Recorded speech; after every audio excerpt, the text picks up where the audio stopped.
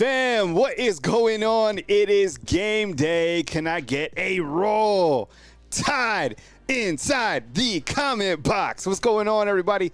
Kyle Henderson, Bama Football on YouTube. I appreciate you guys for being here today. This is the Roll Tide Watch Along right here on Bama Football on YouTube. My name is Kyle Henderson. Thank you for getting checked in. Hey, we got a new fan funder to kick off the show. I appreciate you guys. Thank you very much for being here. Please take a minute to hit the poll. Will Alabama beat Missouri? Why don't you guys go ahead and vote in that poll? And then I would also appreciate if you guys let me know where you guys are watching from. Now, right here on our TV screen, we still got the Notre Dame Navy game taking place. Notre Dame beating up on Navy right now, 51-14. And then you also have Ohio State and Nebraska in a game that's pretty close. I saw that Dylan Raiola just recently exited with an injury. What's up, Reaver? I appreciate you being here. Thank you very much for coming inside the comment box. Indiana remains unbeaten. We're going to talk about scores as they come in. This is the Roll Tide Watch Along. I watched the game with you.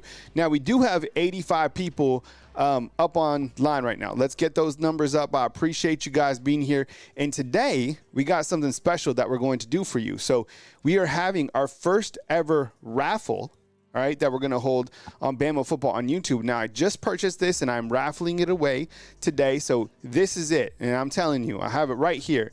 Today's raffle is a Ryan Williams rookie card. All right, got it right here. I'm going to send this out to the winner, and this is how you enter today's raffle, okay? It's a Ryan Williams rookie card, okay?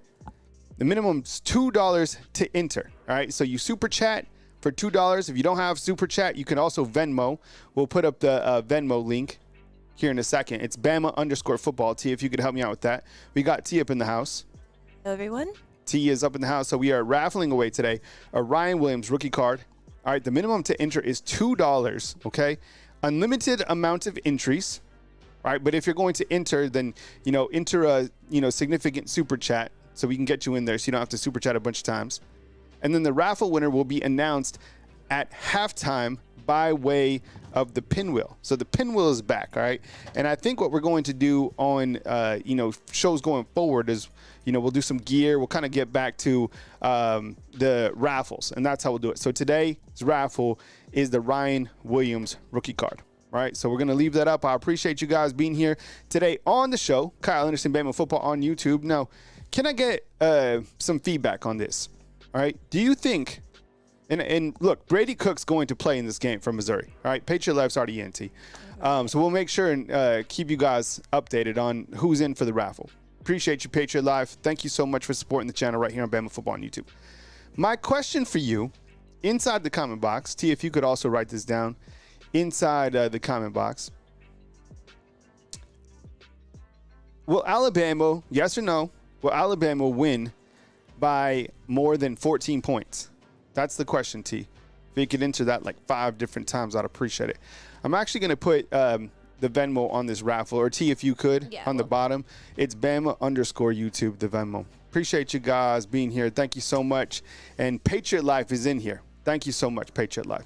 So again, Ryan Williams rookie card, that is the raffle today.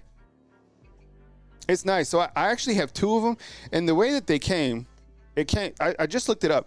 They're sold out right now. It's Bowman, right? And this is I think it's owned by Topps right now. Came in a nice little package. We'll get them out to you.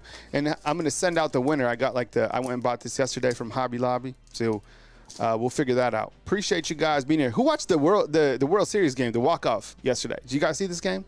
That was absolutely crazy. All right, so my question for you guys right now, will Alabama win this game by more than 14 points? You know what? I think when I look to this game, and I look to kind of the parameters of this game. We've talked about it a million different ways. I feel that Alabama really gives it to Missouri today for a couple different reasons. I feel that Alabama, they're going to come out and they have to have something to prove, right? I mean, they absolutely have to.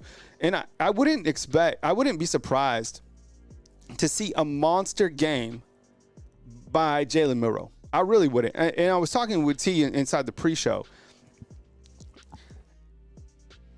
Jalen Milroe, I think, DraftKings has him at 236 yards. Game will be on in a few minutes. I think Jalen Milroe has a monster game today. And look, After the game against Tennessee, I felt that maybe it was time to try a different quarterback. I already explained why. Clearly, that's not going to be the case. So in order to get him out of this slump, and in order to get Alabama out of this slump, I think you go heavy. And I'm not saying 45 passes or whatever, but I think you go heavy with Jalen Milroe, whether that's running, whether that's passing. Of course, get Jam Miller involved into the game. I would like to see him get more than 15 carries. That's probably my next question for you. Roll Tide Probs, what's up, man? I appreciate you being here. But I think they use Jalen Milroe to kind of bounce back. I mean, you look at the injuries that Missouri has. I think I would be, God, and I hate saying this because all these games have been close and I've been wrong on my predictions or whatever, but I'm going to be shocked if this game is close. I really am. I really feel that Alabama has the complete edge in this game. I think that Alabama comes out, they play a solid game, and they kind of get some momentum. And if you win this game today, you get momentum and you go into a bye week and you kind of lay low for a little bit with that momentum and you ride it out because you have 2 weeks to prepare for LSU. LSU, Texas A&M, taking place tonight. 6:30 game. That's on prime time. Everybody's going to be watching that game. We talked about that many times. What's up, Kimberly? I appreciate you being here. Chris from New Jersey, what's going on? Roll Tide Probs wants to see Alabama use K-Law and Kobe Prentice. Charles Bradley, I almost said Charles Barkley up in the. Can you imagine Charles Barkley was on the Undefeated chatting, right? That would be what's up. So I appreciate you guys being here, and you guys know how the show works. So we watch the game with you. The game is on ABC following this Notre Dame and Navy game, which right now Notre Dame is leading Navy by a score of 51-14. Navy turned the ball over a ton early on in this game, something that they don't do. And then you have Ohio State hanging on right now to a 21-17 lead over Nebraska. So we got a lot of football going on right now. I appreciate you guys being here. Remember, if you're just getting here, if you are just checking in, today what we are doing is we're doing a raffle, and the raffle, this is how to enter it right here. So we got Ryan Williams. It's a rookie card, okay? Let me minimize this right here. $2 to enter, okay? Unlimited entries allowed, and the raffle will be announced at halftime. I mean, this card right now is sold out. I'm sure you could go out and try to find this card your own. There's another one of him catching the football. This is something that is new to college football, right? With NIL, name, image, and likeness. So, you know, this is the card that I physically have in my hand. I took this picture, cropped out my hand, and we'll be raffling this away at halftime. So if you don't super chat, you can also get in there, Venmo, Bama_YouTube. And we will do this on the pinwheel at halftime, all right, during our halftime show. Appreciate you guys being here. Kyle Henderson, Bama Football on YouTube. I'm feeling good about today's game, I have to say. Ole Miss is also beating Oklahoma by a score of 26-14. So that's another game in the SEC. A game that I thought, might be a little bit more heavy in terms of Ole Miss, but I guess Oklahoma's still fighting. There's still a lot of time in that game. And the game up top between Notre Dame and Navy has just ended, and the final score is 51-14. Let me ask you. Okay, so T, can you put another poll question inside the comment box? Will Alabama beat Missouri by more than 14? Will Alabama beat Missouri by more than 14? Because I think if you look to the 168, I would imagine that, 90% say that yes, that Alabama wins this game, right? I would imagine so. No, yeah, I would like a poll for sure. Yeah, if you could cook it up. Game's about to kick off here on ABC. Appreciate you guys rocking with me. I would imagine that Brady Cook plays. I mean, I've been seeing that he's practicing. It's going to be a game time decision. Game starts here in a few minutes. My keys to the game for this particular game against Missouri is dominate from the jump. What are the polls on that? Will they beat Missouri? See? Yes, 85%. Yeah, okay, 85%, yeah. All feeling good about the game. I said dominate from the jump, all right? And what that means to me is you absolutely dominate. You put together an opening drive, and you run the football. You just control the time possession from the jump, and you put one in the end zone, right? I think you run the football. A heavy ground game will do a lot for Alabama, okay? A heavy ground, I promise you. I think if... You know what? If you run the football and you win today, and I think if Jam Miller gets fed, I think you make a lot of fans happy. I really do. You know what? I think fans would be happy with a 28-10 victory and Jam Miller getting fed like 20 times. That, secrets to like the love language. You know what, T? The love languages of Alabama football. I'm going to tell you what they are, okay? Run the football. Run the football with your running backs. That is the love language of Alabama football. Defense, sacks. Oh, my God, sacks. That's like 3 dozen roses is like sacks, okay? And then also the other thing, it's not necessarily like a love language, but like a lack of penalties. All right, they want to see like a cleaned up penalties. But I really think the running game and like a controlled time possession, and then like, look, defense. I think this is the biggest one for Alabama, is defense. And I get it. We're all watching Bray Hubbard today in place of Keon Sabb at the safety position. That's a tall task, and I know a lot of people are excited to see the Mississippi native get his first opportunity to start for Alabama, but I promise you Missouri's going after – that's another target that Missouri's going to go after. They're going after Xavier Brown. They're going after Red Morgan. They're going after Bray Hubbard, right? They're going to challenge Alabama's secondary. They got some really good wide receivers that we've talked about. And we'll see if Alabama's defense can rise up and make some adjustments, come up with some big plays. They're going to be tested like they've been tested in, the first 7 games of the season. But look, Alabama is not out of the equation. They are really not out of the equation. I mean, when you look at the rat poison information predictor today, Alabama 82% favorite to win this game and favored by 14. I think it's climbed a couple different places up to like 16.5. Javion, what's up? Jarvis, I appreciate you being here, man. Hope you guys have something on the grill. Hope you guys are chilling. Game should kick off here within the next, 10, 15 minutes. I appreciate you guys being here right here on Bama Football on YouTube. Look, it is this right here, 78, 83. T, can you look up the temperature right now? Look, I'm telling you, you step outside right there, you will come right back into this air-conditioned house. It is so hot here in Tuscaloosa. I can't even imagine being at the stadium right now. If you're out there, you are sweating because this is probably the hottest October game on record. T, what's the temp?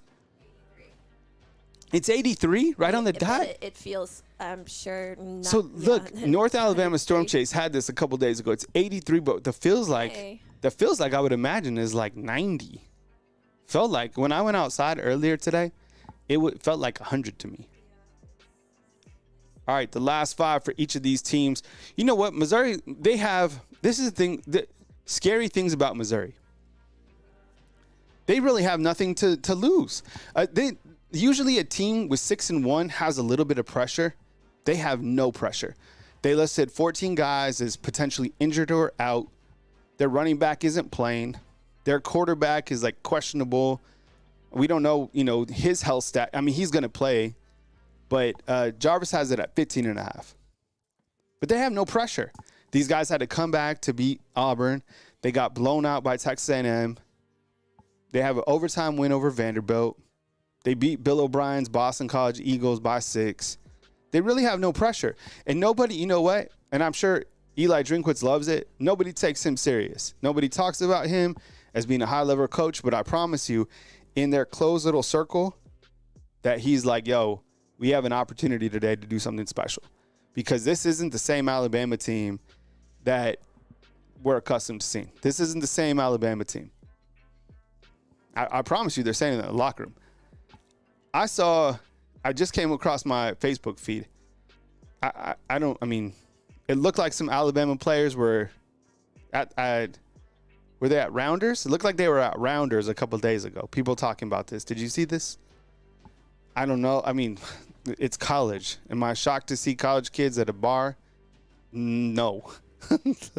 Am I shocked to see pictures of it? Kind of, but we got a super chat in here, T. I'm going to forward this over. Alicia Miller, all right? Alicia Miller is in with the super chat. We got you, Alicia. Thank you so much. We'll put you in.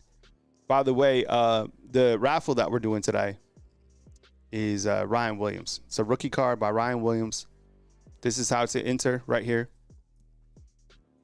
$2 to enter. If you don't super chat, you could hit us up on Venmo. We will be giving it out, the raffle, at halftime. Ohio State, yes, they are ahead. Linda, what's up? We see you inside the comment box. Ohio State is winning this game 21-17. Looks like there is 3 minutes and 14 seconds in this game. We're getting closer to the kickoff between the Alabama Crimson Tide and Missouri, and today's raffle is the Ryan Williams rookie card. All right, appreciate you guys being here. Thank you so much. Now, during the actual game, all right, we're going to do a live watch and reaction with you. So we talk about the plays, we talk about the key elements, the key stats of this game with you in real time. If you guys could give a thumbs up, that goes a long way, right? Super chats also help. And of course, we'll throw the Venmo on the screen, but just be here. Talk with us. Give us your comments inside the comment box. From time to time, you will see a commercial which looks like this in 3, 2, 1.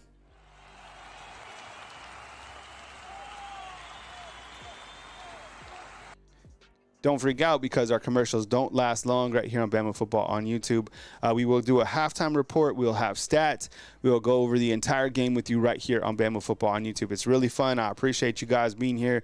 And looks like we have about 15 minutes before this game kicks off here in Tuscaloosa, Alabama. So when you look to kind of the keys to the game and talking about this matchup between Alabama and Missouri, T, what are people saying about our poll inside the comment box? It looks like 69% thinks that Alabama will win by more than 14. 60%, huh? 69. Well, 70 yeah. now. Yeah. Okay. All right. Yeah. See, I think the fans are kind of like me too. They're feeling absolutely excited about, kind of this bounce back opportunity game. And I really like to where like this bye week is on the schedule. So I don't. A lot of these elements right here on the right make me nervous. And the defense, for example, Missouri's, they're ranked number 9. And that's scary because Tennessee's defense was number 2. The third down defense for Alabama has been trending in the wrong direction consecutively for multiple games, right? They've been going the opposite way, which I don't like to see. And the penalties. I mean, to see Alabama right now with 129, ranked 129th, it's just, out of all the stats in all the world, right, those are the ones that make me most nervous right now at this point in time. So, all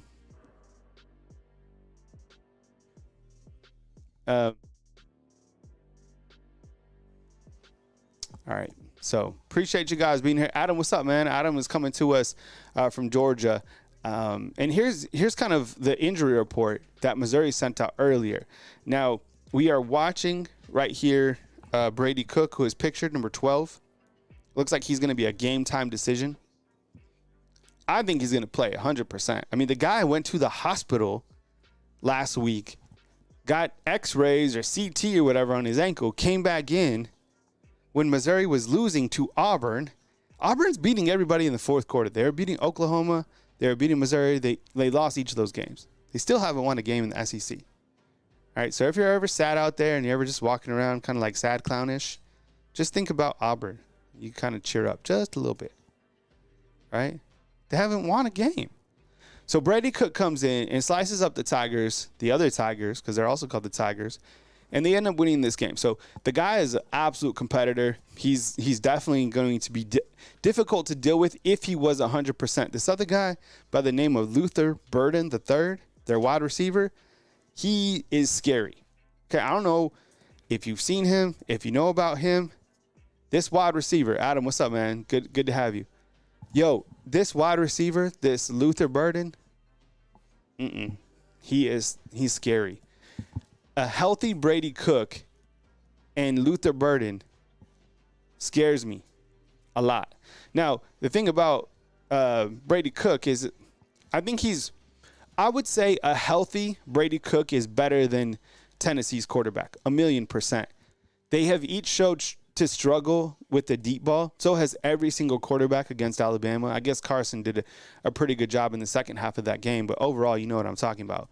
This guy and Luther Burden, if they get hot, holy cow, it could be that scary. Just like North Alabama Storm Chase is saying. He's absolutely the X factor for sure. Now, their running back is out of this game. He's listed as out.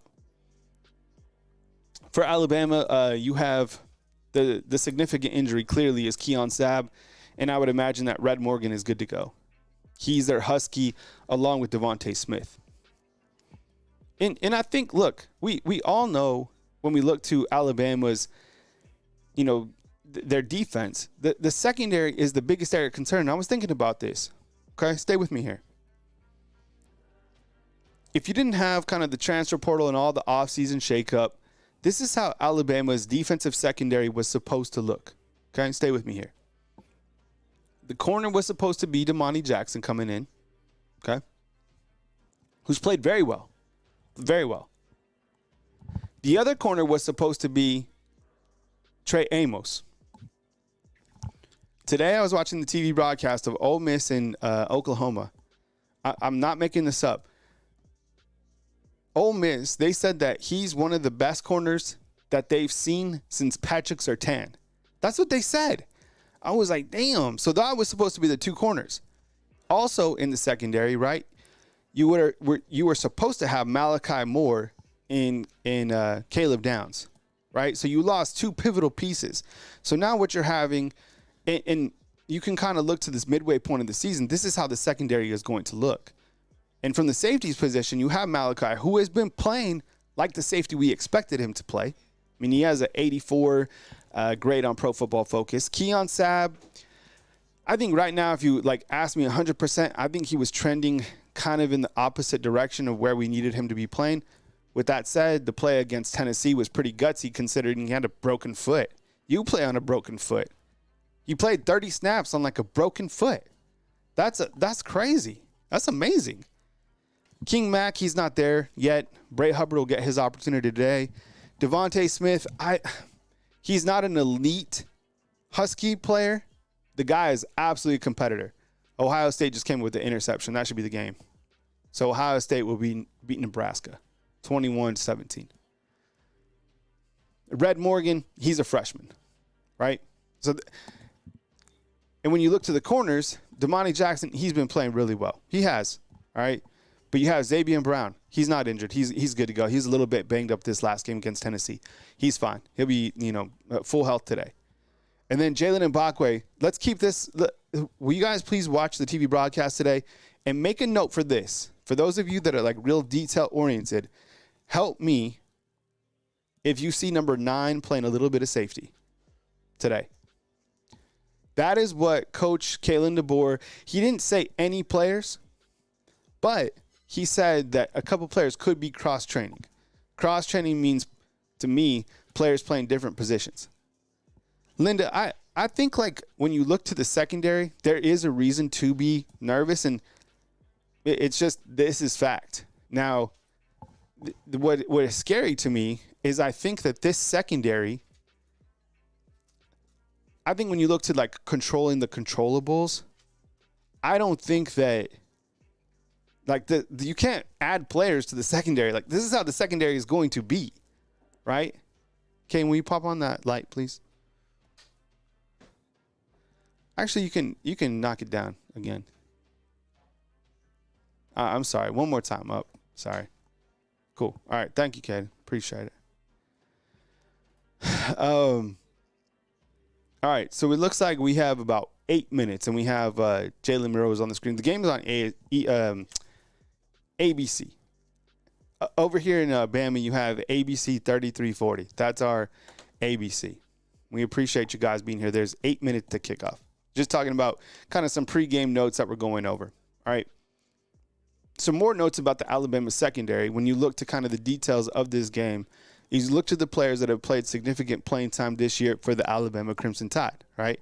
And one of the things that you want to look at is on the left, you have Malachi Moore, right? Grade of 84.5. That is exceptional. Anytime you get into the 80s, here's Brady Cook on TV. He is playing. It looks like the coach right there is going to be playing as well. Do you see this? Are you watching this on the broadcast? Yeah, so turn it to ABC. They have some pregame coverage right now, and it looks like a coach was getting ready to play. He's stretching. I like this. Okay. You know what I miss? Is that footage of Coach Saban when he'd be stretching. Remember, he'd be like stretching with the team. I'm not gonna lie, standing for 5 hours or whatever, back gets a little stiff, right? For sure. Back gets a little stiff, right? I feel good though. I'm in good repair. Thank goodness. Fran brings up a really good point too. Out of all the guys within the secondary, I think Bray Hubbard is probably the biggest hitter. So the guys on the right box, they've played under 100 snaps thus far this season.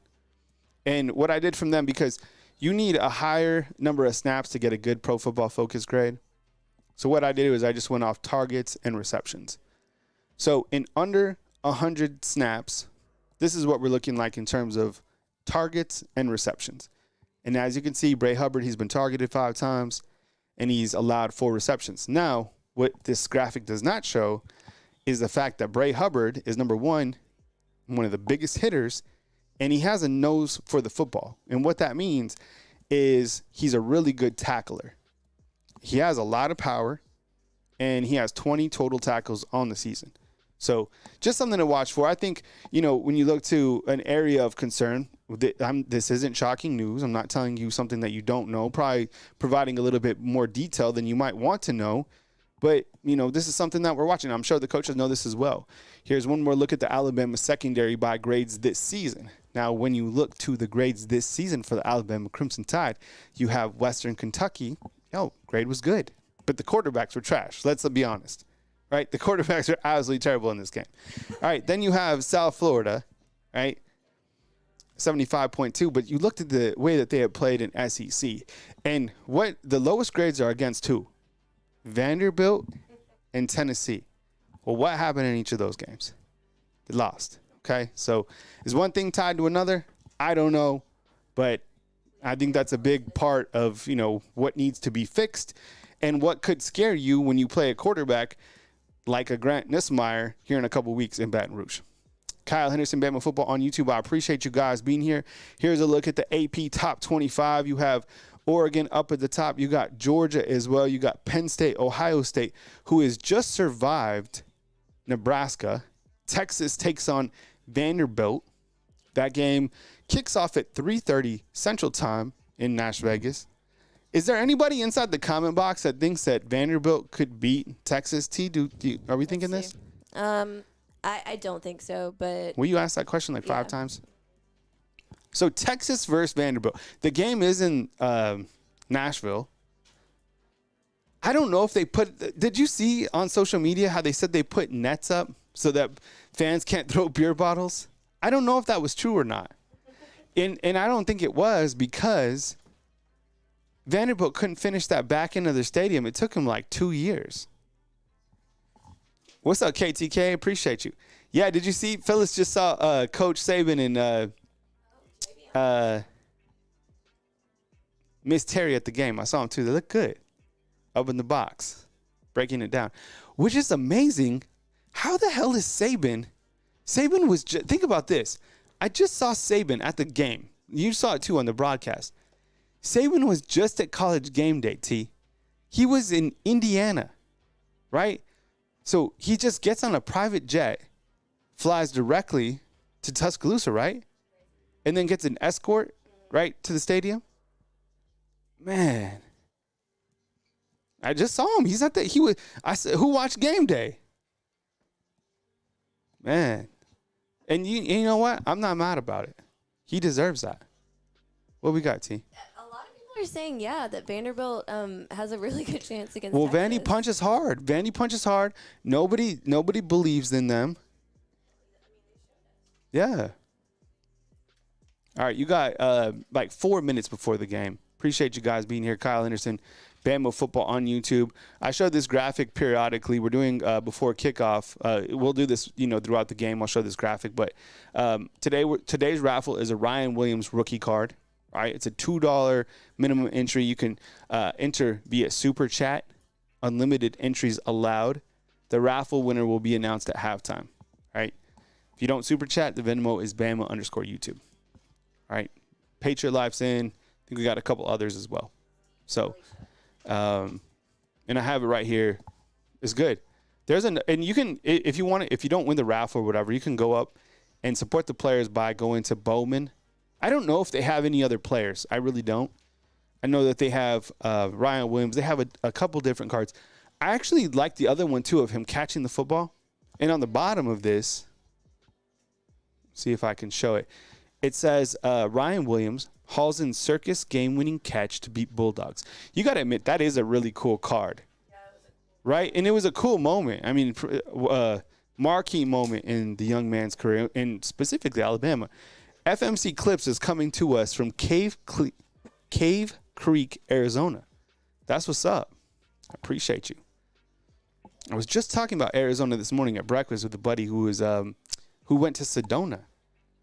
I'd never been to Sedona before. I've been twice. It's insane. Is it amazing? It's beautiful. I've never been to Sedona. Really hippie vibes, but it's really cool. Yeah, Robbie Oots is saying, did I see the players? Did I see the picture of the players? Can we get that picture up of them at the club?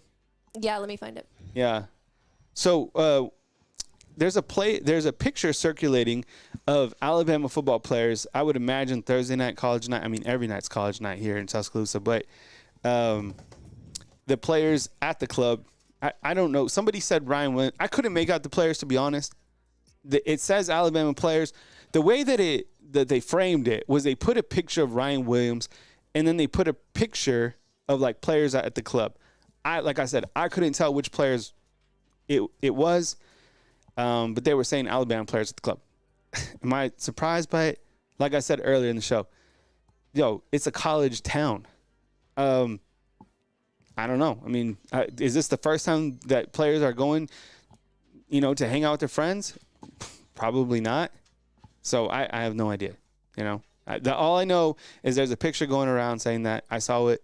I mean, it's a college campus. So, and until and you know what? Recently, I heard Greg Byrne, who was on the Paul Feinbaum show, and he was asked, "Did you guys see this?" Greg Byrne, the athletic director of University of Alabama, really Coach Kalen DeBoer's boss, or do you think his boss is Saban? Alabama wins the toss and will defer. What? Get the ball, man. Like, take the ball.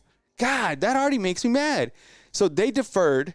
They won the toss. And I think if you win the toss, you got to, especially like right now, you're searching for like any type of momentum. I want the Alabama to have the ball first. So Greg Byrne, he was on Paul Feinbaum. He was asked about Kalen DeBoer and kind of the discipline. He said he's not worried about it whatsoever. In fact, he went on to detail that Greg Byrne went to do his old man workout at 6 in the morning, and he saw a player that got in trouble against Tennessee who was doing, like disciplinary action before practice. That made me think it was Kendrick Law. So, and Greg Byrne's like, we're not going to tweet when the players are, we're not going to tweet that out. We're not going to post it on social media, which makes sense. So that's Greg Byrne, like, that's the guy. So we'll see. Why? Yeah, Adam, my goodness. Why are you deferring, man? Aggressive. Like, be aggressive. Take this ball and shove it in the end zone. I get it. You get another opportunity for second half. No, man. Go for the throat from the jump. Like, seriously, like, attack. KTK, what's up, man? Appreciate you. Yeah, Feinbaum is a clown. I thought that was interesting. KTK, you like to defer? I like to get the ball. I like to play offense. I want momentum. I want to silence. I want to run it down your throat from the jump. That's how I always play. All right. Here we go. We have kickoff, and we are away. I appreciate you guys being here. This is the Roll Tide Watch Along. Alabama will be on defense first, and the kick is kicked into the end zone. So here comes the Alabama Crimson Tide defense. Appreciate you guys being here right here on Bama Football on YouTube. Do you think that Alabama allows a score on this opening drive? Yes or no? Do you think that Alabama allows a score? T, will you get that in? Do you think that Alabama, you could just ask it, whoa, man, I just got completely zoomed in. Did you see that? Whoa, that was wild. All right, here we go.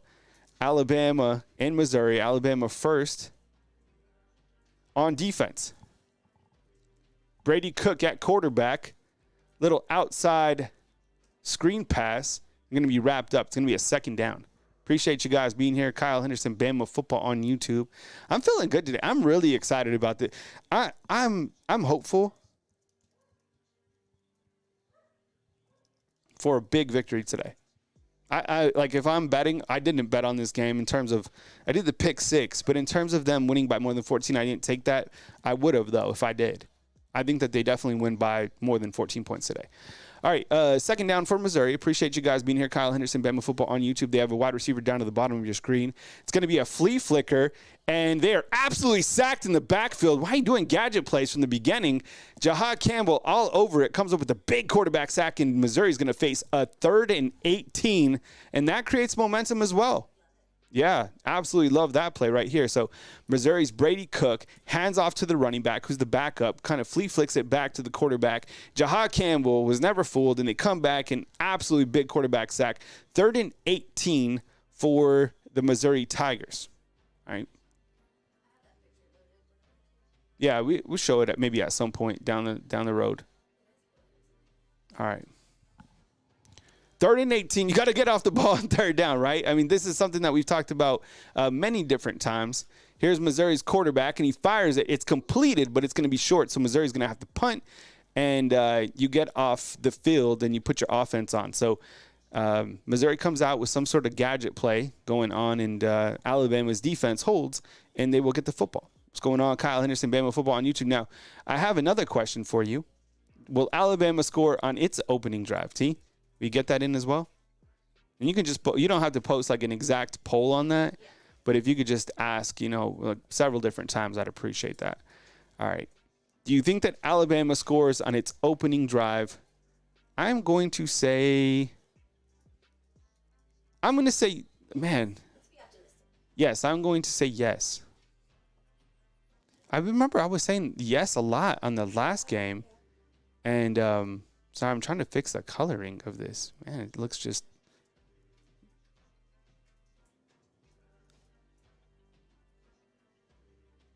I think they'll score.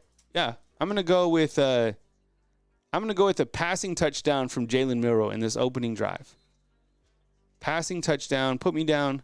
Passing touchdown in this opening drive. Here comes Jalen Milroe at quarterback. Appreciate you guys being here. Kyle Henderson, Bama Football on YouTube. You got a receiver down to the bottom of your screen. Jalen Milroe back to pass. Fires it out to big Robbie Oots.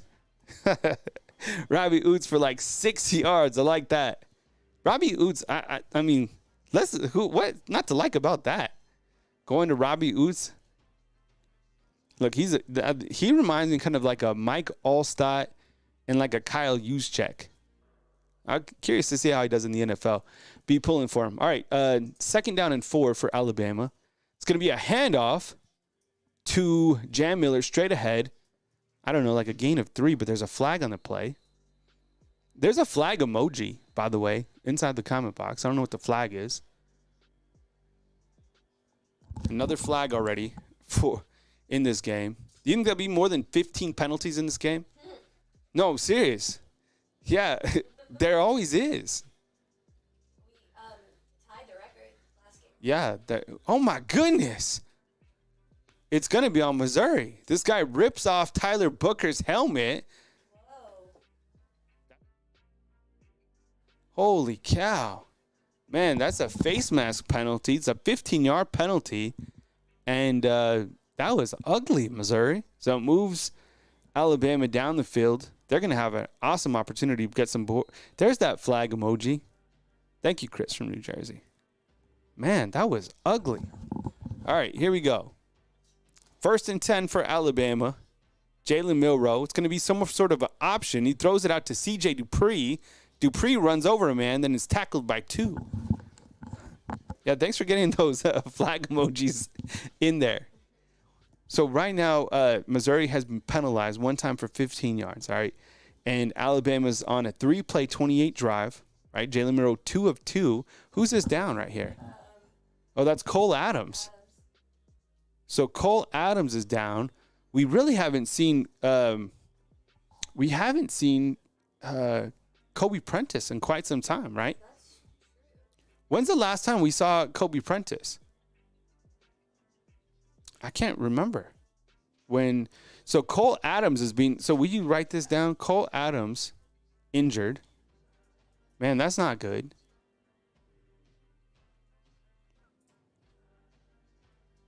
Cole Adams goes down. So I would imagine you put. There's Coach Saban. Coach Saban doesn't look too stressed at all.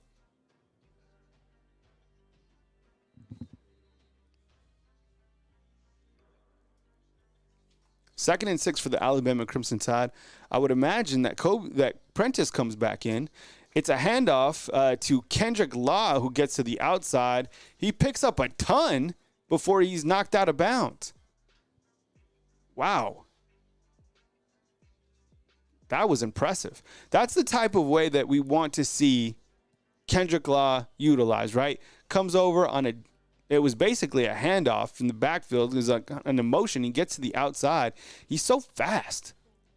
Really big run. There was 24-yard rush by Kendrick Law. So Alabama now at the 30-yard line.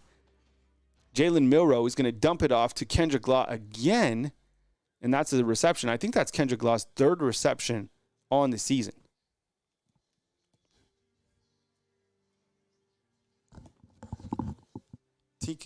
Could you shut off?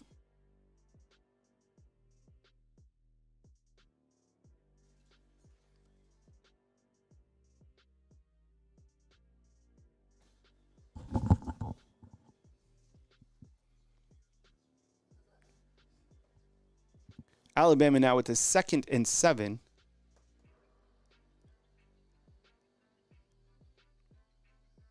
Jeremy Bernard in motion. Jalen Milroe throws a lot of throws that are short and almost kind of behind, right? Like that 5-yard, underneath 5-yard. Nothing really deep so far just yet, right?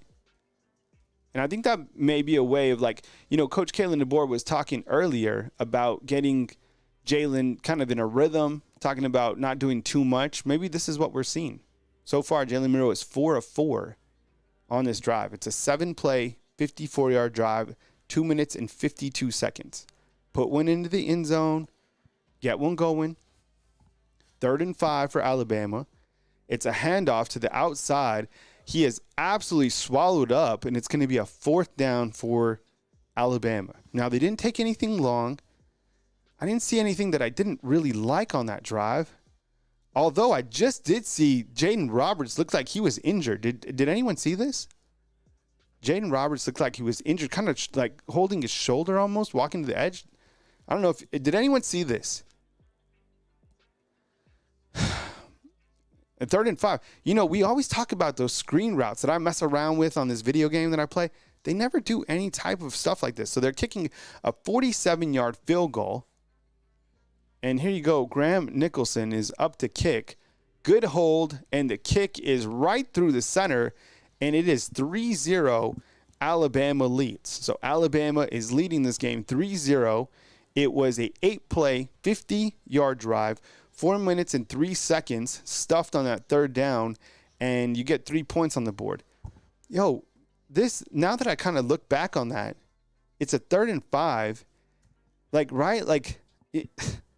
That I guess I have an issue with that. Do I want them to run the football? Yeah, but not in a situation like that.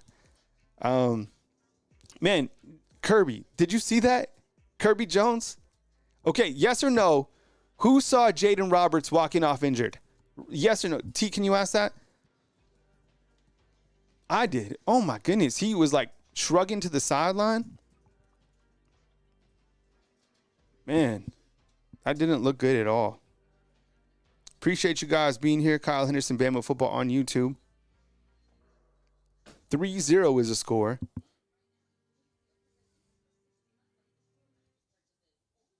You're watching the Roll Tide watch along.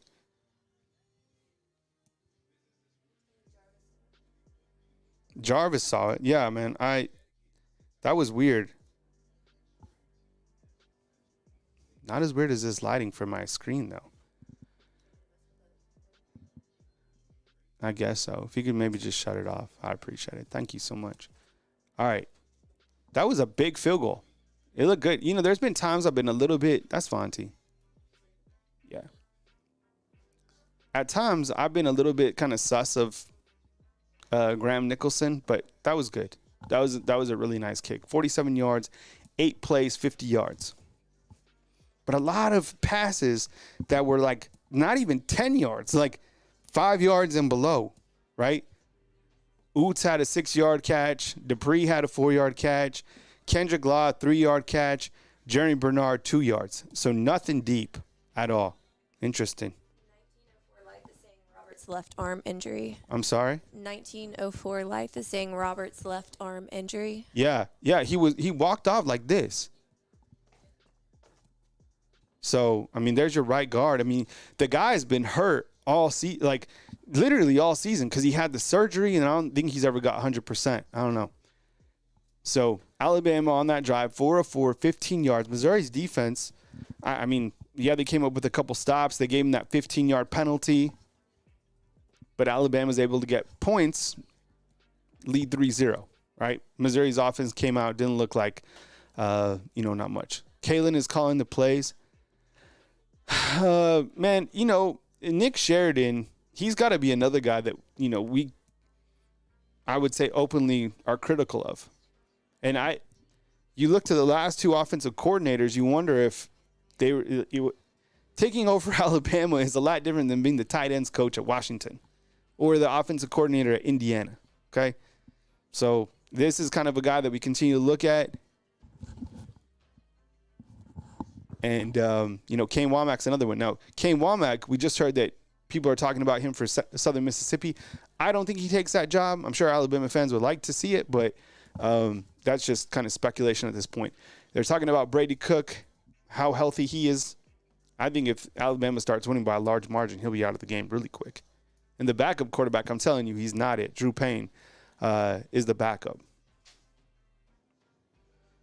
Bama Jeff is saying can't blame the offensive play calling, and the wide receivers have to execute blocking assignments. Good point out. Appreciate you. Cole Adams was just carted to the Alabama locker room, according to Tony Tsoukalas. So, looks like, and I haven't heard anything on Jaden Roberts, but we'll keep you posted. All right, this is the second opportunity for Missouri. Missouri coming out. Kind of in a pistol formation, run right up the middle, gain of 3. It's going to be 2nd and 7 for the Tigers. Now, you get off here, too. You're looking for signs of defensive movements, maybe a big play. What you don't want is one of these long, sustaining drives that we've seen in the past that is just kind of gut-wrenching. But, that first drive, come up with the quarterback sack on the gadget play. That was good for me. 2nd and 7 for Missouri. Man in motion for the Tigers. Brady Cook at quarterback. It's going to be another handoff right up the middle. They're going to gain another 3. So it's going to be a 3rd down and 5 for Missouri. Watch for the screens right to the running back. Short stuff. Now this guy is highly accurate underneath 10 yards. Not so much over the top, but anything underneath 10, very, very accurate quarterback. I appreciate you guys being here for the Roll Tide watch along between Alabama and Missouri. 3rd and 5 for Missouri. Brady Cook at quarterback. Takes it from shotgun. Has time to throw. He's running to his right. And it's going to be incomplete. And Alabama is now has done a really good job on 3rd down so far. Missouri's 0-2. Those are one of the things that we want you to see, right? Is get off the field on 3rd down situations. Now that from my view, that looks like some good coverage. I don't think there was a lot of players to throw the football to. Kind of had to eat it. That was a forced throw. So, the defense so far, that has been really 2 good defensive stops right there for the Alabama defense. Missouri's to punt the ball away. Returning the ball is Jalen Mbakwe, who takes a fair catch. Alabama started its own 25. You know what? So far, Missouri's had, in terms of total plays, they've had 6 plays for only 10 yards. Give the ball back to Jalen Milroe in the Alabama offense. On its first drive, Alabama racked up 35 yards and ended with a 47-yard field goal by Graham Nicholson. You saw Jalen Milroe go 4 of 4, but a lot of short throws. Okay, so I'm going to ask you again. Do you think Alabama comes up? Yeah, Cook is Brady Cook from Missouri is like, I don't know, 60%, if that. That would probably be a lot. Yes or no, does Alabama score on this next drive? Yes or no, does Alabama score on the next drive? T, will you add that? All right. I'm going to say yes. Be right back in 2 seconds right here on Bama Football on YouTube.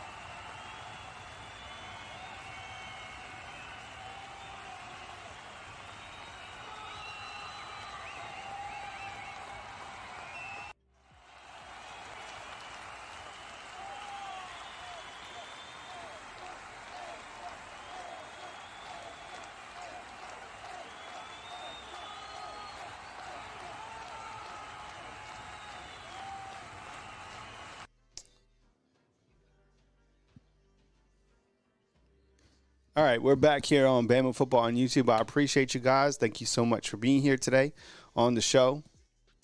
We got 155 up in the house as Alabama currently leads 3-0. Remember, today we are doing a raffle. If you want to get involved in that raffle, here is how to do that. Today we are raffling a Ryan Williams rookie card. The minimum to get in is $2 to enter. You have unlimited entries. I also got a Venmo right here, Bama_YouTube, if you don't super chat.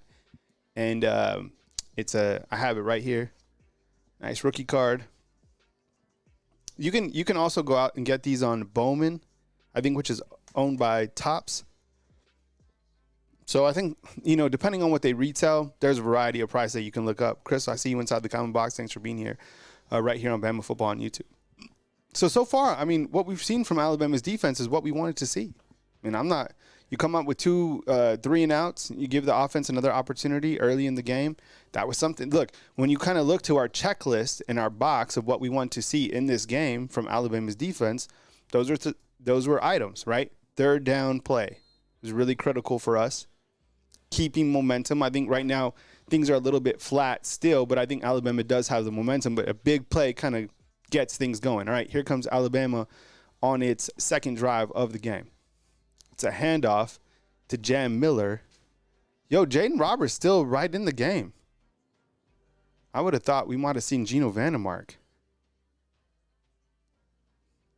So is Brady Cook already out of this game?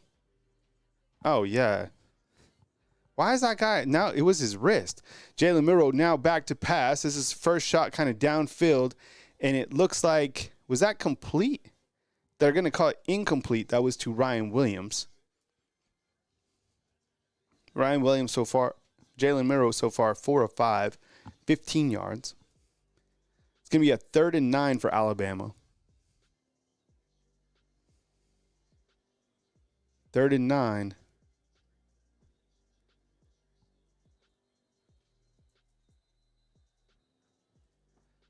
And I don't know what they're calling here. Oh, they're going to review this play, reviewing it.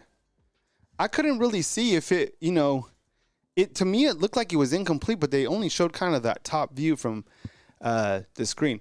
All right, so let's do a little fan-off. Was that a catch, yes or no, inside the comment box, T? Was it a catch, yes or no? Let's see. I don't know. It looked like a catch right there. Huh. Yes or no? Was that a catch?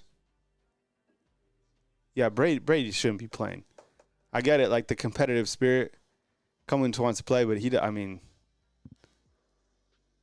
need the angles on these are weird. Oh, I can't see. The first one looked like yes, but I can't see. That one looked. You're saying yeah? I think so. I don't know. I just can't tell. Literally, like, if you had to ask me, I couldn't. I have no idea because it's like zoomed. It's so zoomed out. What was it called? Oh, there you go. When they zoom in like that, you can see a little bit better. I don't know. What are people saying?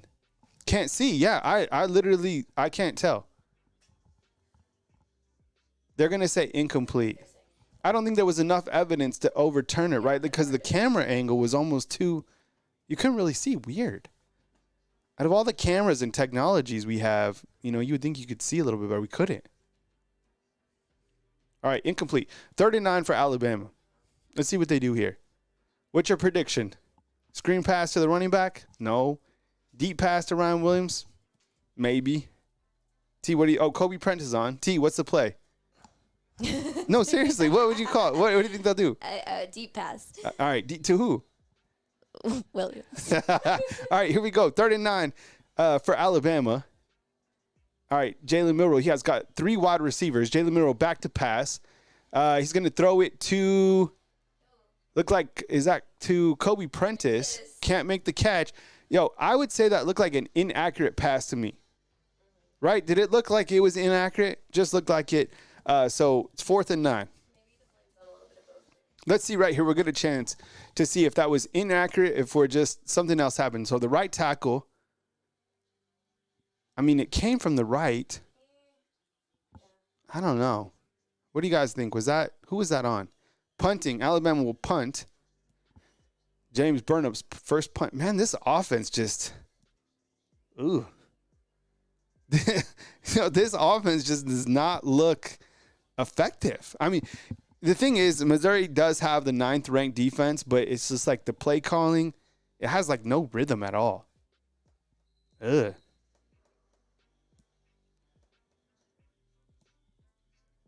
There's like no spark, right? Even though Alabama has the lead, like who has the momentum's kind of like, I think the only thing right now is Alabama's defense at this point in time is kind of gives them a little bit of momentum, but I didn't really see anything I've really liked so far from Alabama's offense. Offense is definitely struggling. They're in such a funk, man. So Brady Cook isn't playing. Oh, yeah, he is. I'm sorry. That was a replay. All right, here's Brady Cook. It's first down for Missouri. Just a little screen to the outside. That's not going to do anything. Good wrap up by Alabama's way too fast for that. Cook is 3 of 4 for 13 yards. Milroe is 4 of 6 for 15 yards. No one's completed on a big, downfield play yet. Yeah, Max, that's the other thing too, is Alabama for the second week in a row is playing a top 10 defense in the country. Tennessee's number 2, Missouri's number 10. Still, I don't think like the offensive creativity or the lack of any sort of rhythm, I mean, you could see it. All right, Missouri has 2 wide receivers out of the pistol formation on the top and on the bottom. Brady back to pass. Here comes pressure, sending it from the outside. That was Jalen Mbakwe. And the pass is complete. I don't know. How many yards did he even get on that? None? So it's going to be 3rd and 7 for the Tigers. What a weird game so far. Right? It's like kind of like, what's the vibe of this game? Darian's saying that Milroe missed him. I think that was an inaccurate pass as well. That's what I thought. All right, 3rd and 7 for Missouri. Another 3rd down. And so far, Missouri is 0 of 2. They look to the sideline. They're going to switch it up. They're seeing something that they want to change. Here comes Missouri back to pass. What the hell? There was a flag. There's a flag. Brady Cook stopped, and the quarterback got absolutely tagged. What are they saying on this? They thought the play was done. Holy cow. What? What the hell? What the hell happened? Okay. So, was there a whistle? Look at this. This is so weird. Why would he Oh, it's delay a game. What the hell was that? Oh, Brady Cook paid dearly for that. Kalen DeVore is saying what is like a fake bad word that you don't say? Dang it. All right, third and ouch. God. All right, so it's 3rd and 12 after the delay game. What a weird play. All right, so Missouri's been penalized. Let's see. They have already been penalized 2 times for 15 yards in this game. Wait. Are they getting – and then Alabama got penalized for a personal foul. Wow. Which moves – wow, so LT Overton got called for a personal foul, which makes it an automatic first down. What the hell was that? Brady Cook back to pass, and he completes it. Are you kidding me? So because he didn't hear the whistle, he got called for a personal foul because of the hit that he had on Brady Cook, which moved the chains. So there was a delay game and then a personal foul in the same play. First down for Missouri. Whoa, man, that was crazy. That's the type of stuff, like, see, that type of penalty, I wouldn't say that's on LT. No. Like those are some penalties that are like debatable, right? Mm-hmm. Alabama has not had debatable penalties this year. Their penalties have been on them. That's not on LT. That's on the officials. I don't like that call. That was a crap call. So it's 3rd and 7 for Missouri. It's first down on my screen. My bad. It's 1st and 10. I'm looking at the stat screen at the same time. Back to pass, kind of like a backwards pass, and it goes for like 2 yards. Weird. Man, what a crap call. Now Brady Cook's hands hurt. God bless, man. Get this. Yeah, this guy's falling. He's not going to last a quarter. Ouch. Oh, my God. He hit it on the guy's hand. Oh. All right. Yikes. 2nd and 9. Man, this is so. See what I'm saying? Hey, that was a good hit by Bray Hubbard, who's stepping in. You're talking about, like, that guy has a lot of strength for sure. All right. This is a 2nd and 9. Brady Cook throws it. Wow. Man, Jahad Campbell. Man, this is the play we've been talking about. That was another big hit. Damn. That was impressive. 3rd down again for Missouri. Missouri right now on 3rd downs, 0 for 2. The only way that they got a first down so far was by way of a penalty. Man, what a hit by Jahad Campbell. Ouch.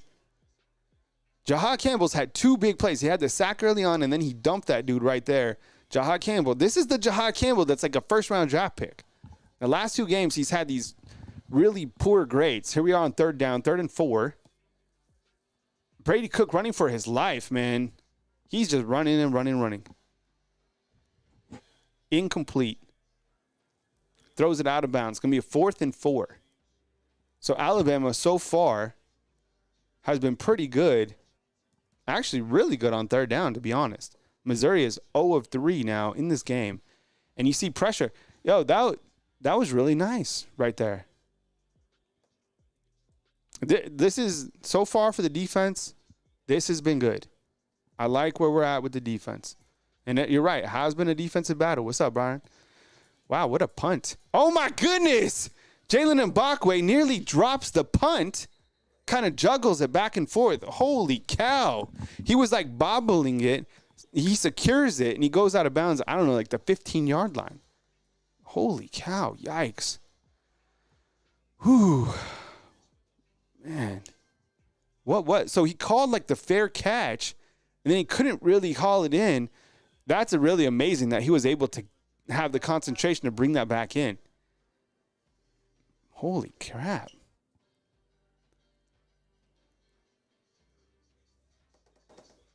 Yo, Mark, the game's on ABC, bro. So on our community, what we do is we talk about the game as it happens because it's exactly what it says, the Roll Tide Watch Along. but you could pull up ABC where you're at and watch the game. I appreciate you being here, bro. Holy cow. That was absolutely crazy. All right, one more time, showing what we got for this particular game. We're doing a Ryan Williams rookie card.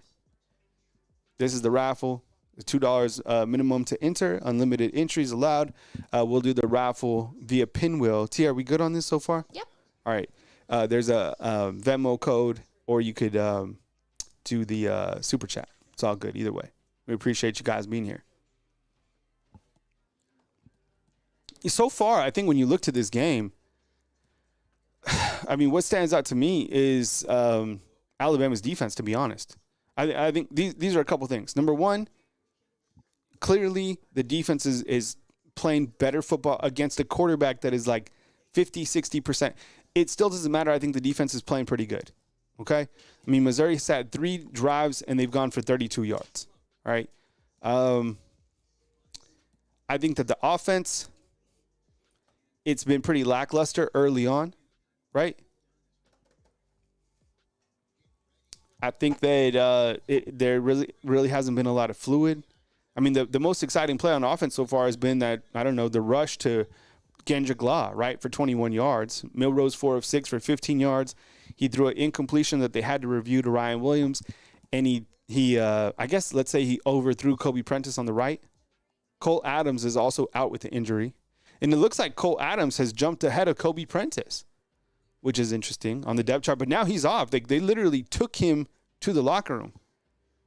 Now, the one play that gave Missouri a little bit of life was the delay of game. I'd never seen this. It was a delay of game that turned into a personal foul, which gave them a first down. So, I mean, here's Alabama with another chance. There's 2 minutes and 32 seconds left before the second quarter. And I guess you could say it's a defensive struggle. Has anything stood out to you? I guess just defense, right? So, I mean, it would have been almost cataclysmic if Jalen Mbakwe would have fumbled right there.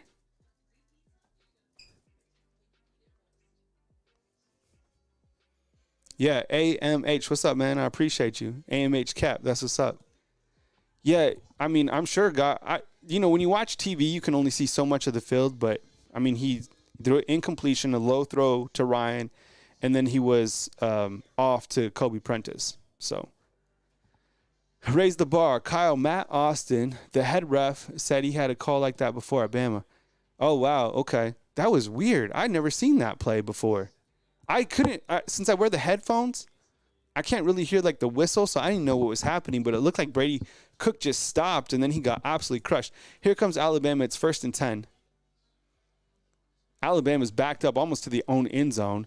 It's going to hand off to Jam Miller, who's absolutely stuffed. It's crazy. Was it Justice? Was that Justice Haynes? I think that might have been Justice Haynes. All right, so Alabama has rushed the ball right now 5 times for 22 yards, with 21 of those yards coming from Kendrick Law. Miller has 4 yards. Haynes has -3. Jalen Milroe back to pass. He throws a short pass over the middle, which is complete to Justice Haynes, and it's going to be a 3rd and 7. 3rd and 7 right here. Here's Nick Sheridan. All eyes on Nick Sheridan. These offensive coordinators and defensive coordinators, that's a good one, T. Yeah, let's see what happens here. 3rd and 7. Everyone is scrutinizing the OC and DC. Right now, I think Nick Sheridan has the worst of it. 3rd and 7 for Alabama. Looks like Ryan Williams in motion. Jalen Milroe is going to be sacked. Wow. Man, sacked in the backfield. Loss of 5 yards. Man, God bless. What happened on this side? Was it? So the pressure comes this time from Caden Proctor's side, the left tackle position, who's just absolutely beaten. Absolutely beaten. Hard to make a play when your left tackle's getting beaten like that. Man, he got beat bad. He almost fumbled. Woo. Got to block, man. Got to block. Got to make the passes, right? Got to call the right plays. I don't know if Missouri can, scores. What the hell? That was almost kicking interference. Woo. Man. 3 straight drives. Justice Haynes, 2 carries, -3 yards. Jan Miller, 2 carries, 4 yards. Can't run. Can you pass? Milroe has 17 yards. Man, this offense has no rhythm. And look, Missouri's defense, this is a good defense, number 9 in the country. But you got to have your offense. They're talking about Caden Proctor, who has an 86% Pro Football Focus grade. Here's a run up the middle by Missouri. I just don't see, Alabama is so lucky that they haven't played a dominating offense this season. I mean, Tennessee just had no offense whatsoever. This team, Missouri, this team has no offense. This offense is going nowhere. Unless they get lucky on like a lucky punch or something like that. Alabama knows it too. That's why they're sending the house. It's 2nd and 7 after a gain of 3. Pistol formation, you're going to get like a timeout. Oh, it's the end of the quarter. Yuck. Man. Okay, on a scale of 1 to 10, 10 being the best, 1 being the worst, grade the offense right now. Grade the offense. Chris, you see what I'm saying, man? What's up, Chris? I appreciate it. Yeah. Yagmi, what's up, man? I appreciate you. Scale of 1 to 10, what's the offense right now? Like right now, 220 up on board. Scale of 1 to 10. I'm going to say like a 4? What, 3? Yeah, no, I know. This is crazy. Look at this. What happened? Man, this is unacceptable. Look at this. Damn, I was one of the highest ones with 4. -2. Antonio said -2 said -2. -6? KTK's like, just stop. Dude, this is not it, man. You got to find a way to get out of this. Okay, on that same token, why we got the timeout?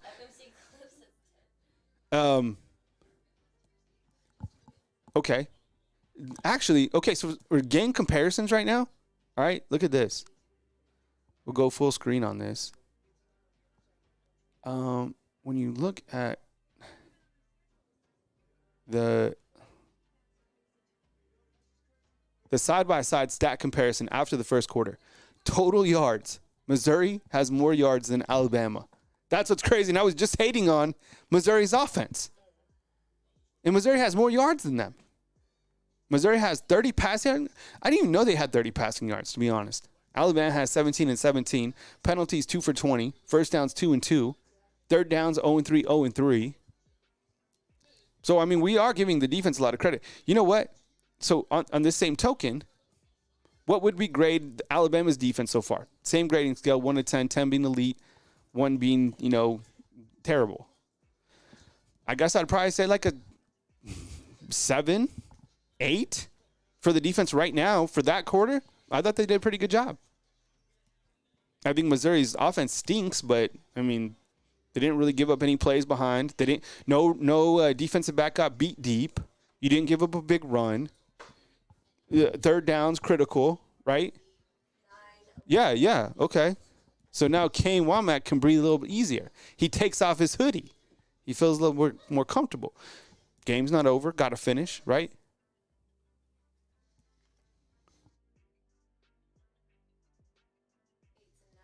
The biggest thing is no big passes behind you. Because I remember before on the pregame show, I told you what scares me the most is the vulnerabilities that lie in the secondary. That hasn't happened. Sooner or later, Missouri's got to take a shot to be able to be competitive in this game. I would imagine that it comes. Can you defend it? But they've done a good job. They've stopped the run. You're going against their backup running back. Doesn't matter. You got to be able to stop the players that are playing. So 3-0 after the first quarter. I didn't know that it would be this 3-0. T? They want to pull for if Ty will come in. Yeah. I'm going to say no. I don't think that Ty comes in. And for a variety of reasons. I mean, you could definitely pull him. But I don't think Not should he come in, will he come in? Oh, I don't think so. I don't think so. I think there's a lot of reasons why that he doesn't come in. I think there's a lot of fans that would like to see him get an opportunity. I would like to see him come in just to see if you can kind of like jumpstart the offense a little bit. Like just maybe get something going. Doesn't have to be like for the rest of the season or whatever it is. Right now, but I think what the coaches are doing are trying to let him play out of this. All right, we start the second quarter. Missouri has the football. It is third and 6, and of course, there's a penalty. God, that's been one of the things I had to get used to. There's a lot of. Andrew Smith is saying they can't take out superstars. You know what? I do wonder about this. I was talking about this earlier, and someone brought this up. I didn't bring this up, but they were like, they can't bring out guys that the university has invested money in. So like the university, for example, they were saying they poured all this money into like the 4+2, right? The hat that I have. They put money into like the Lank, right? All this stuff. And if they take guys out, then people don't buy those products, which go back to the players. Do you see what I'm saying? Does that make sense? So I don't know if that's true. I don't know. I don't think that would hurt it. But right now, like the offense isn't it. But you have, the second quarter just started. Doesn't take but one big play to get things going. But when you look at the last, what's scary is look at the last 3 quarters overall for Alabama football, right? From the offensive standpoint. All right, 3rd and 6. So far, Alabama's been really good on third down. 0-3 Missouri is. They got 4 secondary players about 10 yards off. Here comes, I guess, the blitz. It's going to be LT Overton. Brady Cook rolling. He's been, he hasn't had time. And that's another incompletion. This guy hasn't been able to do anything. And he's not going to be able to do anything. Everybody dropped back right here. And you really just have a 4-man rush. But, Brady Cook playing at, 70%. Alabama's defense playing inspired. The guy just hasn't been able to get the football to anybody. And Alabama gets another stop. So Missouri's 0 for 4 on third downs. See what Alabama can do. It is Ryan Williams who is returning the punt. He is tackled for minimal gain.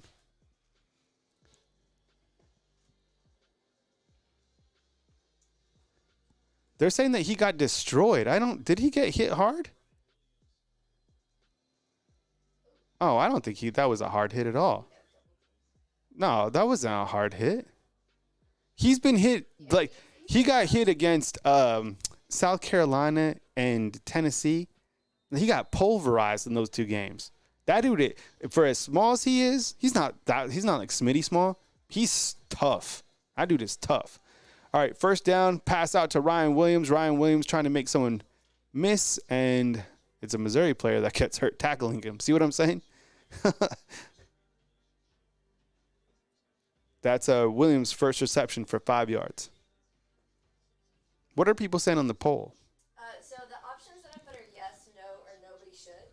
And so it's like over 60% are saying no, he won't come in, but the majority think no, but he should come in. Yeah, I don't think he will come in. 2nd and 5, there's another penalty on the play. I've just came to Adam, do you mean Hungry Howie's? Adam was saying get Hungry Jacks, and I was like, do you mean Hungry Howie's? Oh, for the pizza? Yeah. That is good pizza. There's a penalty. There's a false start on the Alabama Crimson Tide. That is their second penalty. They have 2 penalties for 19. So far, they are averaging, I think it's 90 yards of penalties per game. They are ranked 129th in the country in penalties. All right. So now they are facing a 2nd and 10 after that completion. Jalen Milroe throws another short pass to Jeremy Bernard, who makes a nice move and gets a first down. It's going to be like for 12 yards. But nothing deep, right? There hasn't been a lot of things that have been deep, which is fine. You know, move the ball. I'm actually not mad at that little play to Jeremy Bernard.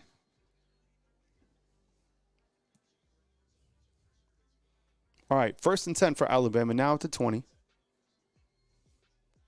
Little run to the outside, and that is Jam Miller. Probably feel like that. We haven't seen him run like that in a long time. Now, he has success running to the outside of the tackles. 6.4 yards per carry, which is 3rd in the SEC. Wow, that's surprising. Nice run by Jam Miller. So Alabama's starting to move the football right now. Nice run by Jam. They go right back to him. This time it's a gain of like 2. That was a really nice run by Jam. That was for 14 yards.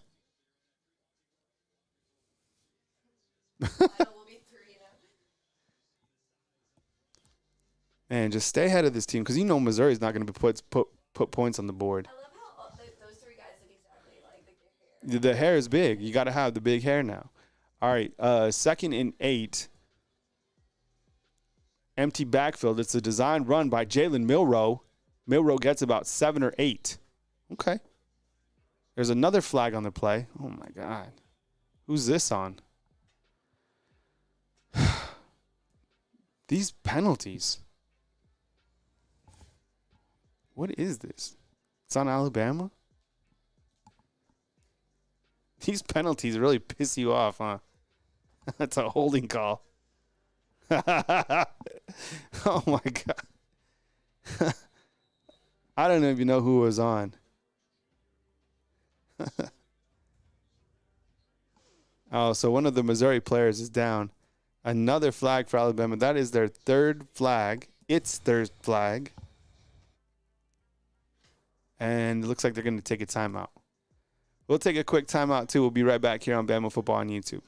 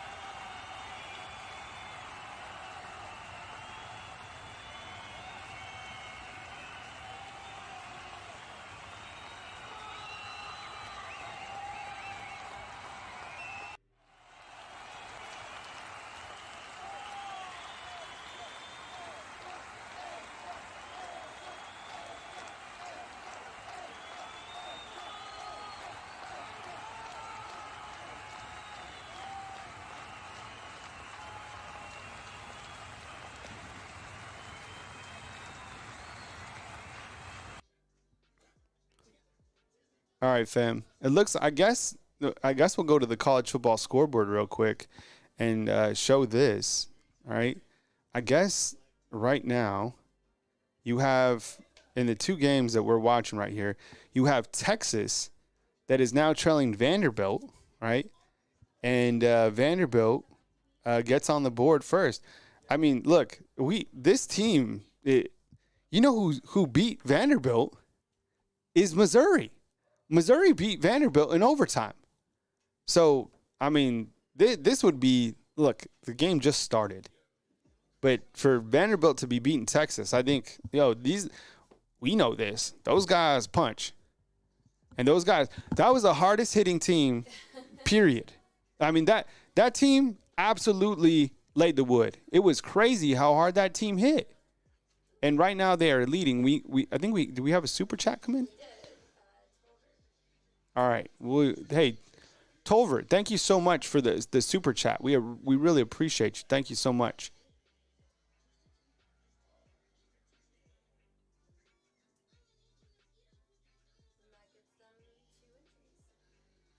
Read out the super chat, T. Tolbert says, this is just like when Hurts and Tua was there. Hurts holding the ball and Tua, the gunslinger, was like sitting on the sideline.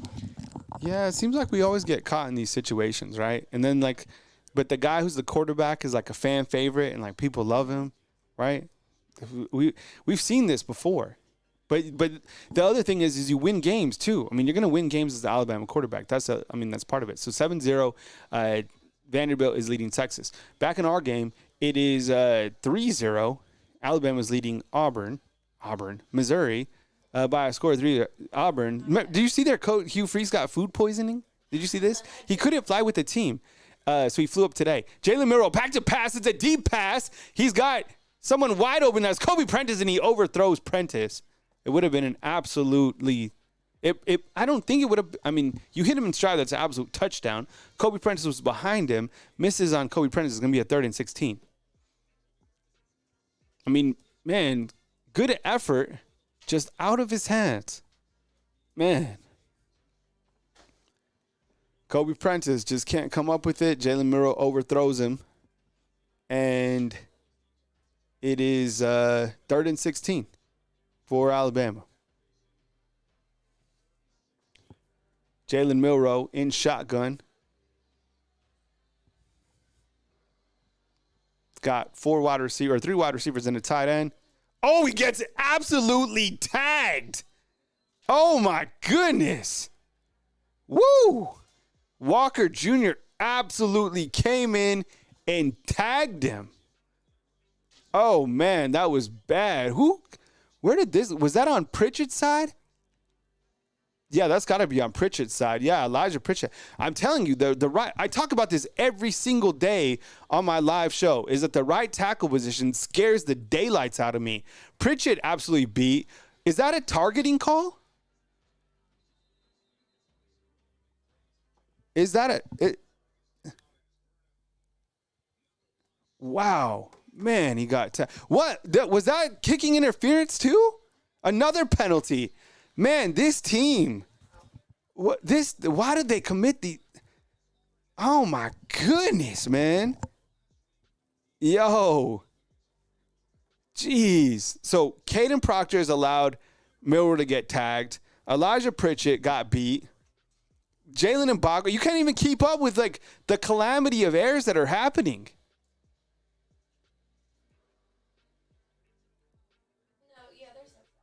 There's no foul? Okay. Oh, yeah, it's a kicking interference. Yeah. Jeez, man. This is like what? Where is our Alabama football team? Seriously, like where, man, another penalty that is the type of penalty that's on the team. That is like, we've all played football before. We know not to do that. Kick catch interference. Alabama now has 4 penalties for 45 yards. It's the same thing that we continue to see all the time. Crazy. Man, this is wild. Missouri's not going to score. They can't. They have no offense. 2nd down. Damn, man. Oh, what changes? And you know what's crazy? I think, I guess the defense is playing better. We can all agree on that right now against a Missouri team who's banged up. But this type of effort, like where is Alabama trending now? Things can change quickly, but what I've seen so far, it's like you're regressing every single week. You are regressing as a team. A big run up the middle. 9 yards, 1st down. Man. Milroe, 7 of 10. 34 yards. Crazy. I don't think Kalen will not change him. He will not. I don't think, seriously, I don't think he changed. I don't think that, I'll be honest, I don't think he has the guts to change him. I don't. I really don't. Otherwise, he would have done it.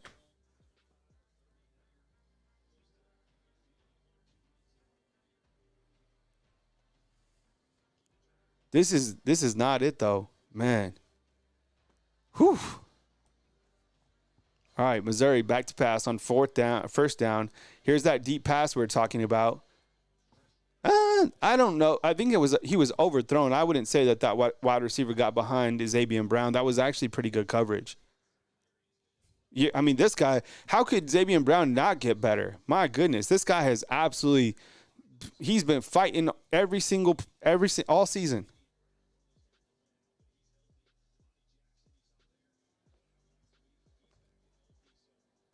I think honestly, I don't think he has the guts to change him, man. It sucks. It was hard for me, one of the biggest Milroe supporters, to call for a different quarterback.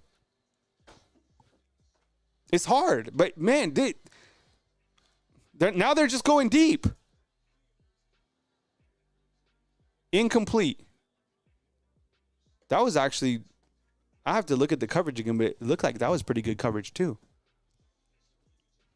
Let's see what happens here.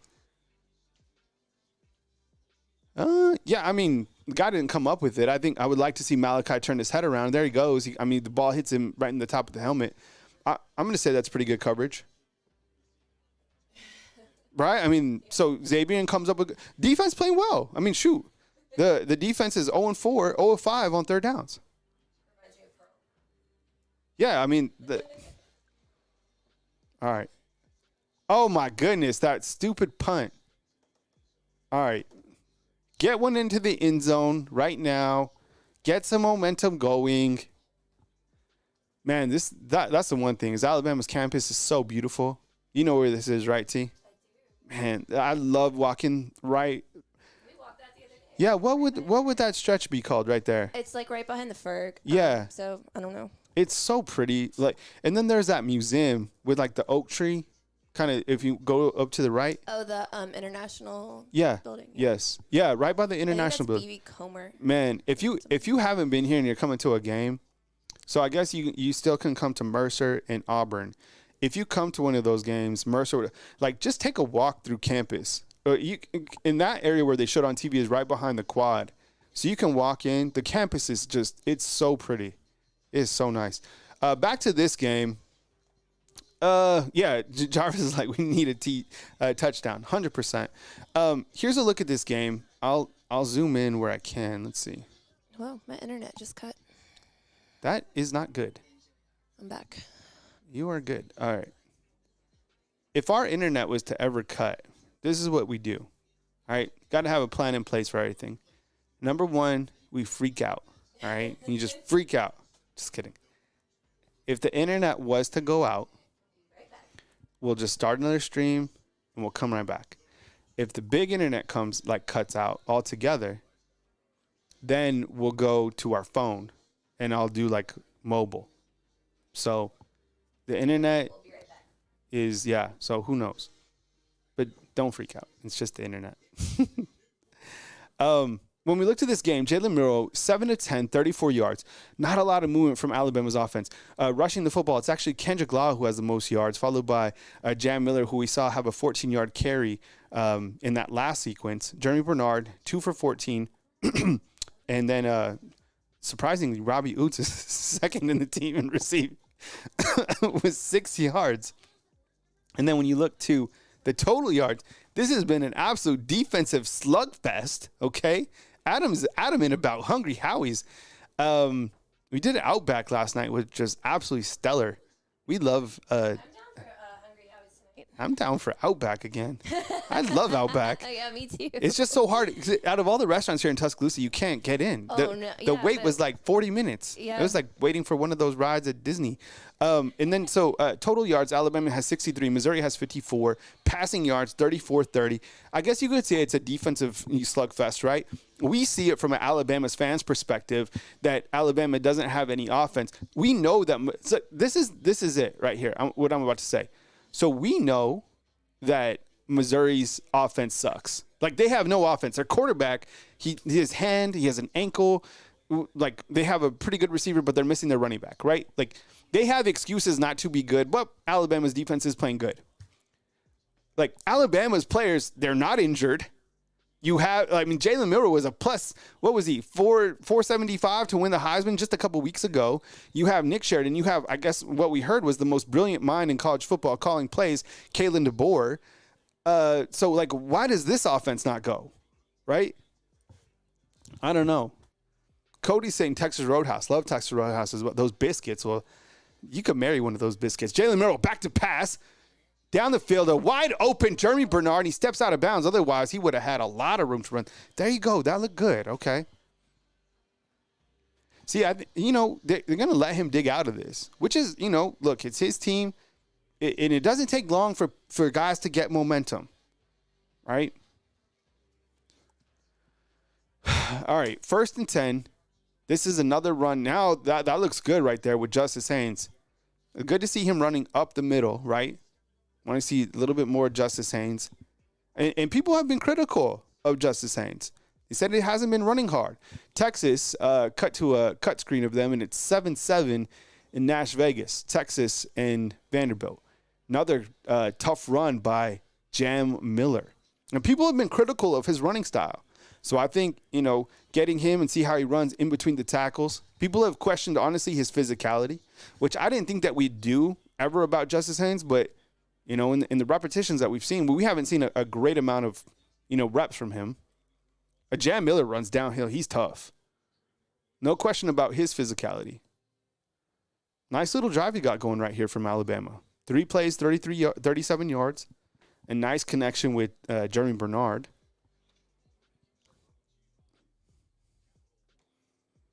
And it's almost like a touchdown is like, it's so critical, I feel, on this drive. You let Missouri hang around. One of those deep passes you got to think hits at some point, right?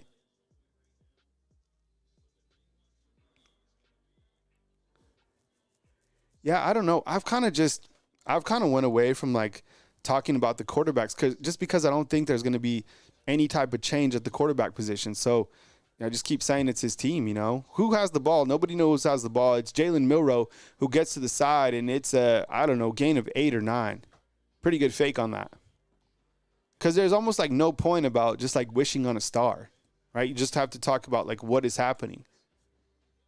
I would imagine that they're just trying to, get him to get out of this and get some momentum. Plus, it's his team.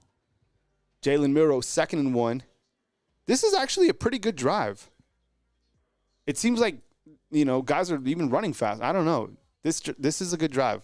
I would imagine they put some points on the board here.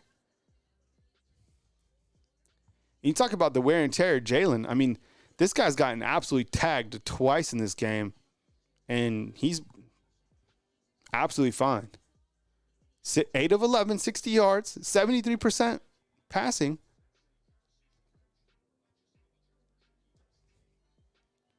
All right, this is another designed run, kind of like a RPO, I guess, or read option, and Milroe is going to be taken down for a loss of 2. 2nd and 12. You think the board took over the play calling? Did they say that on TV? Empty set. Jalen Milroe back to pass. Connects on a big pass. Is that to... Yo, this drive has looked good. And that's another completion to Jeremy Bernard.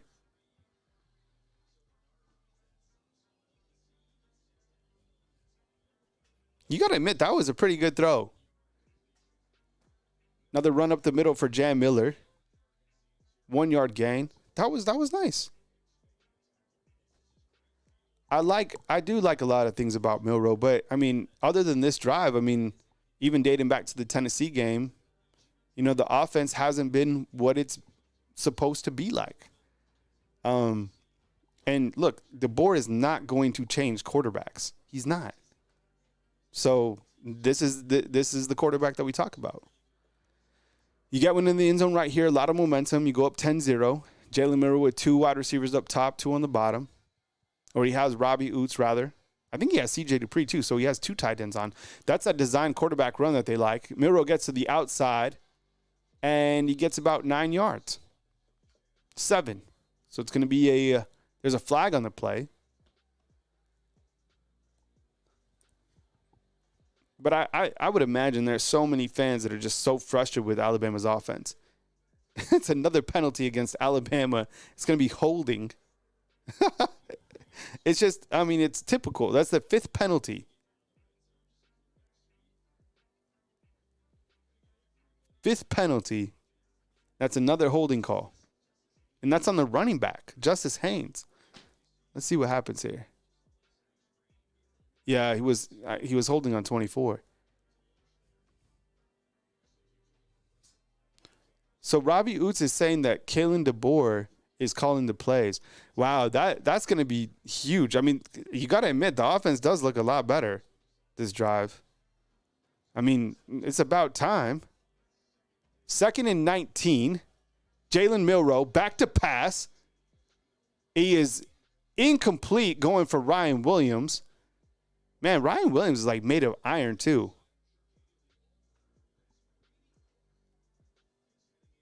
Oh, Brady Cook's done. This game's done. He's out. Why this guy even tried to play? I love the competitive spirit. Brady Cook into the locker room. 3rd and 19.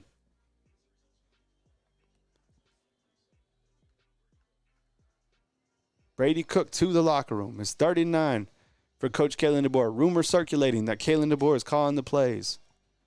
2 wide receivers down at the bottom side. Jalen Milroe back to pass. Overthrown. And it's a 4th and 19.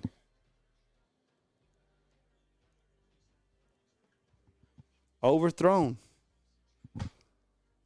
4th and 19. Jeremy Bernard was calling for a hold right there. Yeah, I mean, even if it's not a hold, look where the ball was. How are you going to catch that? Right? Like, let's say you don't, like, there's not a hold there. So here's Graham Nicholson, comes out to kick another field goal. That was an overthrow. Was that an overthrow? Yes or no? Yes or no? Was that an overthrow? Graham Nicholson hits a 39-yard field goal, and Alabama goes up 6-0, which is enough points, honestly, to win this game. Look, just wait till you see Missouri's quarterback, their backup quarterback. This guy, oh my goodness. Seriously, he's just a little bit better than Tyler Buckner. I'm serious. Remember Tyler Buckner? He's just a little bit better than this guy. Was that an overthrow? Yes or no? Be right back in 2 seconds. Yes or no? Was that an overthrow? Yes or no? Was that an overthrow? Yes or no? Overthrow. Be right back in 2 seconds. This game is frustrating.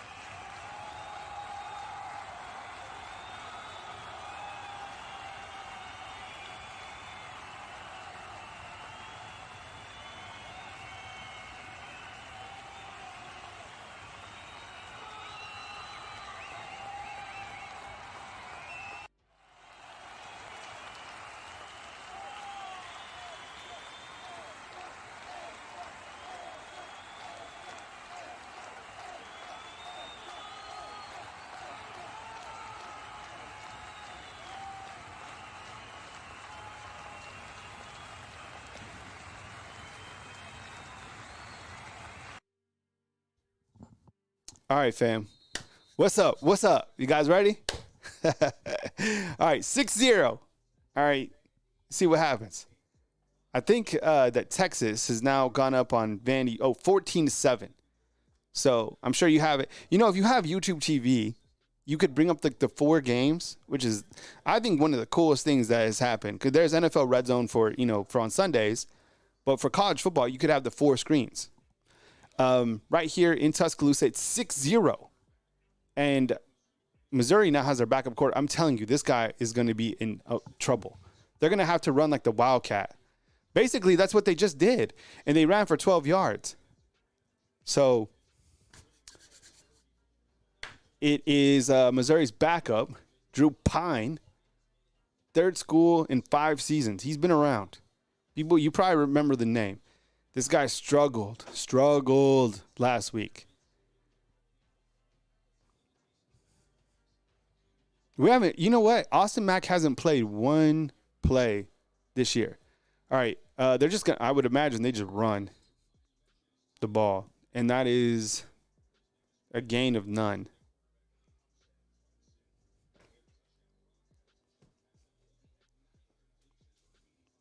I guess they gave him 4 yards.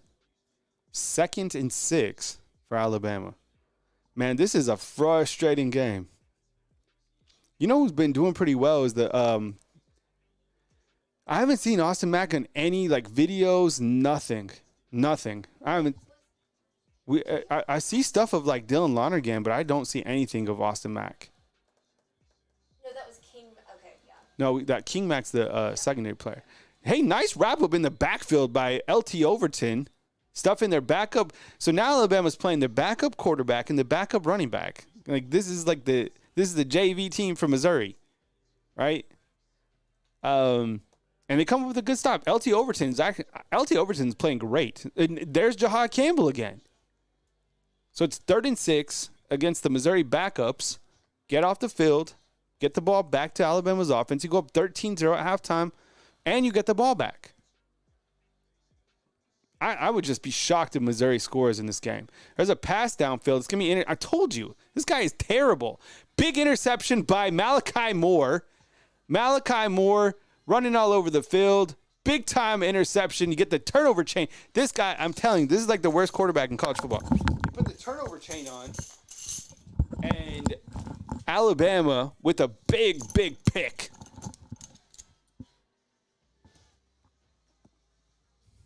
Interception by Malachi Moore. His 2nd on the season. Let's see what the quarterback was looking at. There's Malachi Moore. Looks like a cover 3. He's looking. He doesn't even see Malachi Moore, right? He throws it right to him. Oh, my goodness. All right, here we go. That's a gift. Let's see what Alabama does. You get 6 more before half. You go up 13-0. You come out second half. You score another 20. This game ends 31-0. There's no way that Missouri is going to score in this game. None. That quarterback is just, oh, my goodness. That poor kid. All right, here comes Alabama's offense. It's homecoming. It's 2 minutes and 37 seconds to put a touchdown on the board. There's a rumor that Coach Caitlin DeBoer is now calling the plays. Jan Miller, guess up. And remember, at the halftime break, we will do the pinwheel. And we'll put it on the screen one more time for you guys to get in. So the pinwheel, it's a Ryan Williams rookie card, $2 to enter Super Chat or Venmo.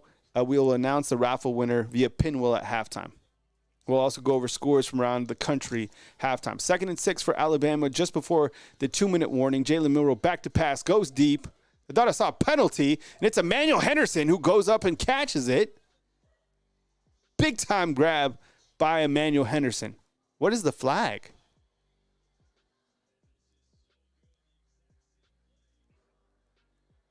Offsides on defense. All right, so here you go.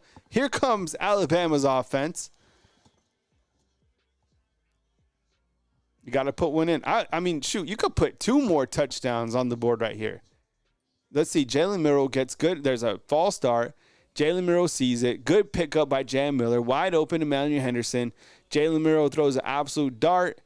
and Crimson Tide rolling. Yo, they're about to punch one in. I bet you they put two more touchdowns on the board. About to put the first one on. Again, this is a Ryan Williams rookie card. Minimum $2 to enter. Unlimited entries allowed. The raffle will be announced at halftime. And here comes out, someone said this. I don't know if it's true. I think it was Robbie Oots for Heisman. Said that Coach Kellen DeBoer is calling the plays. I don't know if he is. If he is, the offense, if you look to the last 2 drives, it's actually looked much better than the first 3.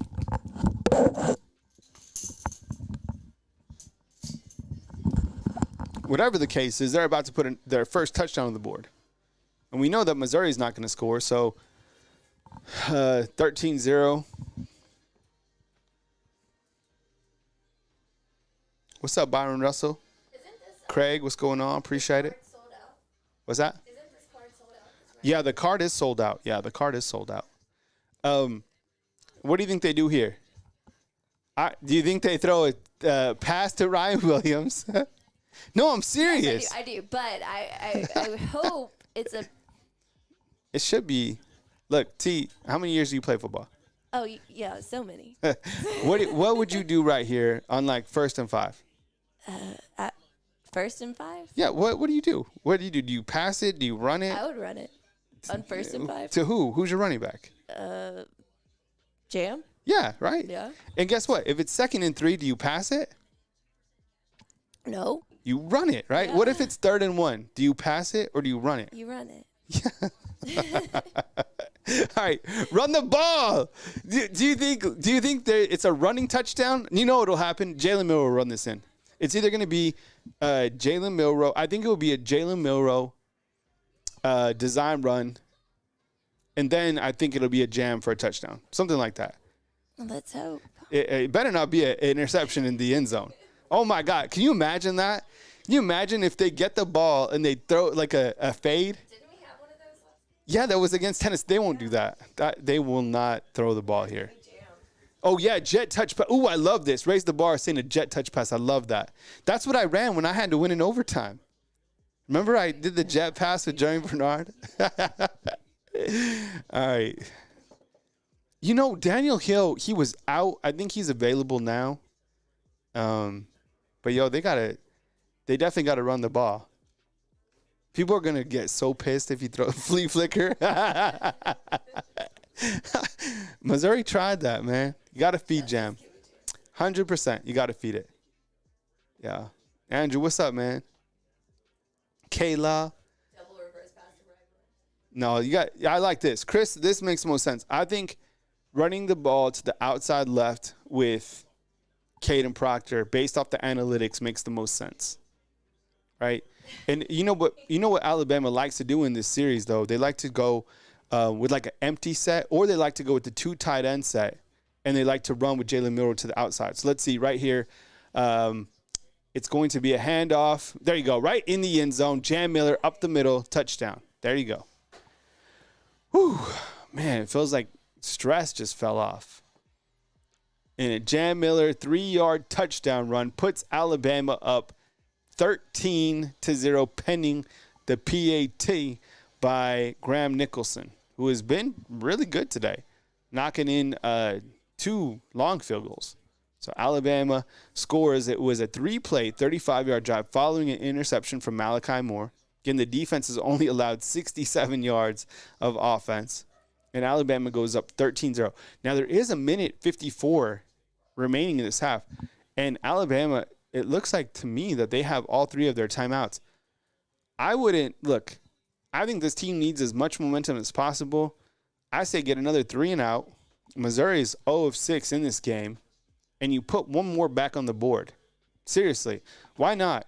Go in with the 20-0 lead and then come out, and you know what would be interesting now if they get up by a little bit is if you do see a backup quarterback kind of in the back end of this game. But I guess first of all, maybe put another touchdown on the board and see how you're feeling right there. The defense is playing great against Missouri, who's banged up. But I mean, they're playing. This is the way that we want to see the defense play, regardless of who they're playing. Brady Cook back on the sidelines. I saw that. But even with him, I mean, he really hasn't been able to do much. I mean, Jahad Campbell's been playing inspired. LT Overton's been everywhere. They've tried to go deep on Alabama a couple times. We saw Xavier Brown really good in coverage. We saw Malachi Moore in coverage. Then Malachi came up with an interception. Is Young hurt? Which? Oh, Richard Young? I don't think so. He just doesn't play. Yeah. All right, 154 before halftime. Appreciate you guys being here. 156. I would imagine it's probably another interception right here, or a sack or a 3 and out. Drew Pine back out. Oof. You have 30 passing yards. I mean, this offense, I'm telling you. Vanderbilt in Texas, that score is still 14-7. 13-0. Here's a run from Missouri. And they go right at Alabama for a pretty decent gain, I'd say. It's like 8 yards. Throw another pick. Yeah, Brady Cook's got to be out, right? He's just like on the sideline. I think he's done for the day. I'm surprised the guy even played. I mean, he was doubtful in this game. Played a little bit. All right, 2nd and 2 for Missouri, 1:20 before halftime. Remember, Alabama also gets the ball before half.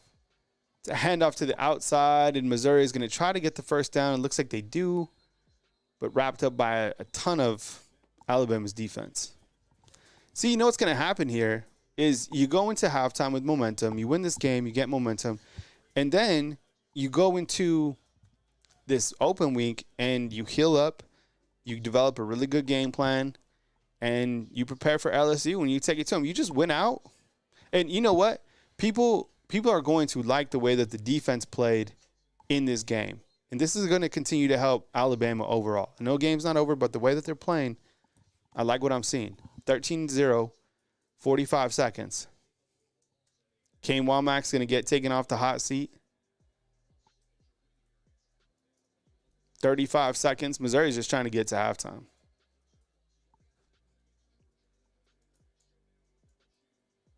They're not going to get the first down. It's going to be a 2nd and... Actually, did he fall over?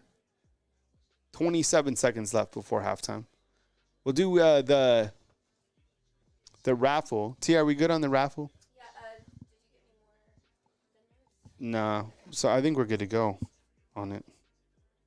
Yeah, we'll do the raffle, and then we'll go over some scores from around the world of college football. We'll talk about a couple key points. We'll take a little break, and then we'll come back out and finish this game. Appreciate you guys being here today on Bama Football on YouTube.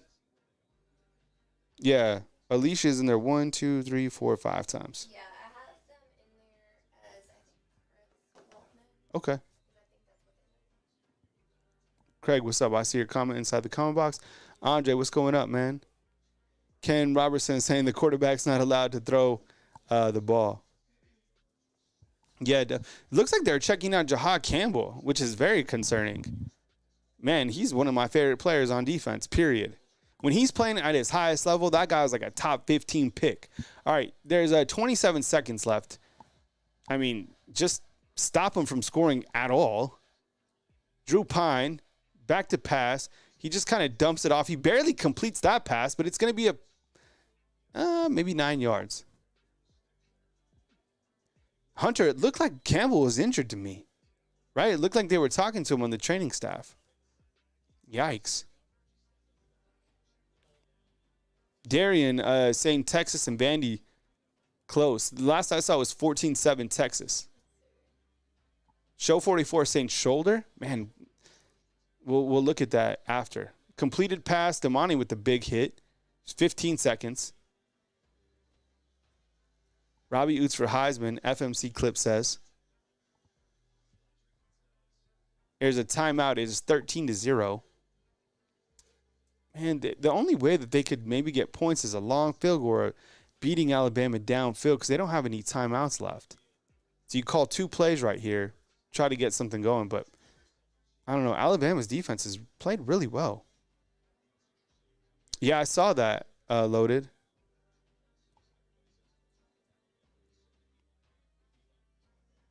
Eli Manning. 13-0. We're on a TV timeout. Or rather, Missouri just took a timeout. This is big, but I think, they come up with the big stop. I mean, right now, for example, it's 2nd and 8, but on third downs, they're 0 of 6. They haven't had a fourth down opportunity yet. It is 2nd and 8. There's 14 seconds left. Here we go. You have one running back and 4 wide receivers. Bray Hubbard in the back along with Malachi. They go deep. The guy is completely inaccurate, and it's incomplete. Ken, give us an update on Vanderbilt and Texas. It's 14-7.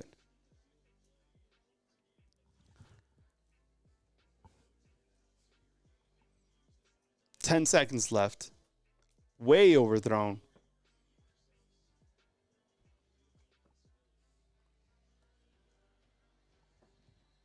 Ten seconds left on the clock.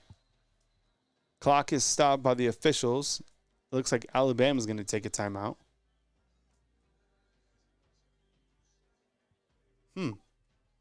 Oh, I just saw it. It looked like Jahad Campbell was back on the field. Did you see that? I just saw Jahad Campbell back on the field. So that's good. This game has been kind of frustrated. All right, Chris. Chris, so Chris is Alicia in the Venmo. All right, we got you. Chris and Alicia, for sure. We got you. Chris from New Jersey, I don't know. It looks like Coach is calling the plays. Does he have a play sheet? Jalen Mbakwe is going to the locker room early. Did you see that?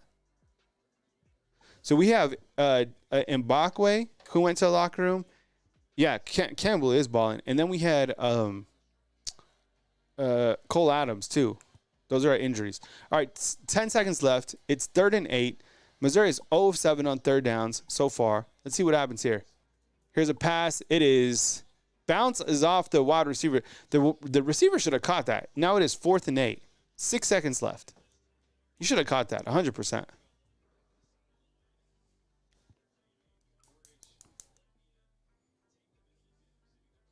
So you're going to send out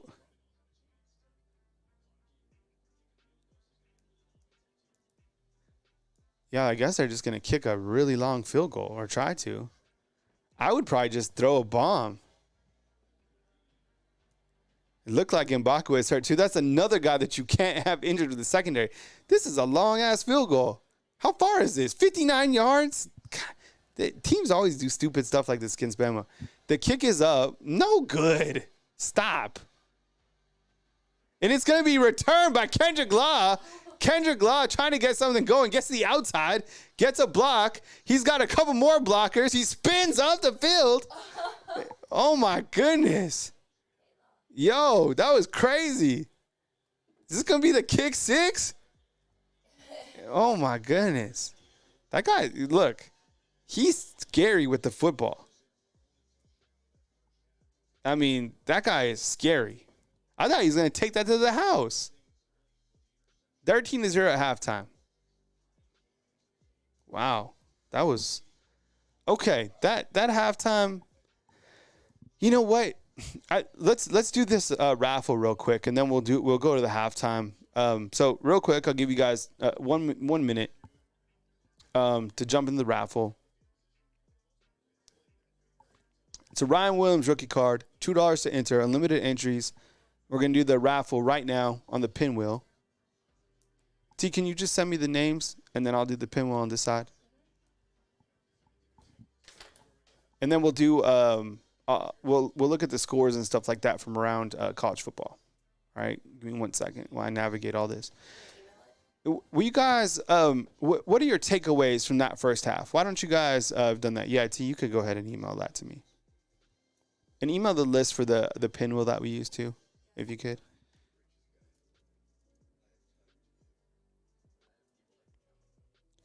I think what I noticed is, look, I get it. Missouri's quarterback's out, the running back's out. But I do feel that the defense played a little bit more fire. I saw Good things from LT Overton. I know that penalty that he got called. I'm not worried about that. I thought that was on the officiating. I do think that Jahad Campbell played inspired. Look, the way that they played against the deep ball when Brady Cook was in, Brady Cook went for 2 deep passes, and they didn't get beat on one of them. So I like that. I thought they tackled well. I mean, really not mad at the defense. There's not a lot of things that I can really kind of point to the finger at that makes me upset. Let's do this raffle real quick. We're going to the pinwheel. You're going to see a pinwheel appear on the screen. Oh, okay. Perfect. All right, so this is whoever wins this gets the Ryan Williams rookie card. Okay, so we'll do this real quick, and we're spinning to win. Now, it's unlimited, so Patriot Life's been in here, many more times. All right, so let's hit the pinwheel and get this going. Are we full screen? Oh, here we go. Pinwheel better, full screen. Do we need some music? We need like pinwheel music. Yeah, like do do do do do do. All right, here we go. Hey, this is cool.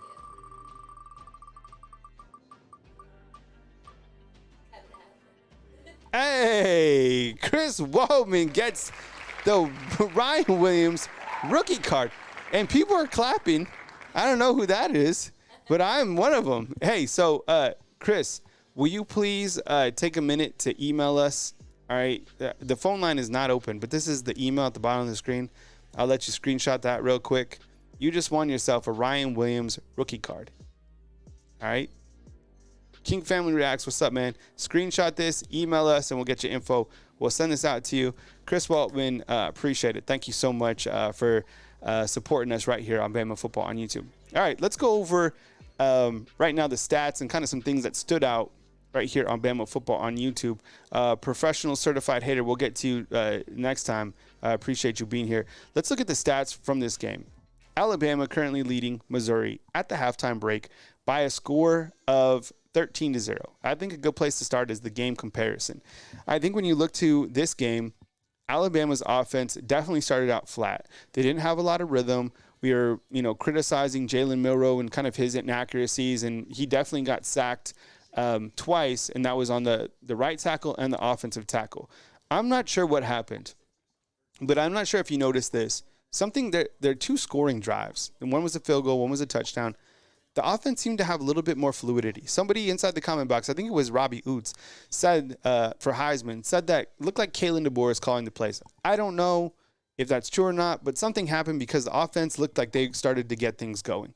They don't have a lot of overwhelming numbers at the halftime break. Only 109 yards passing and 58 yards rushing. All right. Now, the penalties are still a thing. 5 for 55. They're right on track. They usually average about 90 penalty yards per game. But when we look to what Alabama's defense did, and I get it, you're playing like, the second string of Missouri. You're playing who they are, all right? You look to the fact that Missouri was 0 of 7 on third downs, right? They only had 7 first downs, and there was a penalty that extended the chains. I'm looking at Diego Pavia touchdown. Man, that guy is such a menace to deal with. And you look at the time of possession, it was equally split, right? Missouri had it for 15. Alabama had it for 14.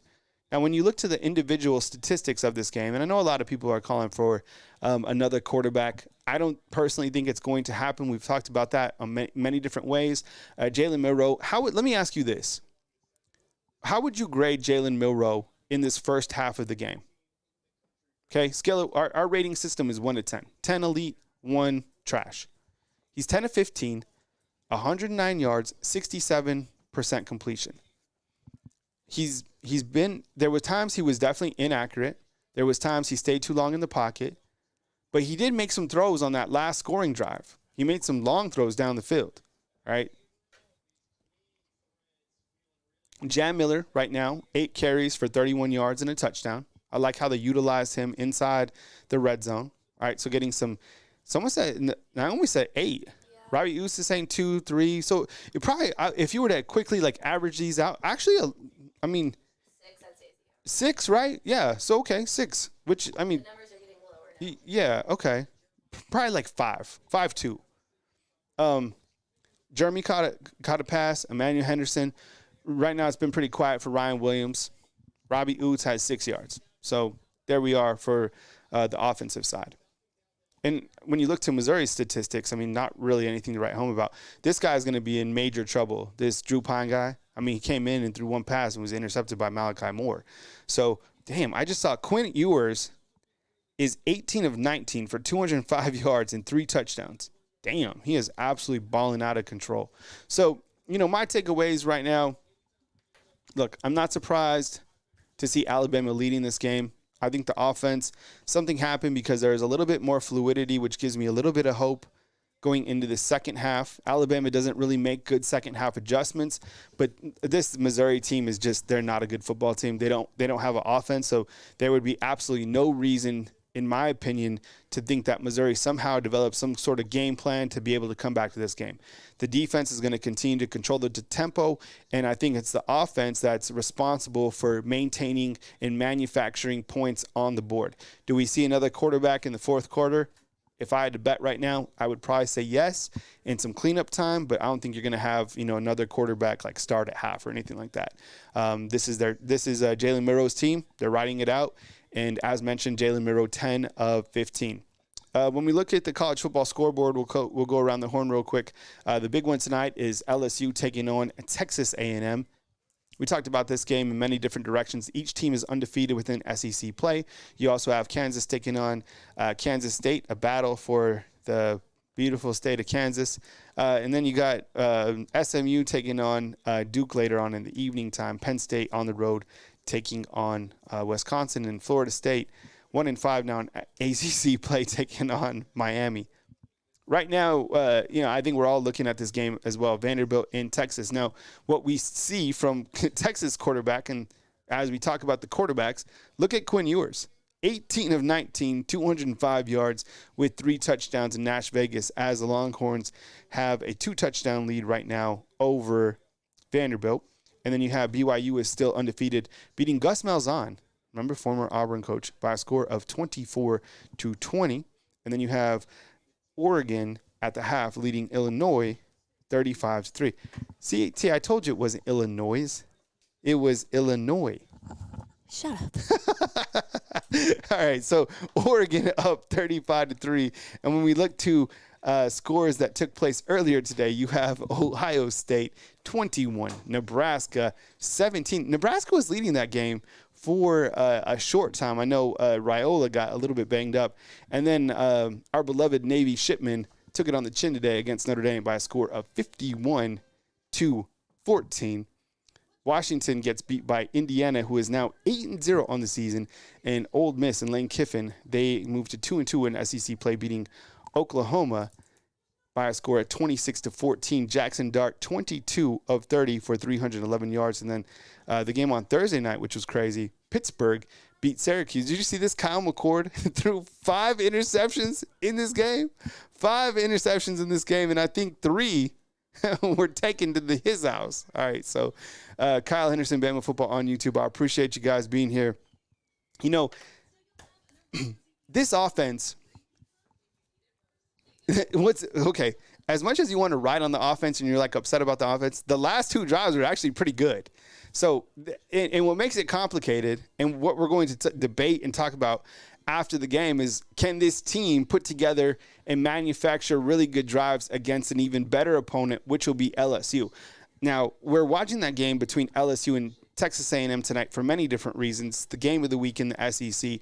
If LSU is able to win that game, they have everything to play for at home in Death Valley, right? And I think they would be a favorite against Alabama. Although Alabama's been a favorite pretty much everywhere they've gone. In fact, they were a 2.5-point favorite against Tennessee on the road. So who knows? But what I'm talking about is playing a team that I feel is a good football team. And I think LSU, they're playing some really good football at this point in time. Things can change tonight, whatever. But we're going to debate back and forth. Can this team be able to score like they did in early part of the season against LSU on the road in another hostile environment? I would imagine that playing on the road at Death Valley is going to be more challenging than playing on the road at Neyland Stadium. Another thing to consider is the fact that, look, Kalen DeBoer has not coached against the LSU Tigers. He has not coached on the road. If you've experienced Death Valley, It's crazy. I can't describe it. Only you can. I mean, in Alabama, while they did control that under Coach Saban, it's different. It's not the Pac-12. Playing on the road in the SEC is ultra challenging.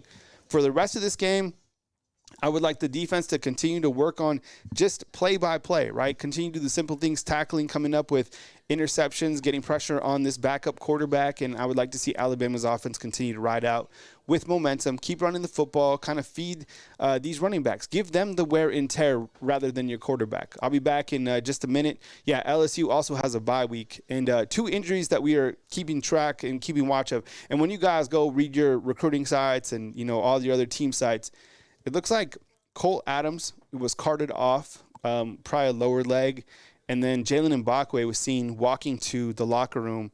I think there's other guys that are probably banged up. It looks like Jaden Roberts is really banged up to me, but he keeps playing. And then it looked like for a time Jahad Campbell might have been banged up too. I'll be back here in a few minutes right here on Bama Football on YouTube. I appreciate you guys.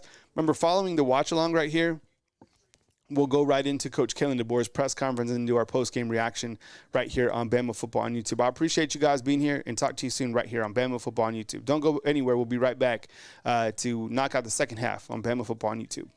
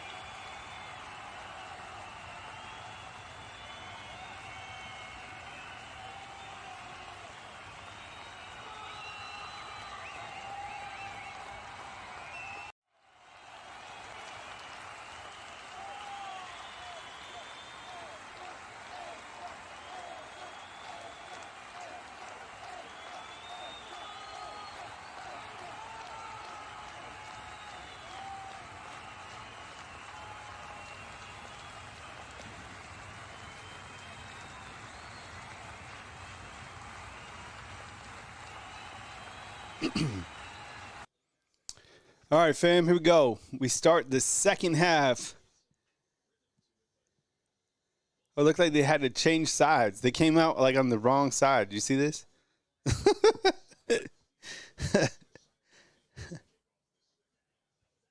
What? Oh, man. Something just happened to my YouTube TV, and it says I subscribed to some 4K something. Dang it. All right, 13-0. Here we go.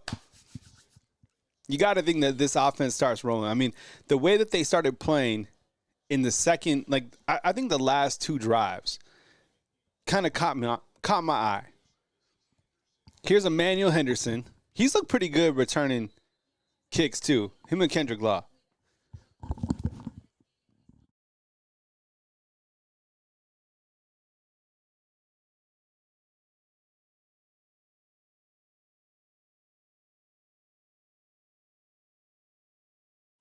Dang, so Brady Cook is out not because of his ankle, but because of his hand. Remember, his hand hit the helmet of the offensive lineman, so he's out. All right, here we go. Back on track, Alabama. Empty set. Jalen Milroe back to pass. He finds Kendrick Law. Man, they're starting to – this is like Law's breakout game. He's been everywhere. I mean, he has 21 yards receiving or rushing. He has 17 yards rushing. He almost returned that kick 6. I don't even know what that goes to stats-wise. Jalen Milroe with design quarterback run goes for 2, right? And this is the way that I think you need to use Kendrick Law. Like, put him everywhere. I mean, you have him, Ryan Williams, Jeremy Bernard. I mean, the amount of targets and weapons that you have is ultra dynamic. Don't forget about Kobe Prentice. Emmanuel Henderson looks good. Jalen Milroe escapes the pocket. He's on the run. Nobody can catch him. He gets out of the field. He's going to get a big block right there to the outside, and he picks up, I don't know, what was it, 40 yards? This is like a new offense. Is this Kalen DeBoer's offense? Nick Sheridan? There's another guy down on the field. See what I'm saying? Like, something happened. Like, I don't know. I don't know what's happening, but now the offense is, like, rolling.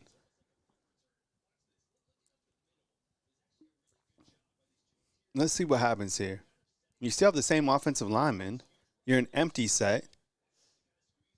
I mean, how can you fault Jalen Milroe for tucking it right there?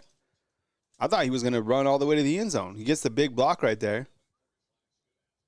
Man, I thought, who was that? Which tight end was that? I don't know. Anyways, I'm not mad at that. I don't know. Is Kalen DeBoer? That would be a great first question. After the game, Coach Kalen DeBoer, are you calling the offensive plays for Alabama?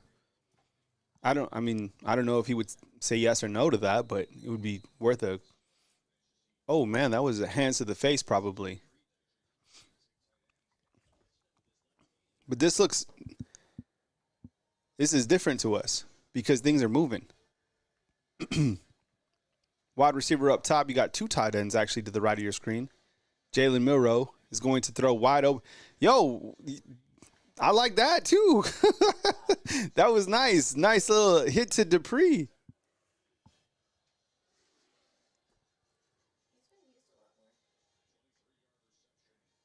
J-Bach is saying that it's Sheridan. Maybe so. Usually they come out in these first series and they got things going. Look, here goes Jalen Milroe, the outside. Tries to stiff arm. He's going to be tackled. Man, I like that play to see. The offense is cooking right here. No, like, really big, long, or deep passes today. Yeah, there was one to Emmanuel Henderson. Oh, yeah, look, Sheridan's 100% calling the plays. Man, I would hate to have. Well, I guess the camera to me is that close, but that's a damn close camera. And it's like from underneath too. It's not good for anyone else. All right, let's see. Punch it in right here. 2 receivers down the side. I don't like that call, but I do like the athleticism. Gets to the outside. Jalen Milroe gets the end zone. Touchdown. And they're helping up Jalen Milroe as he gets to the end zone. Wow, he spun out of that. It looks like he was kind of limping. Did it look like he was limping a little bit? Ouch. Yeah, that's kind of one of those like stinger hits that a bruised hip. No, that's a touchdown, 1,000,000%. I don't know what they're debating here. That's a touchdown 500 different ways. I'm just more worried about the hit that he took. Oh, so that they're talking about the right foot. Yeah, I think it was his ankle. Yeah, they're reviewing it. Probably, yeah, stinger. There you go. I think he's fine. He's fine. He just got, and sometimes, what's interesting is a lot of these guys don't wear lower padding. There's no more like thigh pads or knee pads. Ouch.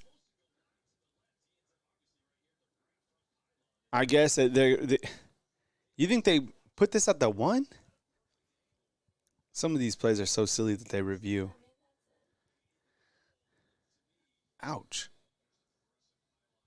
Damn, even his right ankle. Well, it hits the pylon cam. So Jack, doesn't he look like he's hurt a little bit? Or a little. That was a hell of a move, right, in the backfield?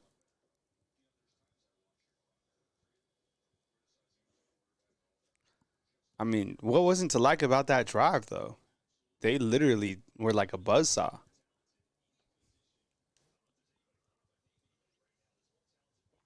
I like the fact that they utilized Kendrick Law. I like the fact that Jalen tucked it and he ran.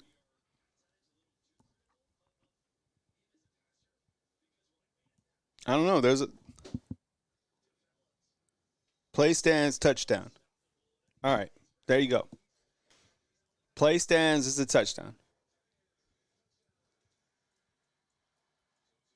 All right. Like that drive. It was at 6 play, 80-yard, 2 minutes and 23 seconds. That's how fast that scoring drive was. I mean, I like a lot of that drive. It's 20-0 now after the good PAT. 6 plays, 80 yards, 2 minutes and 23 seconds. Yo, okay, rate that offense. Rate that drive on a scale of 1 to 10. Seriously. 1 to 10. Is Jalen Milroe limping?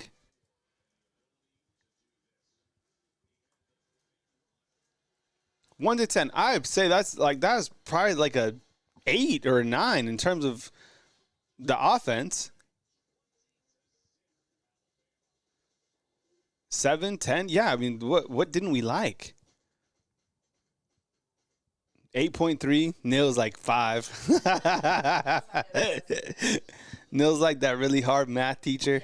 Yeah. He's just like, nope. He's that master's teacher I had that would be like perfect. 8, 8.3, 8. All right, yeah, I'm saying 8 too. Okay, here we go. 20-0. I just have a really hard time believing that the defense, I mean, there's not a lot that I would change from the defense perspective. I think just send pressure after this guy. They're going to obviously try to run heavy on you. Don't allow a long sustaining drive from Missouri. It's their backup running back. It's their backup quarterback. Challenge yourself. Challenge yourself to have a shutout when you need a shutout. Because Alabama is going to be 1,000,000% judged on the way that they finish out in these games. Right? We already know its back is against the wall. We already know it's that time. We already know that one loss takes you out of the playoffs. That's fine. I like that. I like playing with that type of pressure. It's a one-game season, and that's the way that it should be. The old college football was a one-game season. Now with 12 teams, you can lose a couple games, but you've already lost the max amount of games, in my opinion, especially the way that you lost those games. So now what you do is you win out in solid fashion. The D's playing pretty good. And the offense, to be honest, the last 3 drives for this offense have been pretty good. Jalen Milroe, 12 of 17, 146. 9 rushes, 41. It's just, I guess when you look to the numbers, Justice Haynes, 4 attempts for 8 yards. Right?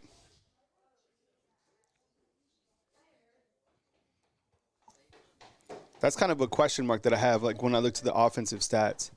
Hey, Lacey, could you close the door, please? This door? Thank you, sweetheart. Got the kids here running around, too. And Jarvis, I would say that the style points 100% matter right now. That's one of the things that they're going to look at is how Alabama finishes the back end of the season, how they play four-quarter football. So, look, while the defense did well in quarters 1 and 2, continue that intensity, right? It doesn't matter who's playing for Missouri. How do you play, right? All right. And hey, Chris, I just got your email too, man. Congratulations on winning the Ryan Williams rookie card. We will get that out to you soon. So congratulations. It'll actually be in this different case, but we will take care of you. All right. So thanks for participating in the raffle. Ryan Williams kind of quiet today so far. 1 reception for just 5 yards. Hey, BT Miller up in the house. I rate that last drive an 8. Hard to complain when we score. 100%. And that's why I was saying, B. Miller, you specifically, this is for you. You see something over the last 3 drives, like something changed. They look like the offense is moving. It would be interesting to have like a statistician break down the first 3 drives, and then I guess we could look at it on here. Let's see if we have drives. All right, yeah, I can do that right here. Look, I'm about to show you guys the drives. Okay, so what we're looking at right here is the Alabama drive chart, the last 3, okay? So let's look at the first 4. So Alabama started, let's see. So let's look at the result, which is right over here. So the result was a field goal. That was their opening drive, and then punt, punt, punt. Now I'm talking about these last, like something happened right around here, and they started getting things cooking, right? 11 for 59 yards, 3 for 35, 6 for 80, right? You've scored 17 points in the last 3 drives. I don't know. It's just something that stood out to me. Missouri back with the football, back to the watch along. So just something to like keep track of, because it seems like there was some sort of catalyst for a change. Missouri trying to run the football. Big hit by Jamarian Latham. Big hit.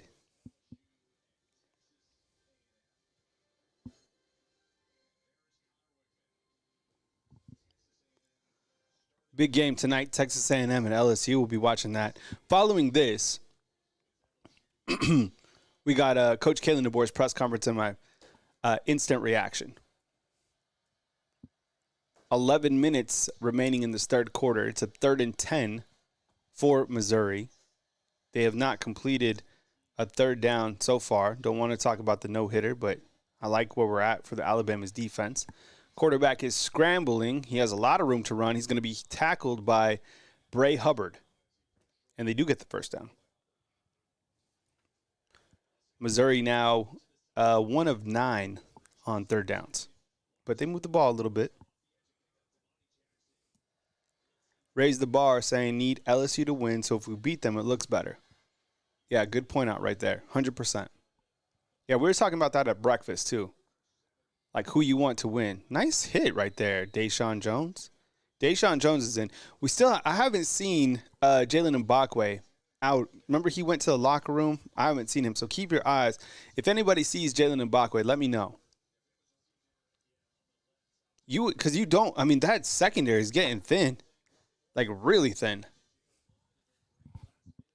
It didn't seem serious. He was literally walking. Brady Cook now in street clothes. Actually, a hand injury, which is interesting. That's what they said, yeah. Oh, God, who is that? Devontae Smith on the tackle.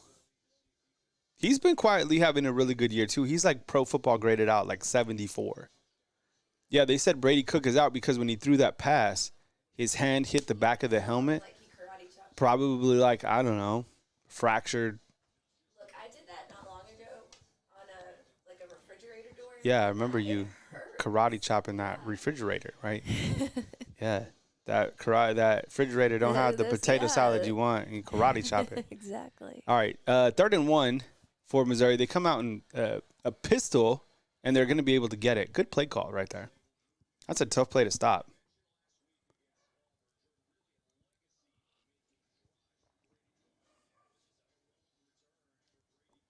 And you can get these. I got this mug right here at Dick's Sporting Goods. Maybe if you like it, maybe I will do a giveaway for one of these. These are pretty expensive. These are like $35 or something like that, right? I want to say it was close to, like 37 or something. But you can get your own at Dick's. They have a couple different players, no current players, but kind of players from the past. All right, 1st and 10 for Missouri. They're trying to inch towards the 50-yard line. They're going to actually go deep, and it is intercepted by Bray Hubbard. So Bray Hubbard comes up with the pick. It was a great play by the Mississippi native, and that's big for the Alabama defense. Oh, that was good. That's exactly what you want to see from your safety, right? I mean, this is really great for the repetition standpoint. You get the turnover chain, which we're about to do. Bray Hubbard's going to go get the turnover belt, and you throw it up, and Bray, that's just a good, like when you're a safety, you got to have the eyes on the quarterback, understanding kind of the schematics of where he's going to throw it, the playmaking ability. You come up with a big interception for your defense. And, man, that is a big-time play right there by Bray Hubbard. Man, you got to feel good for Bray Hubbard, too. Because I think when we were going into this game, you were circling the players in the secondary. And one of the things that we'll continue to track when they do play additional quarterbacks down the road, and you look to the quarterbacks that they still have to face, specifically against LSU, is you need to see that sort of play against high-level competition. So, came up with a good play. Bray's a player. A lot of people were really excited about him. And Keon Sabb, his first game, he had 2 interceptions. So, maybe Bray. You know what? I think Bray Hubbard could have had an interception earlier in the game if you think about it. Maybe not. Can you imagine if he comes in and gets 2 interceptions? He's going to have a really good interview after the game. Happy for the kid. There's a lot of people down in Mississippi that are ultra happy to see his success. So Bray Hubbard comes up with a much-needed interception when they were going deep at Alabama. So 20-0. And let's see that Alabama offense. In the last 3 drives, as I pointed out, you've come up with 17 points, right? 2 touchdowns and a long field goal before that. Milroe starting to feel it. 12 of 17. 146. Alabama now with 247 yards of offense.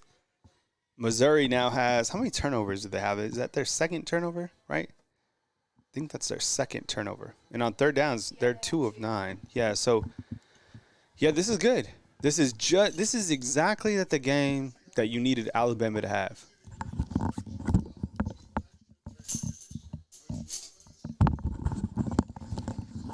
Right? Job's not done. It's not over. But in terms of, momentum, this team needed momentum. This team needed a dominating victory. This team needs to close out. They still need to be playing inspired football. And you know what? This is a homecoming game. So these guys get to celebrate the 24-hour. They get to heal up, most importantly, because this is your, 8th game of the season. A lot of these guys are banged up. I'm keeping my eye on, too, on Milroe. He looked a little bit banged up on that touchdown run. But the guy's such a tank, so.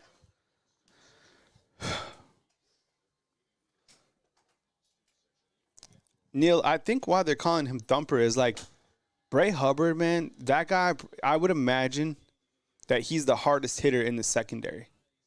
He is, man, he'll come and he will hit you. So, thump, hit. Because the guy, but this is just a great read. Look at this. Ball was floated up, but still comes up. That's a great play by Bray. Hell yeah. All right. Alabama's offense back out on the field. Jalen Milroe. That was I don't know what that was. Try to get the ball to Kobe Prentice. Incomplete.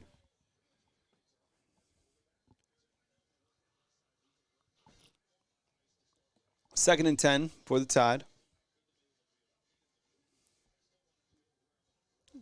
Oh, that's good, man. How about that? In his first game, comes with the INT. That's going to be something that definitely we talk about And I would imagine that Keon Sabb, I mean, it didn't seem like he's going to be back for a long time, right? Tweet Johns, yeah, I have 2 kids. So I got Caden, who's 15, and then Lacey, who is 11. Yeah, of course, they're Alabama fans for sure. I mean, they live here. They go to school here. Nice. I don't know if that was a nice throw. I don't know who else was open, but, incomplete pass. So 3rd and 10 for Alabama. Yeah, and Missouri beat Vanderbilt. At that point, you wonder how much injuries matter or whatever, but I think they were healthy at that. The game went into overtime. In fact, Vanderbilt had an opportunity to extend that into a second overtime, and they missed a field goal. That's how that game ended. Right? Yeah, that pass just wasn't it to the outside. Milroe back to pass. See, I don't like the placement of that pass right there. Man, Kobe Prentice, they've been trying to get him the ball, but the pass to Manny Henderson, that was inaccurate. And the pass to Kobe, I mean, was that pass, in your opinion, was that pass inaccurate? Because on the replay, it hit Kobe. Kobe was catching that last year. I think Kobe should have caught that pass. I mean, at first, from the first angle, it looked like it was overthrown, but that second angle, I mean, it hit him like right kind of in this vicinity. I think that should have been caught.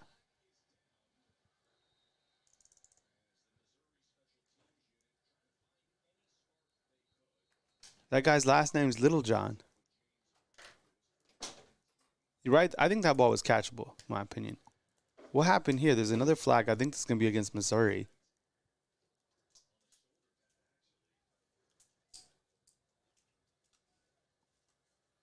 Oh, so that's going to be roughing the...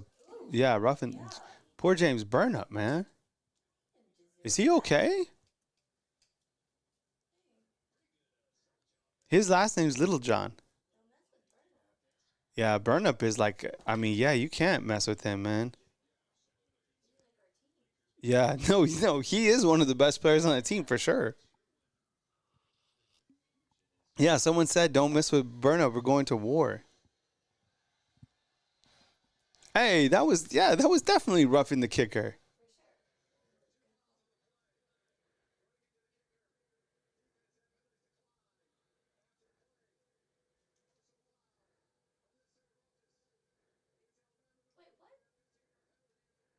They got a... Oh, my goodness, man. This team... Yeah, you see his name was Littlejohn. What was that? There was that a... It was on Kendrick Law.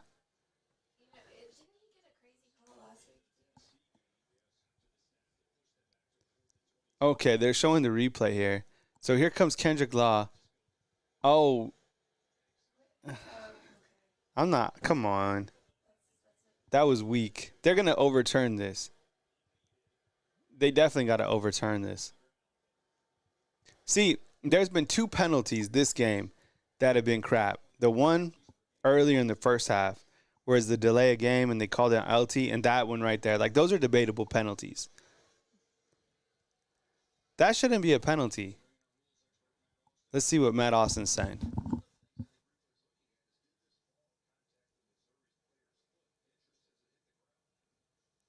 They're saying it hit the Missouri player's foot. That was dumb. What was that?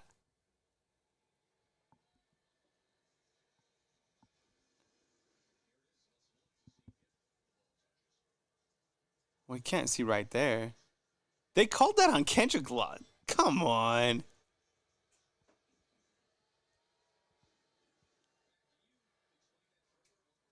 These are going to be some weird calls after the game, like to hear Coach talk about these. This is weird.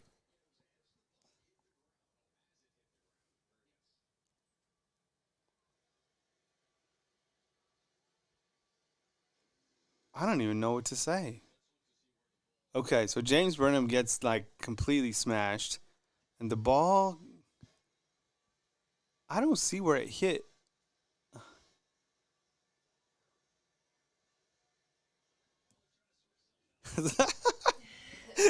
is weird. Kalen DeVore is pissed. They're trying to explain it to him. That's Jay Nunez, the special teams coordinator. Split it like a buck.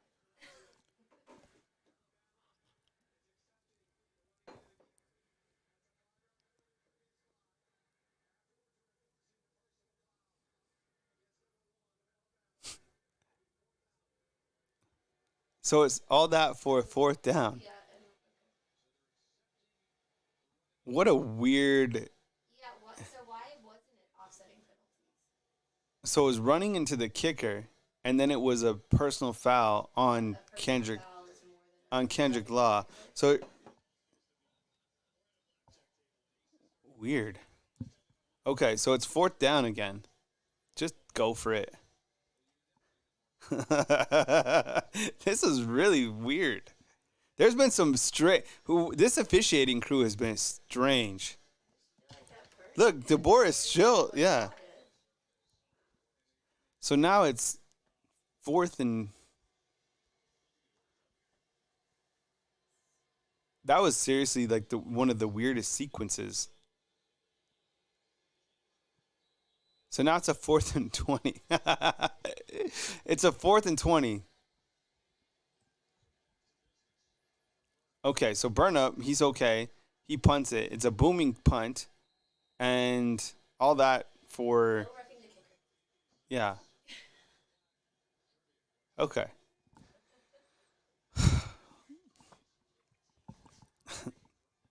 That was weird. I don't even know what to say. Be back in like 2 seconds.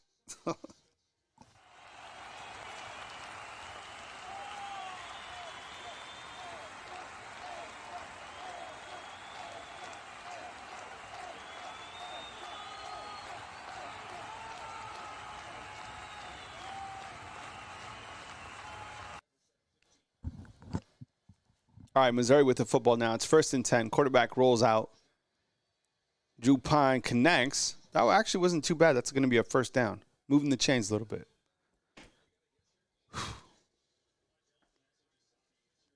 Gain of 13 to Wheeze.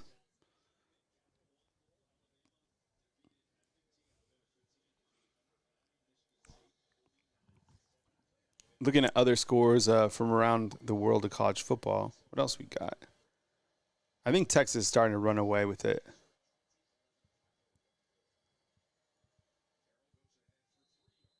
Oh, 21-10. Texas at halftime. BYU's winning. Oregon's winning. Coach Saban chilling. Drinking a Dasani. Posted. That's his son right next to him. Miss Terry. Saban looks chilling. All right, 2nd and 7 for Missouri. Back to pass. Intercepted. This quarterback, man. Quay Russo comes up with a pick. We put on the turnover chain. Yo.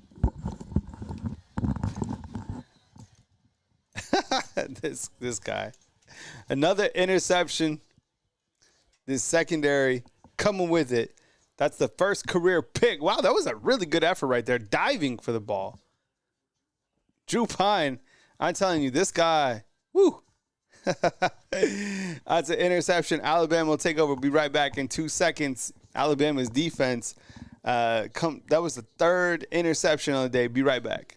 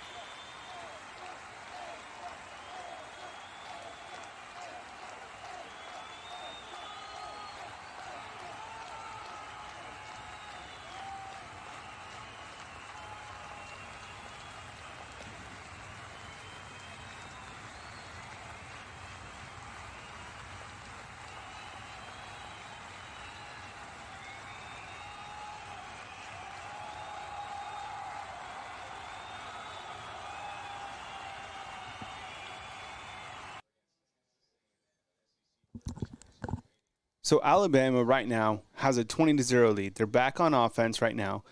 That throw is up in the air. Here goes Ryan Williams. My goodness, he's fast. He gets absolutely tagged again. Doesn't matter. Kid's made of absolute iron. That first stop that he has, man, it's almost like the agility and the quickness that he has. Man, that is super impressive. Now, the ball was high. I don't like that, right? Because he has to jump up to go get it. But look at this. Just stops, makes that guy miss. Going to Ryan Williams again. Gets another, 8 yards.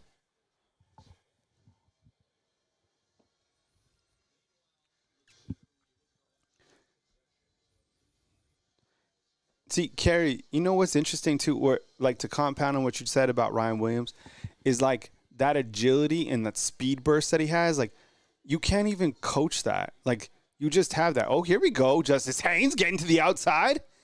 Let's go. Attaboy. That was his longest run. Justice Haynes, 28 yards. Man, that's the Justice Haynes we wanted to see. God damn, did you see that block by Robbie Oots? Holy cow. Man, what a run by Justice. You know, I'm telling you, the last like 4 or 5 drives look, yeah, someone said they're eating now. 100%. This, where the hell has this offense been? And you know what? Like, this is the 9th ranked defense. Here goes Milroe.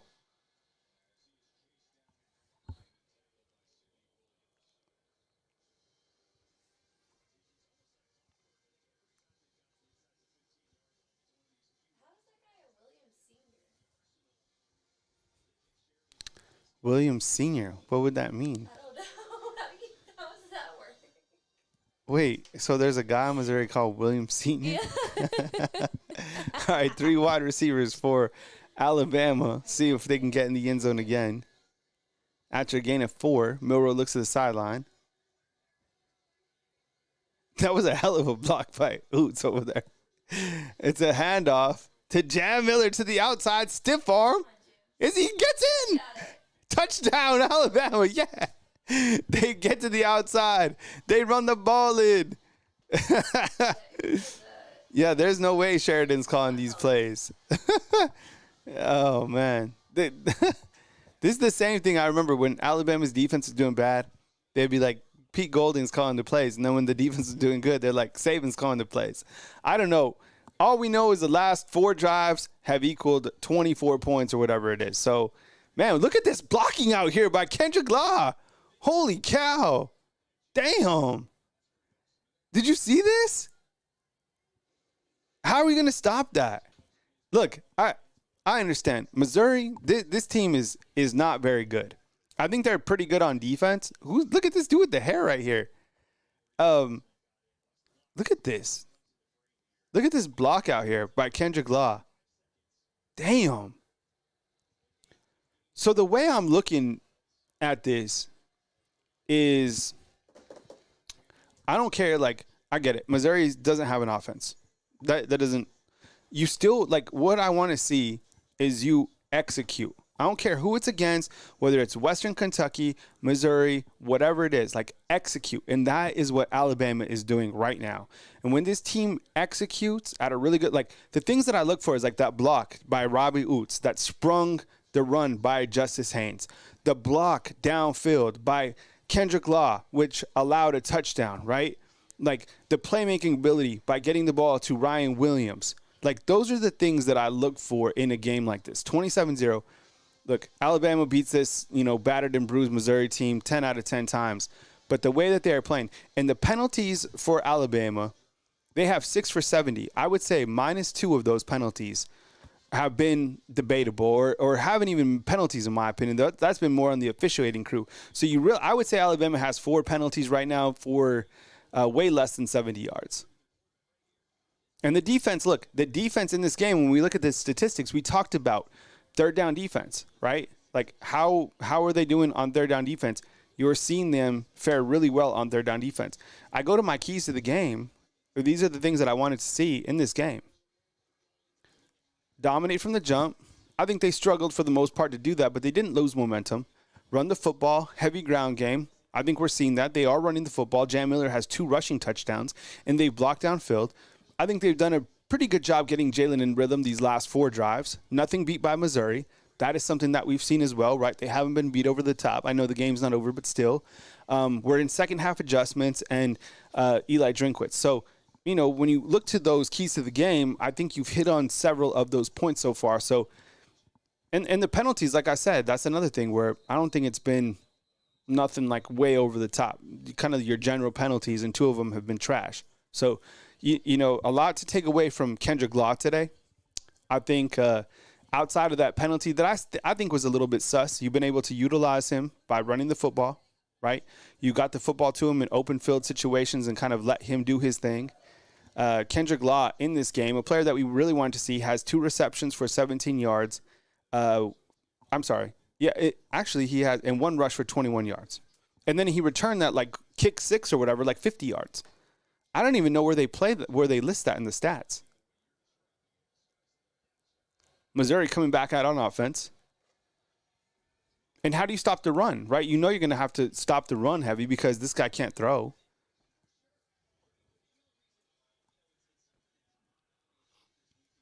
So I'm really happy with not so much the first half of the offense, but the later part of the offense it's been pretty good. I'm trying to think where they'd put those yards for Kendrick Law when he returned. Would they put that as a return? When he returned as a punt return, I guess. Let's see, kick returns, punt returns.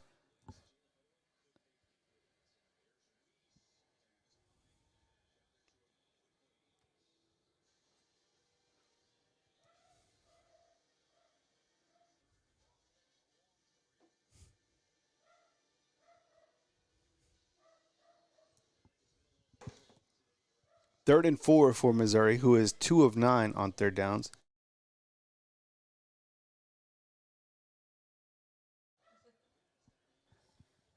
Third and 4, 3:16 to play. Neil says he loves Drew Pine. Absolutely. Here comes the pressure. Incomplete. Bray Hubbard right there too. It seems like Bray Hubbard is it seems like he's almost on every play. Ryan Williams has 3 receptions for 27 yards, and then he has that punt return for a yard or whatever. So a little bit lower, in terms of production that we've seen from him, but I think, we're probably spotlighting Kendrick Law, and then leading the team in yards is Bernard. Would anybody know where the yardage for that return that Kendrick Law would have, where that would be on the stat chart? Because it's not on returns. It's not on special teams. I don't even know if you get yards for that. It's interesting. Here's a punt from Missouri. It's Ryan Williams who's going to return it. He gets to the outside. Here he goes. And he's going to be wrapped up. Man, it's exciting. Anytime he gets the football. So add that to his yardage, Ephraim. That was a 14-yard return. I know a lot of people don't like him returning punts. I think the later we get in the season and the bigger the games are, I don't know if I even have him returning kicks in this game, but against LSU, I have him returning punts. Against, the rest of the way, Auburn, you have him returning punts. Oklahoma, the guy is it, period. There is he might be the most dangerous player if you get him the football in all of college football. And Kendrick Laws looked pretty damn good with the football too. All right, here comes Alabama, a little dump out to Jam Miller. Man, Kendrick Laws out here blocking everybody. Cameron saying he should return punts. Yeah, he's so dynamic with the football. He just has that extra ability, right? It's crazy. Do you think Ryan Williams should return punts? Yes or no? Right now. Yes or no, should Ryan Williams return punts? Blocking the back. Another penalty. See, that's on Alabama. Is everything good, team?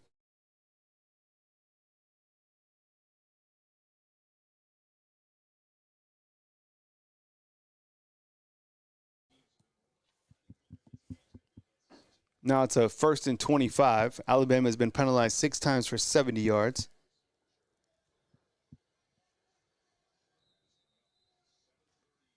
They're calling it a chop block on this monitor that I have for 15 yards. 1st and 25 for Alabama's offense, who has really been unstoppable in the last 4 series. The last 4 series for Alabama, I mean, they've been rolling. Actually, they had a field goal, touchdown, punt, and then touchdown.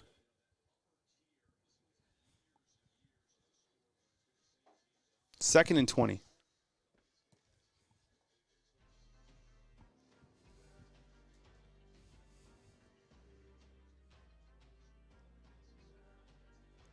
Yeah, the officials are definitely going to get some on some heat for this game that they've been officiating. Second and 20. 27-0. Milroe back to pass. Clean pocket. Finds Jeremy Bernard. Bernard makes a man miss, and he picks up the first down. So Jeremy Bernard's been the receiver with the hot hand tonight. He goes over, 70 yards, which I think his average was like 61 or something like that.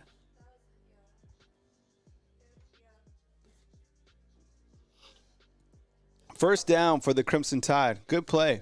They keep on pointing to Nick Sheridan. Clearly, he's still calling the plays, right? 1st and 10, 1:14 before the 4th quarter. It's homecoming. Do you guys see this drone celebrate, like the drone fireworks, the drone show last night? Did you guys see this? It was unbelievable. I just saw pictures of it. All right, 1st and 10. Handoff. Wrapped up. Goes nowhere. Offense rolling. Now 338 yards of offense. 189 yards passing. 149 rushing. Jalen Milroe 11 for 50. Jam Miller 9 for 42. Milroe 15 of 23. 189 passing.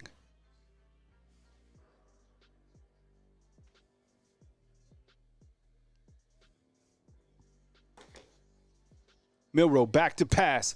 Goes deep down the field. He's got Ryan Williams. And I guess we'll say that pass is overthrown, right? Let's maybe they'll show another look. Ryan Williams went up for it.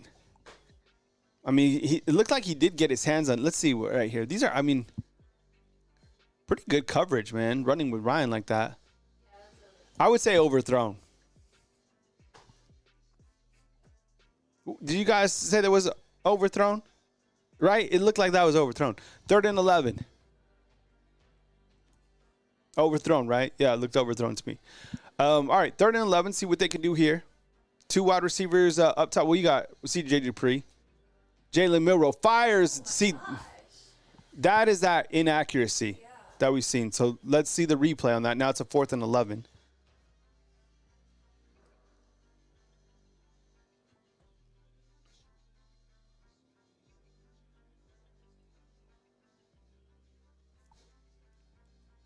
That's on Milroe. Looks like there was some miscommunication. See, that's not good. Like, you're going to beat this Missouri team, but like, how do you execute? You play a team like this, you execute at the highest level. That is not going to cut. Look, don't be naive enough to believe. I don't even know if this type of play beats LSU. Like, this isn't going, like, your defense is doing well. Like, the defense is doing great. Like, I don't know. Like, this does not, you still have to execute at the highest level to be able to beat an LSU team. This quarterback is not, this is like a high school quarterback. You should be doing this, which I'm happy about.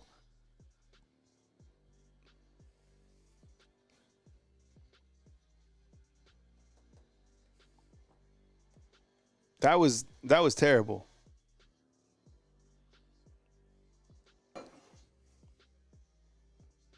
I think we all have that anxiety of like going into the LSU game, like, because we know like this Missouri team is not it. It's hard to throw those easy passes, Kyle. Dude, they didn't show the replay, but I didn't see anybody around him. Like, no one was around Ryan Williams at all.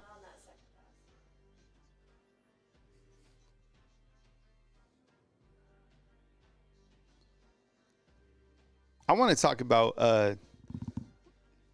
what are some things that have stood out so far.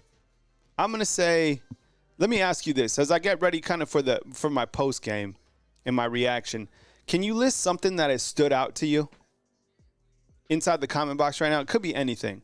All right, I'm going to list mine. I'm going to talk about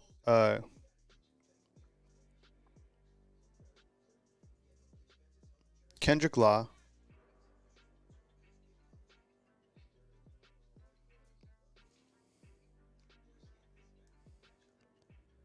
I guess I'll talk about, the defense did play well.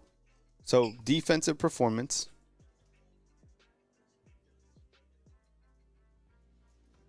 Defense has been lights out. Run game, okay. Utilization of run game. They have 27 carries for 147 yards and 3 touchdowns. Jam Miller has been implemented in this game. Now, with that said, Jalen Milroe still has more runs than Jam Miller. But, yeah, I think effectiveness of the running game, right?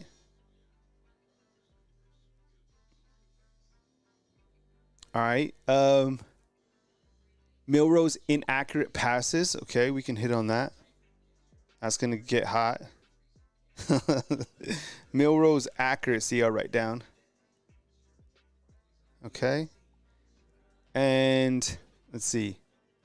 What else we got? What else is standing out to you? Oh, let's talk about we'll do Bray Hubbard, right? We got to hit on Bray. Bray and INTs. Is there anything else? 3-minute offensive possessions. O-line struggling. Yeah, Hubbard's playing well. Ryan Williams not human. All right. Need more creativity on offense. See, Ishmael's kind of with me too. This is the saddest 27-0 game I've watched. No, I'm serious. This is how it feels because this is like, look, the defense is playing well, and we're going to talk about them. But I think we all know that, like, this is not a quality team. So that's why, like, the realistic side of us is like, okay, yeah, we should be playing like this.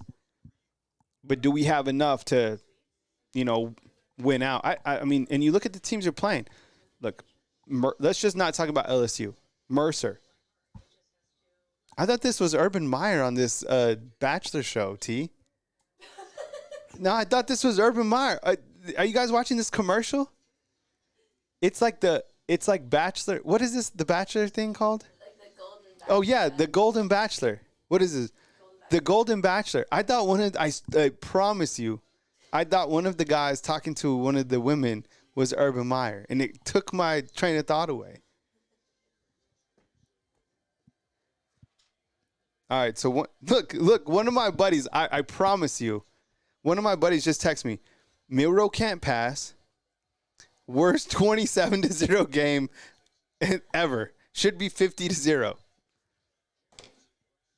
I know. I feel the same way.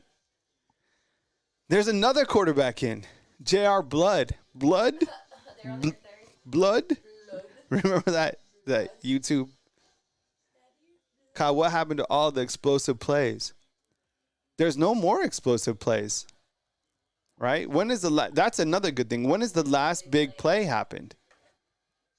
Oh my goodness, this guy is not ready either. Holy crap. Justin Jefferson on the big wrap up. It's going to be 4th and 3.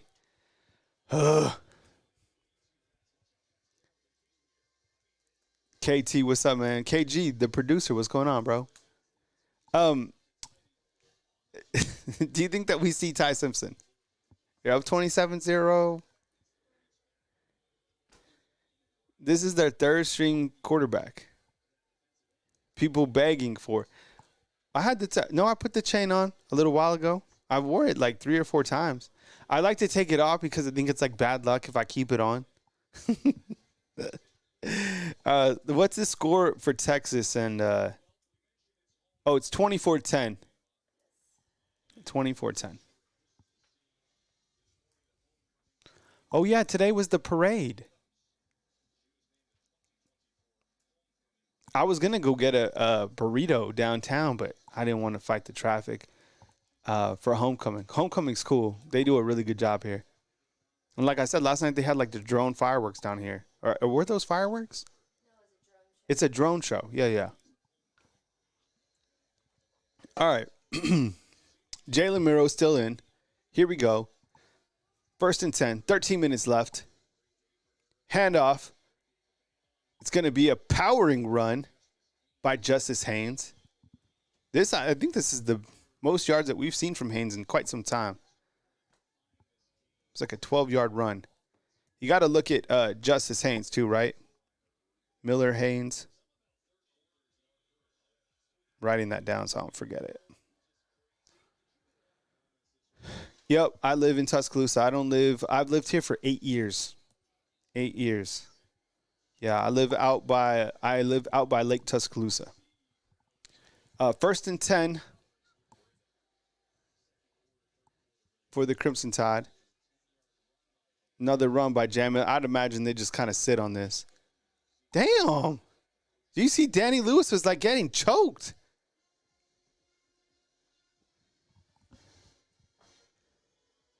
Man, I haven't went to Chili's in a long time. We don't have a Chili's here, right?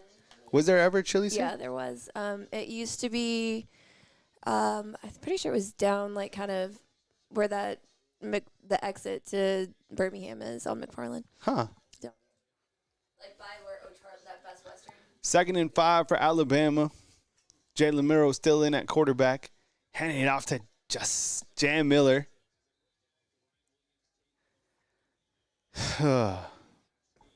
Keep running the ball, right?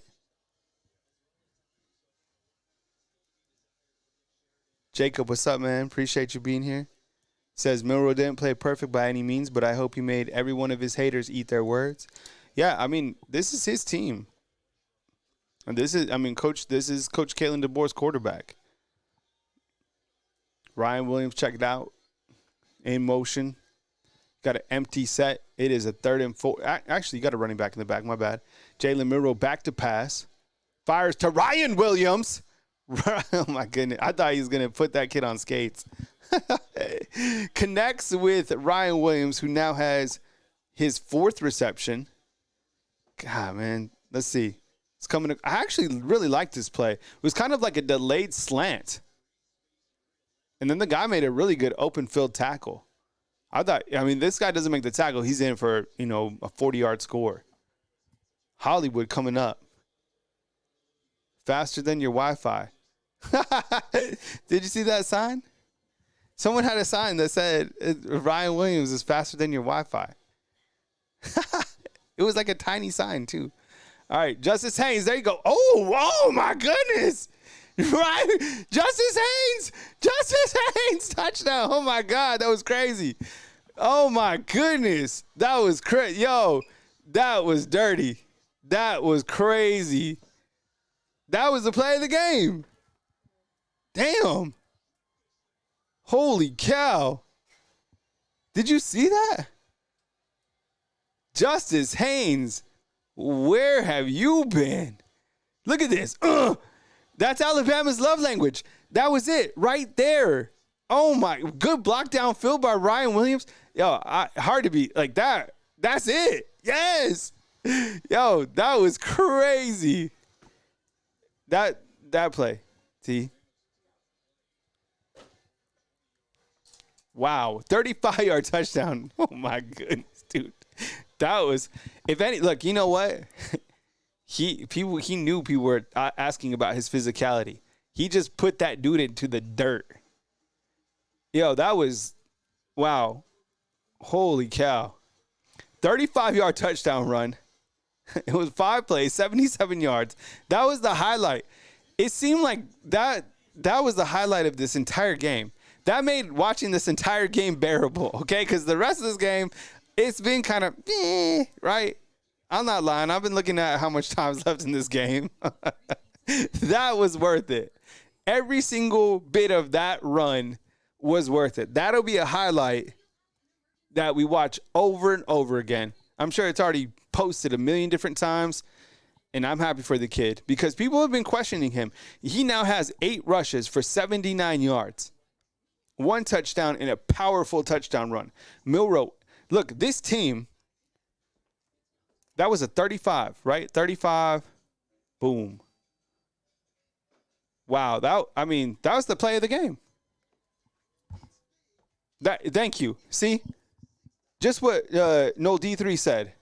That is a 1,000,000% Alabama's love language. It is what did we talk? If you watch my show, I said really good defense, which they've played, okay, and running the ball. Running the ball. Seriously. That's it. That's the formula how you make these fans happy. They have 31 carries today for 198 yards. Haynes has 79. Milroe has 50. Miller has 48. Alabama has 413 yards of offense. It is 33-0. This would be Alabama's first shutout if they can hold it. We're not going to talk about it. Under Coach Jalen Milroe. Missouri is 2 of 11 on third downs. That is the momentum, right? Whew. Oh, my God, man. Just do that. Keep feeding them.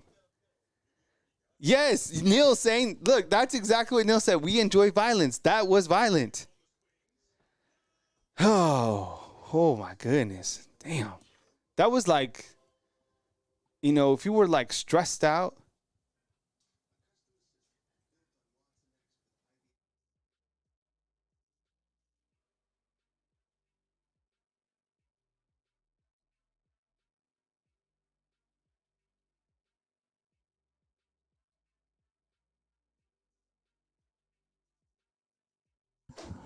All right. Holy cow. That was wild. That was good. All right. Feels good. Feels good to run the ball. Right? I'm happy for Justice Haynes specifically because I think there was a lot of people starting to question his physicality. And who knows? I'm sure these guys do a really good job of blocking out the noise or whatever. But, they're also kids. They're going to hear, different things. And I think that, that could pretty much silence everybody. And KTK, thank you. Thank you. Thank you. That was a SEC drive. 1,000,000%. 1,000,000%. That was good. That was a hell of a play. Whew, man, that feels really good. Kaysen with a 1999 super chat says that run and hit from Justice Haynes gave me flashbacks to 2014 Alabama. Almost put tears in my. I know that you see. I bet you that along with after the Ryan Williams catch against Georgia, that's my favorite play of this entire season. 100%. Those are my two favorite plays. That was amazing. All right. So it is 34-0. You still got a lot of time left. I think you 1,000,000% see Ty Simpson play. You got to. Milroe's already 26 passes, 215. I think you definitely do get a chance to see Ty in this game. 34-0. Pine's back in at quarterback. It's first down from Missouri. They got for 5 yards or something like that. Whew. Man. Defense is playing. And you know what? This gives the defense a lot of momentum too. It takes the heat. It takes the hot cane off the hot seat. You get you play like this. I think you calm the masses by being able to run the football. So it takes a little heat off Coach Sheridan. Kalen DeBoer takes some heat off him. I'm telling you, it does not take a lot for Alabama to get a lot of momentum. And what you're going to see now in like the national media is people start talking about Alabama again. So what do? You avoid the rat poison. And what you do is rather than like pump your chest after this game, what you do, this is exactly what you do. You play underdog. You play underdog, and you continue to ride that low ranking into every single game with the fact that people still don't believe. After this game, if I'm talking to the team, I'll be like, okay, we took care of business today. So what? What is next? Because people still don't believe. Like I try to, like, Kirby Smart does a really great job of getting Georgia to be like the underdog. When all the time we know, what Georgia, how high of a level they've been playing at. But if Coach Kalen DeBoer can keep this team from like, going crazy and celebrating and doing all this stuff, like if you continue that like dog mentality, that Clubber Lang, right, and Rocky 3 mentality, you probably win the rest of your slate in the regular season. You just you do not dance, you do not like go crazy, like you like act like this was like one of the remaining missions on your schedule. And then, and you know what? And I think if you do that, you gain a lot more respect from everybody. Here comes Vanderbilt, and it's 24-17. Woo, man. Diego Pavia just threw another touchdown. JJ, I agree with you, man. You give a lot of steam going in this bye week. Plus, you get healthy, right? Defense is playing really good. It's a 3rd and 2 right here. Get a good stuff here. First down, Missouri. Yeah. Raise the bar. No, you use that like, no, I'm saying like, yeah, the Rocky scene when he's climbing the mountain, when he's preparing for Drago. Oh, Rocky 4 is the hit. But I'm talking about like nobody was hungrier. The only person that was hungrier than Rocky, I think, during that season or during that series was Clubber Lang when he wanted to fight Rocky, right, in 3. But the ultimate hunger was Rocky, I guess, in 1 or 2, right? And then, of course, he showed that same thing and when he had to fight Drago.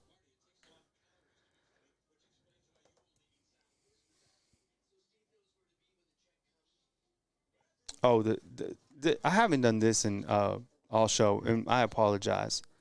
But this show is supported by viewers like you. So thank you very much to everybody that has super chatted thus far. We really appreciate you. Case is most recent. So you got Patriot Life up in here, B. Miller, Case, Chris Altman, Steve Owens, Tolvert, Proof Cert Hater. Oh, professional certified hater. I appreciate it. Oh, man. Drake Kirkpatrick's on the field? Dang. Man. I was looking at some old pictures last night. And I think it's crazy. Like, the older that you get, the faster that life goes by. So, like, think about it now, right? You remember, like, when you got out of school, for, like, when you were, like, in 5th, 6th grade, how long the summer lasted? Like 3 months was like 4 years. Yeah.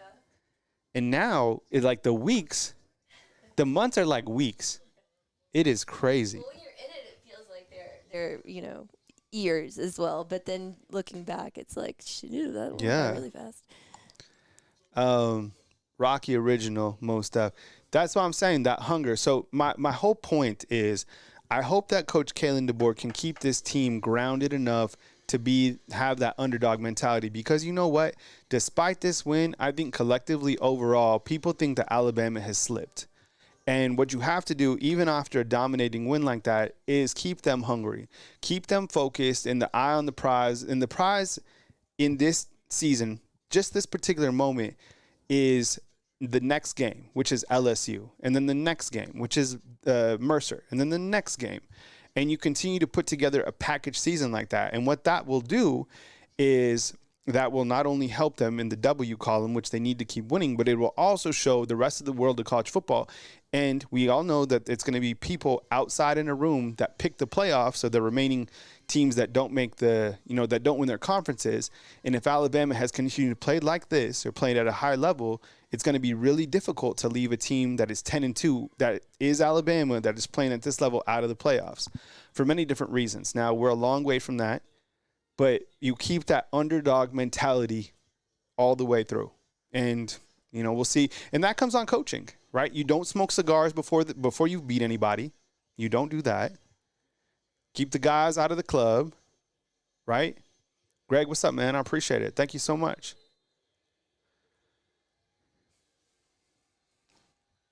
Back in action, 1st and 10, 8:25 remaining in this game. Big run. You got a lot of Alabama's second-tier defense in right now. Yeah, I did just see Dre Kirkpatrick. Dre Kirkpatrick in. Man, isn't that crazy? Dre Kirkpatrick. Yeah, I mean, I wonder if we do see will someone help me if they see Keon Keeley out on the field? This will be the time to do it. And do you think that we see Ty Simpson come out and lead the next series? This is our super chat goal up on top. We appreciate you guys supporting the show. Thank you very much.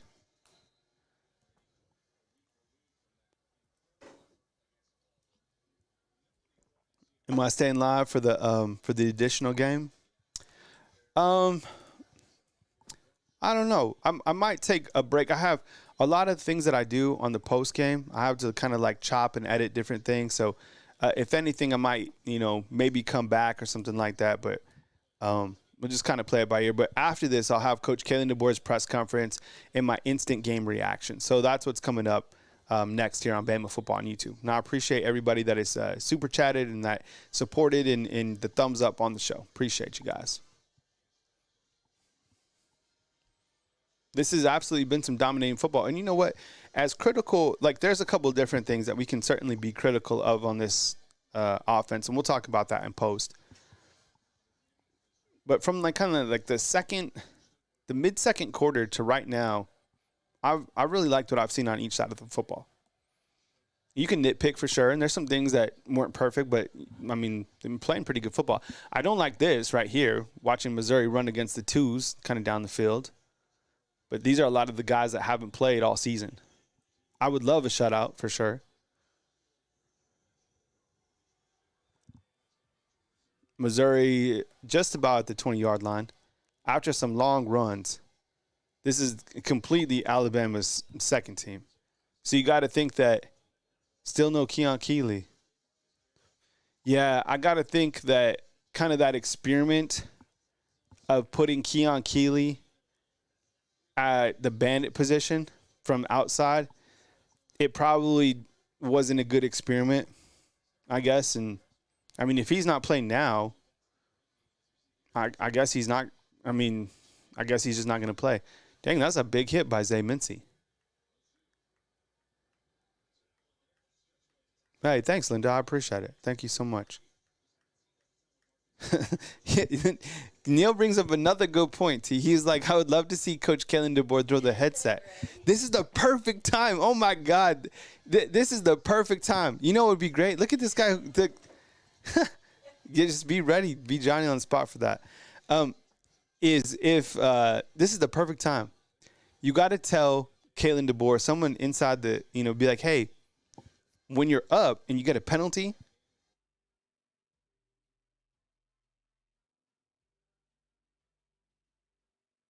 imagine being the guy that has to hold the coach. Like there's a guy holding Coach K. Womack's shirt. How do you get that job? Do you get in trouble? It's like whoever was like late to meetings is like the coaches. You get that job? Seriously. Hey, babe, we saw you on TV. Really? What was I doing? You were holding K. Womack's shirt, so you didn't stop. Really? 3rd and goal for Alabama. Let's see what they can do. Second team D in red zone situation. You get a stuff. All right, it's going to be 4th down. 4th and 1. 4th and 1. I don't know if Odom dressed. After the game, they released like a participation chart. We'll look at that.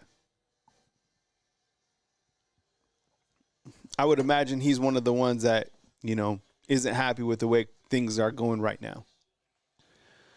All right, 4th and 1. Let's see if they can get his stuff.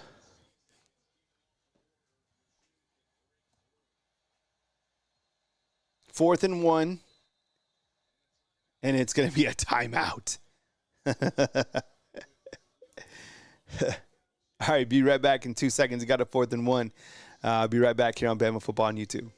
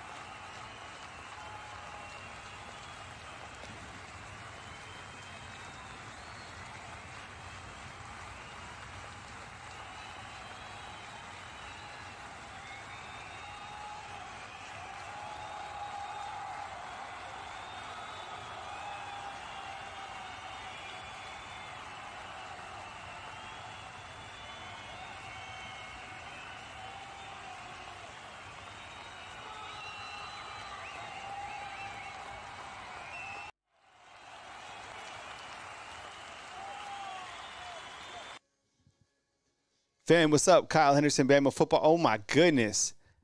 Ephraim in with the 100 spot. We're feeling good now. It's homecoming. Ephraim in with the T. Can we update the super chat leaderboard? Oh, my goodness. Oh, that's that Justice Haynes energy. All right, if you get a 4th down stop here, you're feeling even better. Ephraim, thank you so much, man. We'll get that super chat leaderboard updated. This is that win that we needed, man. That's that energy that we needed. 4th and 1. You come up with the stop, and they got it. Alabama's D. This is just, look at Kane Womack. Oh, my goodness. Kane Womack is absolutely feeling it. Alabama fans going absolutely crazy. Kane Womack is fired up. Man, this guy, look at this guy. Man. Seriously, that's that type of energy that we've been looking for. Man. Look at Kane. Look at the, you know what? This team really needed this W like this. I'm serious. Like, T, did we update the super chat leaderboard? Because I think, you know, like I said, it doesn't take long to lose that momentum, and I think they got so much from this game. Like that's here you go. Here's Ty Simpson. Here you go, Ty, right in the back here on end zone. Look at Ty Simpson gets the ball at. And Ty Simpson is in the game. And so is Richard Young.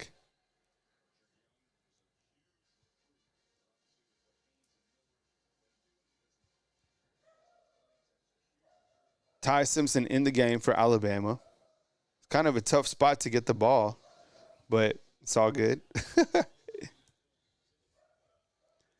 Ty Simpson. The last time we saw Ty in was for Missouri. Looks hurt.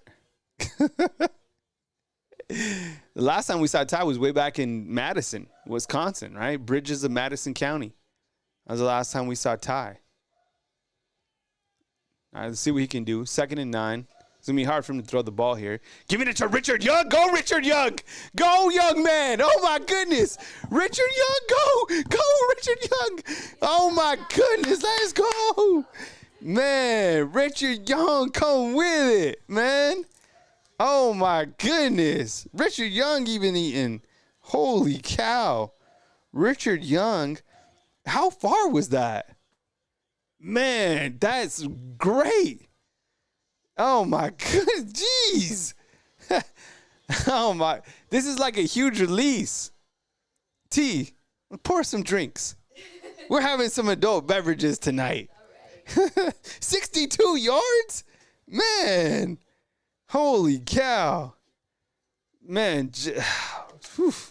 Let's see what Ty Simpson does. I wonder if he throws the football. If they feed him again, he falls down. Man. Yo, this is a celebration. Man, that was a hell of a run. I didn't know what to say. Personal foul. Hands to the face. Move the chains. One last thing we have to worry about. Oregon won another game. Throw my headset. Man, I would if I was making as much as Kane Womack. I promise. Oh, you know what I'll do? I'll get some padding, and I'll throw it down. All right, here we go. Moving the chains. 34-0. Man. He's a big dude. Is he going to throw? Odom is in. Ty Simpson loves Caleb Odom. Danny Lewis in motion. Ty Simpson in at quarterback. He's going to hand it off again. And this is Daniel Hill. Oh, my goodness. Yes.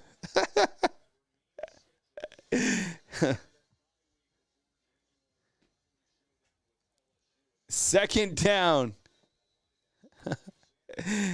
You got 2 minutes. That's a 2-minute warning. Man.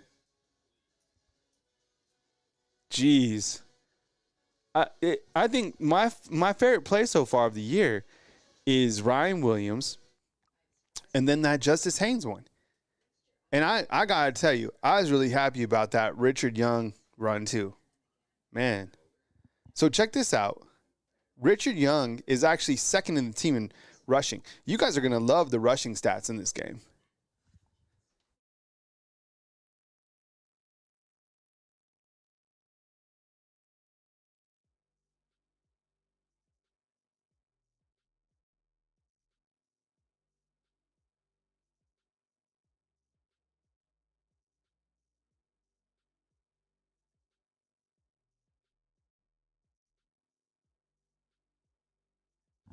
Man, holy cow. You know what? I think when I look at this game, and as I told you before, and I know it's kind of a weird analogy, but the way to make Alabama fans happy is to play really good defenses to run the football. That's all you got to do to keep these fans happy. And winning is clearly the most important thing. There's winning, recruiting, running game, defense.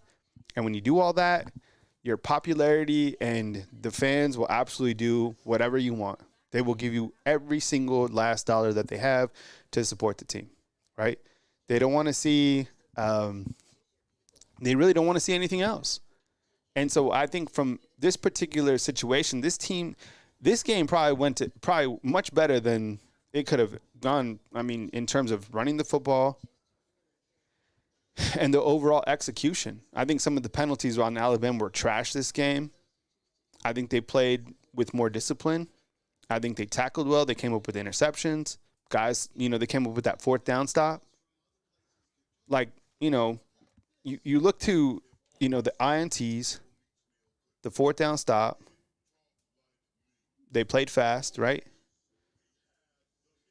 1, 2, 3, 4, 5. Listing out my points. What's the score for this Texas game?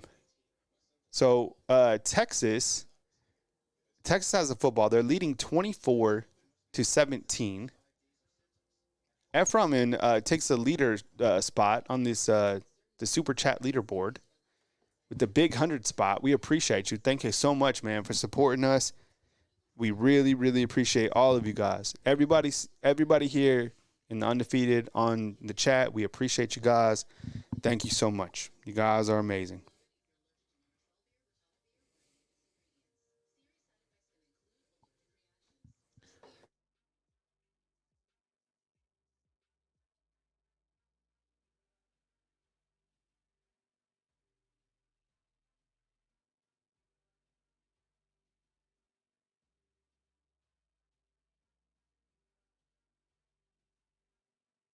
Thanks for being here. Look at Coach Kalen DeBoer. Man, he was getting in somebody's face. Man, this is a release.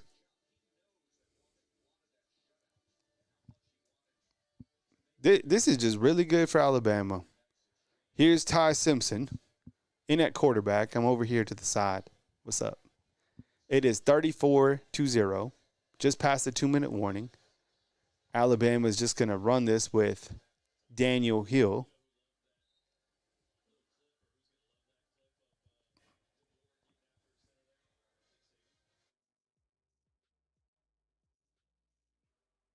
Coach Kalen DeBoer was absolutely ripping Rock Montgomery. Did you see that? Holy cow. He was mad. See,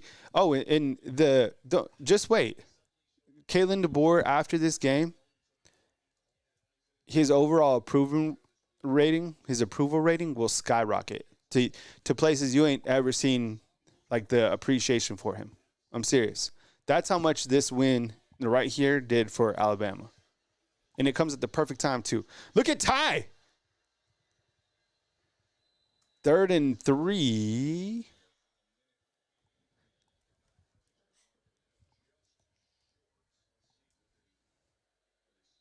Fourth down. Let's see what happens here.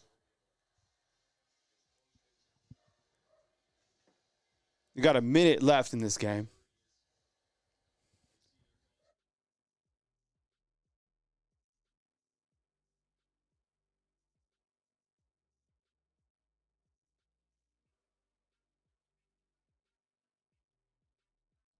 Following this, I got my instant reaction and then Coach Kalen DeBoer's post-game presser. There's 35 seconds left in this game. I'd imagine that they just sit on it right here. Wow. All right, thumbs up if you guys are pumped up about Alabama's victory. The game's over. Alabama wins by a score of 34-0. All right. Start my post-game reaction immediately. You guys ready? I appreciate you guys being here right here on Bama Football on YouTube. Let's fix the camera, and this is my post game. Following, we got Coach Kalen DeBoer. So don't go anywhere. Here we go. 3, 2, 1.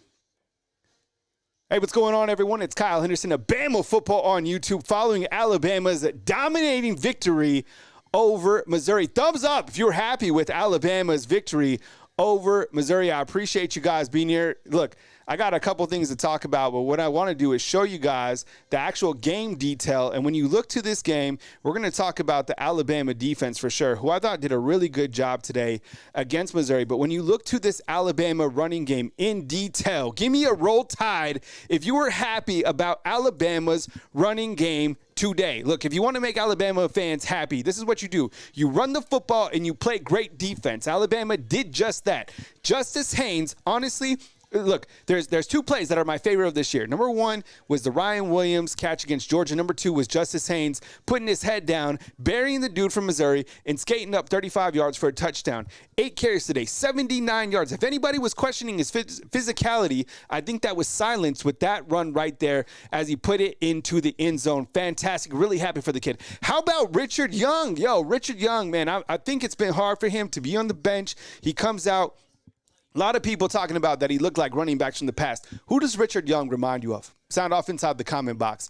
3 carries, 63 yards. We continue. Jalen Milroe, 11 carries, 50 yards, and a touchdown. Jam Miller, 11 carries and 48 yards, including 2 touchdowns. And how about this? Kendrick Law, we'll talk about more him in just a second. 1 rush for 21 yards. In total, Alabama ran the football 37 times for 277 yards. Okay, when you look to more game detail, you look to the way that this defense played. And I got a couple things that I want to talk about and spotlight the defense. Number one, you look how this team played on third down. Now I get it. Missouri's quarterback was out. Their running back was out. But how do you execute? How can you keep the right psychological disposition to play at a high level? Okay, and they did just that in this game. Missouri was 3 of 13 in this game. Okay, they only have 239 yards, and Alabama made plays when they had to. Okay, look, we spotlighted Bray Hubbard coming into this game. How did he perform? Well, he came up with a timely interception. Quay Russo gets his first interception. Captain Malachi Moore comes with the interception. So this team took advantage, and they played 4 quarters of solid football. You know what? The couple things that I like to point out about this team in terms of the overall intensity. I think in the back end, when I saw Coach Kalen DeBoer ripping Rock Montgomery, look, we want these guys to coach at the highest level and coach hard. I think there's this kind of narrative that you can't coach hard anymore. We want them to coach hard with love. Like, that is kind of the Alabama standard. And I think you're going to see Coach Kalen DeBoer's approval rating absolutely shoot through the roof because of the way that he coached his team in this particular game. Kane Womack, look, a lot of eyes on him, and that's the toughest job in all of college football, was replacing the defensive coordinator position here at Alabama. A lot of reasons to be questioning the Alabama defense, and there still is. The season's not over, job's not done, but in this game, did you get better from last game? And I think you did. The way that the Alabama defense did, I thought they played inspired. And how about that Alabama second, third team, whatever we want to call it, in the back end when they were facing a 4th and 1. Drake Kirkpatrick's out there. How old do you feel? Seriously, watching Drake Kirkpatrick out there. But guess what? Those guys came through on a 4th and 1. Didn't see Ty Simpson in this game up until the later half of the game. We'll talk about Jalen Milroe real quick, all right? We talked about the running game. I want to hear from you inside the comment box about Jalen Milroe and the overall offense under his, leading this offense. I felt that in the first 3 drives of the game, we didn't really, it was weird. It was like the offense was stuck in the mud, whatever happened. But you started to see Alabama midway from that second quarter on, they really started to move the football. Jalen Milroe finishes 16 of 26, 215 yards. He does not throw a touchdown in this game. His leading targets, if we scroll down, it was Jeremy Bernard, who had 5 for 82, Ryan Williams 4 of 53, Dupree 2 of 27, Kendrick Law 2 of 17. I still feel that something's going on in terms of the accuracy with Jalen. His deep ball wasn't there in terms of like kind of that home run hitter, but he did at times step up and throw. Now, he was sacked twice and he got tagged. One was on the left side from Caden Proctor and one was from Elijah Pritchett. How you feeling about Jalen Milroe overall? And grade him in this game on a scale of 1 to 10. 10 elite, 1 played like trash. So I want to hear from you. Grade Jalen Milroe in this game, 1 to 10. I'll be curious to get your feedback inside the comment box. I did see some times where he did overthrow wide receivers. The one that was really weird was it didn't seem like anyone was around Ryan Williams, and he completely missed him. Thought he missed Kobe Prentice. But then again, I saw some wide receivers drop some passes too. So what do you think about Jalen Milroe? Sound off inside the comment box. I'm curious to get your feedback. Look, Kalen DeBoer, this is Coach Kalen DeBoer's quarterback, right? He is going to ride Jalen Milroe through, so I want to get your feedback, and we'll talk more about it, I promise you, as we go forward. On the defensive side, let me get to the defensive detail real quick. You know what? It was amazing to see this young man up at the top, Jahad Campbell, come with it. For the last couple games, I don't know. It seems like his play hasn't been elite, right? And Jahad Campbell is elite. This game, he played elite. He had a sack on that flea flicker in the beginning. He had a big hit on the side. I hadn't even looked at the defensive stats up until now. He has 8 tackles, which leads the team, 4 solos. Felt like he was absolutely everywhere. And then you have Bray Hubbard. Look, Bray Hubbard's numbers. Are you kidding me? I told you going into this game, nose for the football, right? he has an ability to be where the ball is, which is a great sign of a safety. Made the interception. I didn't know he had 7 tackles, but man, that guy absolutely gets a game ball 100%. Deontay Lawson 5 and Justin Jefferson with 5. Overall, I think that this team certainly got a lot of momentum from this game. I think when you look to kind of the detail of this team and where they're at, going into this game, they didn't have a lot of momentum. And let's face it, now their back is against the wall 100%. I said this earlier on my show. I challenged Coach Kalen DeBoer to keep this team as the underdog. I don't want to see this team, going crazy and like, because we know if we really zoom out, Missouri didn't have their quarterback and they didn't have their running back. Not taking anything away from the win. Keep this team hungry. Can you keep this team dialed in? Can you continue to steer this team as the underdog? Because let's face it, they still are, right? You lose one more game, the season is absolutely done in terms of a playoff standpoint. Now, over here in Alabama, the patience are thin and the expectations are ultra high. Like there's fans that still want to win a national championship and it's not done. So can you keep this team as the underdog? I think this win comes at a perfect time for several different reasons. Number one, you ride off into a bye week with a huge win in SEC play, right? And then after that, you get an extra week to prepare for LSU. LSU is about to play Texas A&M tonight. Curious to see how the game goes. I want to hear from you overall. How you feeling about this team? How you feeling about Coach Kalen DeBoer? How you feeling about the offense and defense? I saw something different from the offense tonight that I haven't seen. I'm going to have to do the rewatch and kind of do some, second watch to kind of understand what I was seeing because something changed in the middle of that second half that I really liked. Look, keep running the football. Keep running the football. Keep feeding those backs. And really big win for the Alabama Crimson Tide. This kid, Justice Haynes, so happy for him, man. What a play. Coming up on our YouTube channel, you can look for it. It's Coach Kalen DeBoer's press conference, but this is my instant reaction following Alabama's victory over Missouri. Kyle Anderson, Bama Football on YouTube. Don't go anywhere. We'll be right back right here on Bama Football on YouTube. Hey, fam, I'll be right back. I'm going to get loaded up for Coach Kalen DeBoer's press conference. Give me like 2 minutes. Be right back.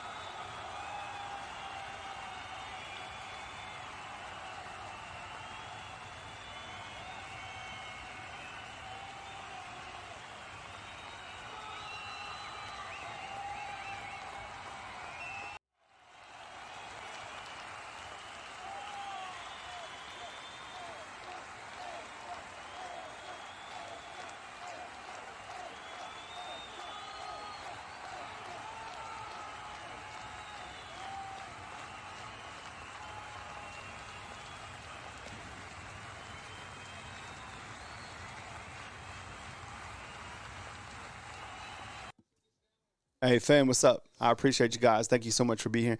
Does anybody have a question about the stats? Dan, it looks like Dan and King. I'm waiting for Coach Kalen DeBoer. As soon as he comes on, I'll cut and I'll go to him. Let's see. Jalen Milroe, if you guys are looking for the stat detail, if you didn't see it. Jalen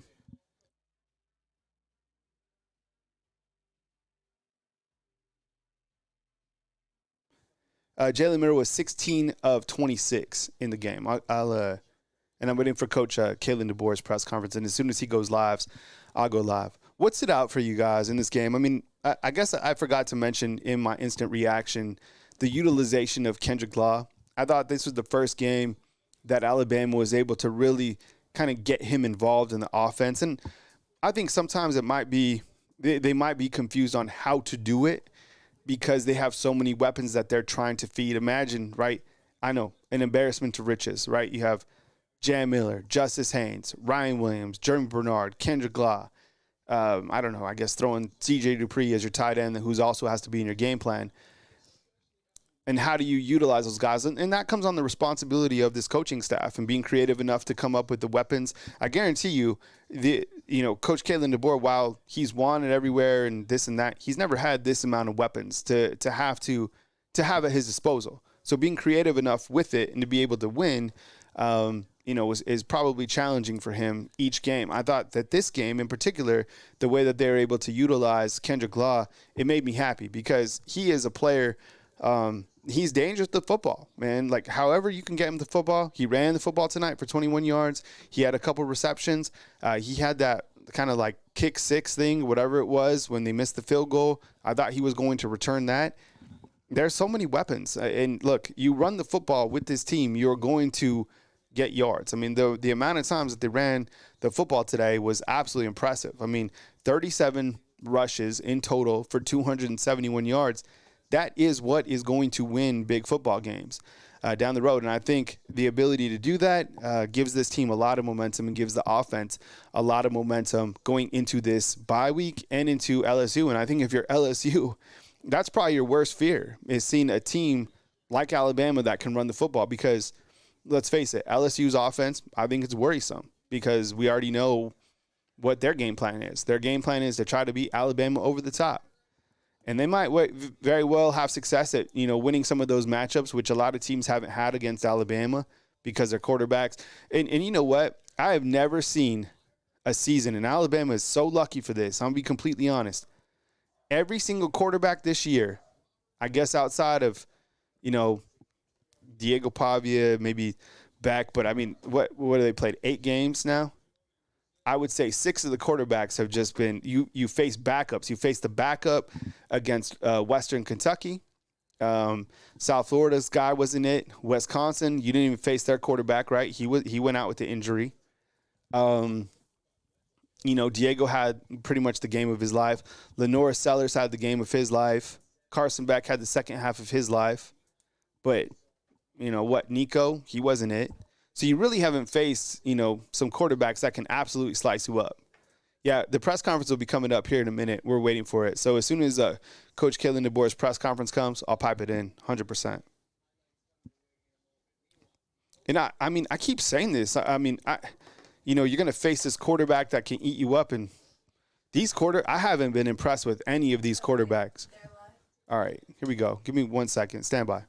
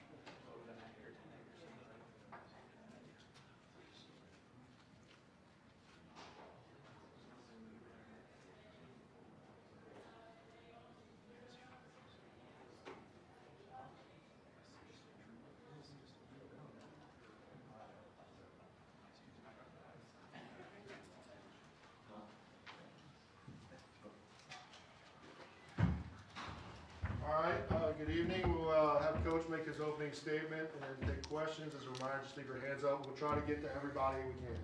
Coach, whenever you're ready. Yeah, you bet. Every win is important, and like to the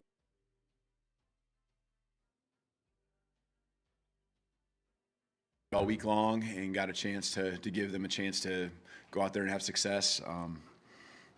Didn't get a lot of points right away, but kept applying pressure in different ways once we got the field position flipped, especially I think after the interception. The momentum swinging. So, some good team football there.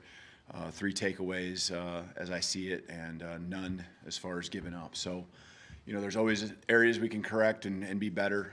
We got to have some better awareness with some things, just, living in the gray area on some stuff, and it's hurting us just from really, taking a big step. And I feel like we're just right on the edge. And so we'll get a chance to hash through those areas, those gray areas that a lot of times lead to penalties or just misexecution. It just can't be that every little thing that is new or happens to us is something we have to learn, a hard lesson from. And it might be just execution of a play. I'm not even talking about penalties all the time. So go back to work. And I know that where the guys' heads are at with what they did this last week, with what happened today. And, a good time for us to have this week to get ready for LSU. And, the bye. You can always find a reason for it to be a good time, and I feel it's a good time just our guys to recover physically and mentally and make the final run. Thanks, Coach. Let's start on the right side with Charlie. Yeah, Coach, just quickly, we saw Cole go down in the first quarter. Do you have an update on where things stand with him? Yeah, lower extremity. Probably going to be, we'll do more evaluation, but it feels like it's going to be something that might be a little bit of time where he'll be missed. So probably have more on Monday with that, but that's what it feels like right now. Go left side, Chase. Obviously, the offense started slow early, but you ended up with almost 500 yards. Were some adjustments made that you can touch on that kind of helped the offense get things going?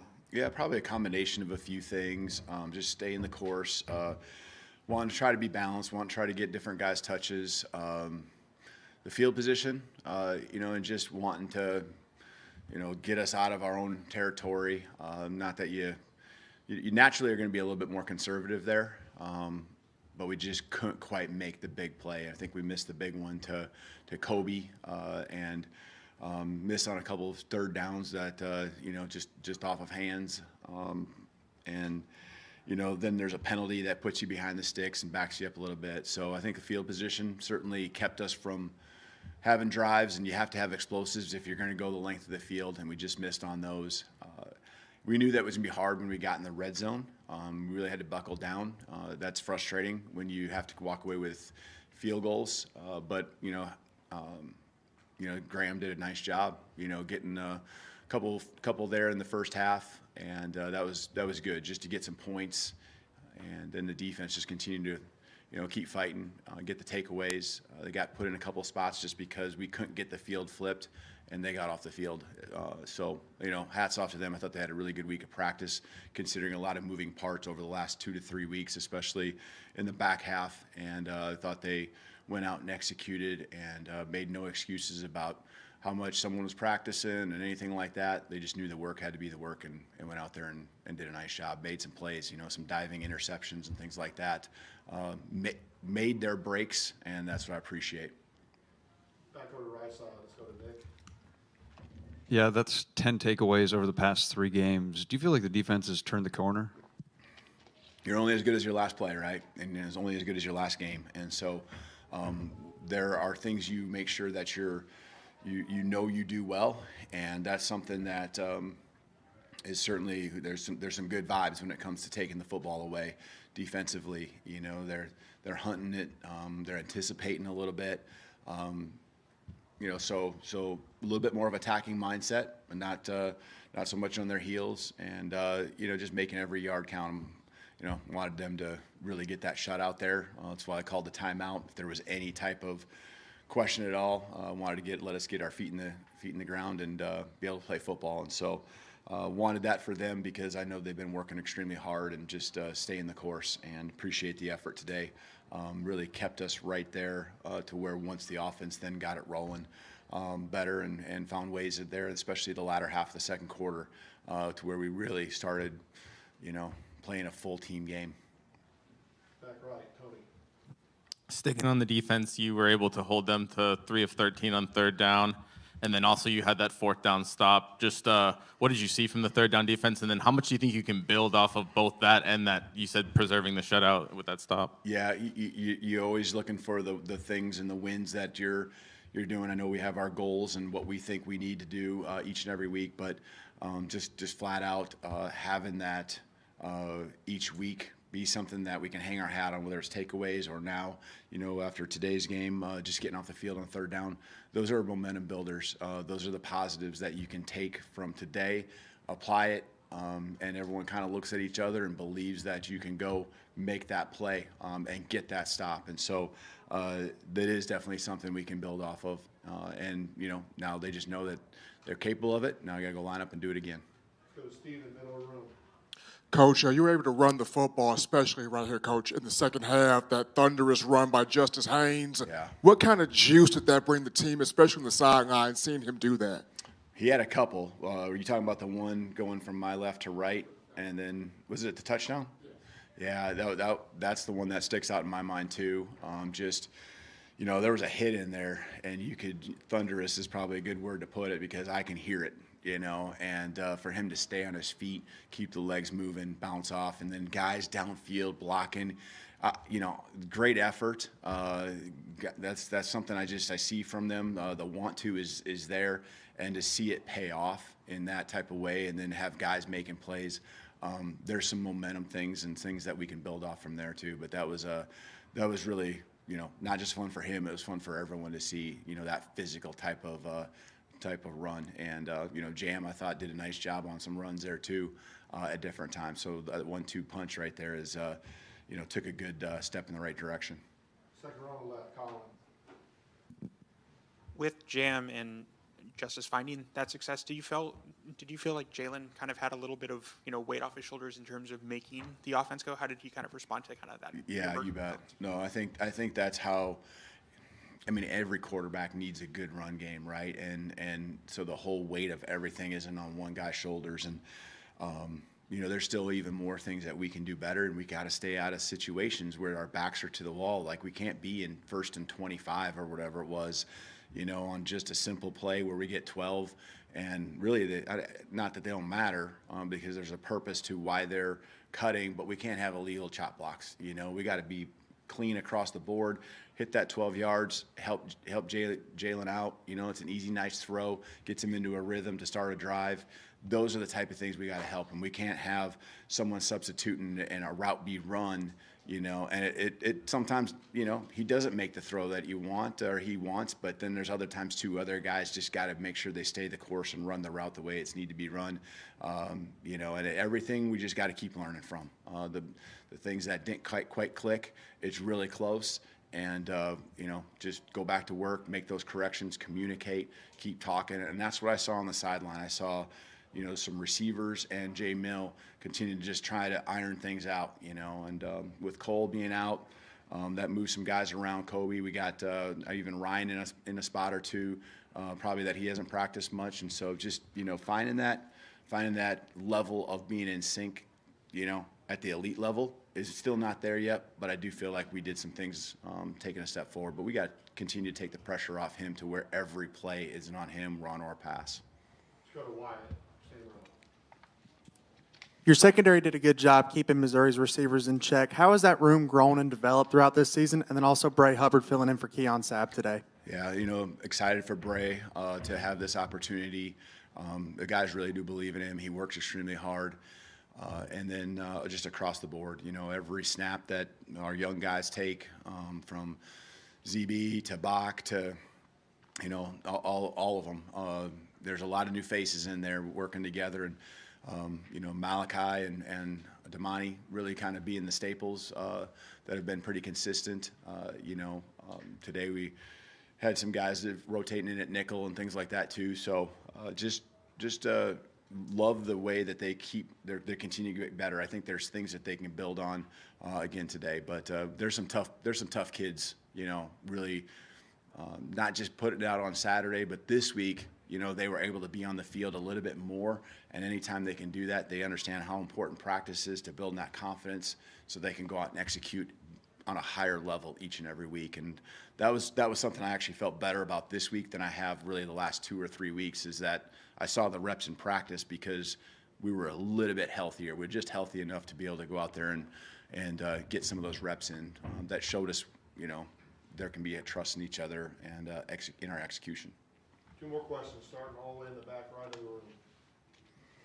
Coach, Malachi's a guy that obviously took a lot of criticism a couple of weeks ago. What does it say about him that he's been able to bounce back, move on from that, and have 3 takeaways now in the last 2 games and play as well as he has? Yeah, I think there's just, there's moments that you go through. Anyone does. And, that was a moment that, we don't want to – I know he's not going to want to go back to. I know how he feels about it. And I know what he's done since then. And really a lot of growth, not just in a situation that might come up like that, but growth. The passion, you're never going to question the passion. The way he is in practice, sometimes you don't know if he's mad or happy. He's bringing it. We got a couple guys like that, a Tyler Booker, they play to the end of the whistle. And then in practice, they are just taking it upon themselves to be those vocal leaders. And so they're pouring, everything into it. They're bringing their A game every single day in practice to help will this team to take those next steps and be better each and every day. And so there's a lot of growth that he's had. You love seeing growth be rewarded. And I'm very happy for him. Finish up with Jonathan on the left side. Hey, Coach, you've played in 4 really close games before this one. So first, was it nice to be in a game where you had a cushion like this? And then second, how do you think this can maybe propel your team into the final month of the season? Yeah, I thought there was a level of physicality that we had today that on both sides. I think there's been always times each side of the ball has had their moments, but I thought there was a little different level of physicality, and we knew we really felt like, they were a well-rounded team. I know they lost their quarterback there, but even when he was in there, we were doing some really good things defensively. And so the run game has been something that really gets them going, and I thought we were around the football. I know at the end they popped a couple when we had some different guys in there, but I'm really appreciative of the physicality we brought to the table, and the execution, just being where they're supposed to be. The play action didn't really get a chance to open up off of any run. Guys were in their spots, eyes were in the right places. Discipline with their jobs and doing their job at a higher level. So always room to improve, and I know we're going to continue to do that. Thank you, Coach. Yeah.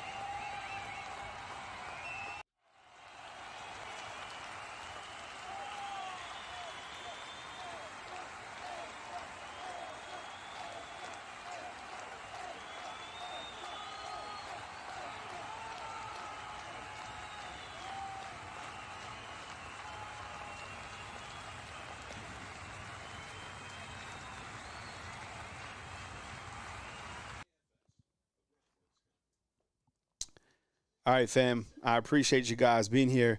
That was Coach Kalen DeBoer talking about a variety of points, talked about the health status of Cole Adams, said that didn't seem that it was, didn't know the full extent of the injury, but it looked like he could be gone for some time. Of course, Alabama's has a lot of depth at that position, so thoughts and prayers out to Cole Adams, who's had, he's had a battle this season. Dealt with the arm, now with the leg. Hopefully, he can be back in action. We saw in stepped Kobe Prentice, and Alabama targeted Kobe Prentice several times. Wasn't really able to connect with him in this particular game, but still did go to Kobe Prentice a couple times. A couple things that stood out to me about Coach Kalen DeBoer's press conferences, he clearly highlighted the defense and talked about their play, talked about Malachi's play, talked about Bray Hubbard, the overall secondary. Look, there's two things that I want to talk to you guys about before I bounce. Number one, Alabama played a complete game of football. Okay, they did. 100%. They dominated, all right? They led in the first quarter 3-0, then 10-0, 14-0, 7. I mean, they come up with a shutout victory. This is what I want the team to realize, that Missouri played without their quarterback and they played without their running back, okay? So while you did play dominating football, there's much better teams on the horizon, okay? Pretty much every single team outside of Mercer is going to be better than the team that you play today. So stay the underdog. Stay hungry. Don't lose that bite. Don't lose that dog mentality. Capitalize off this type of momentum and take it into this open week to get healthy. And most importantly, don't take off. Like, get better. Continue to capitalize and get better even on the open week, because this team that's about to play right here, LSU, you have them in a couple weeks. I don't know if they're going to beat Texas A&M or what the score is going to be, but I know that playing LSU on the road is going to be probably more challenging than playing Tennessee on the road. There's a lot of games left for Alabama, and I feel that a team that continues to play at this sort of a level is going to be hard to leave out of the playoffs for many different reasons. Alabama took a step in the right direction.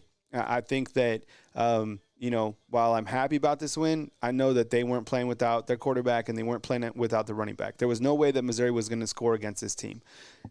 Alabama got momentum from this game, but there's better teams on the horizon. So while you can be happy about this game, know that this team has to stay locked in. But I am happy about a lot of different things from this game. So good win overall. Job's not done. You celebrate the victory, enjoy homecoming, get ready for the open week. Get iced where you need to get iced, get healed up where you need to get healed up, and get prepared for LSU. I appreciate you guys. You can catch me as news happens right here on Bama Football on YouTube. I appreciate you guys being here. I'm about to watch this LSU game. I actually have a lot of work that I do after the game for post.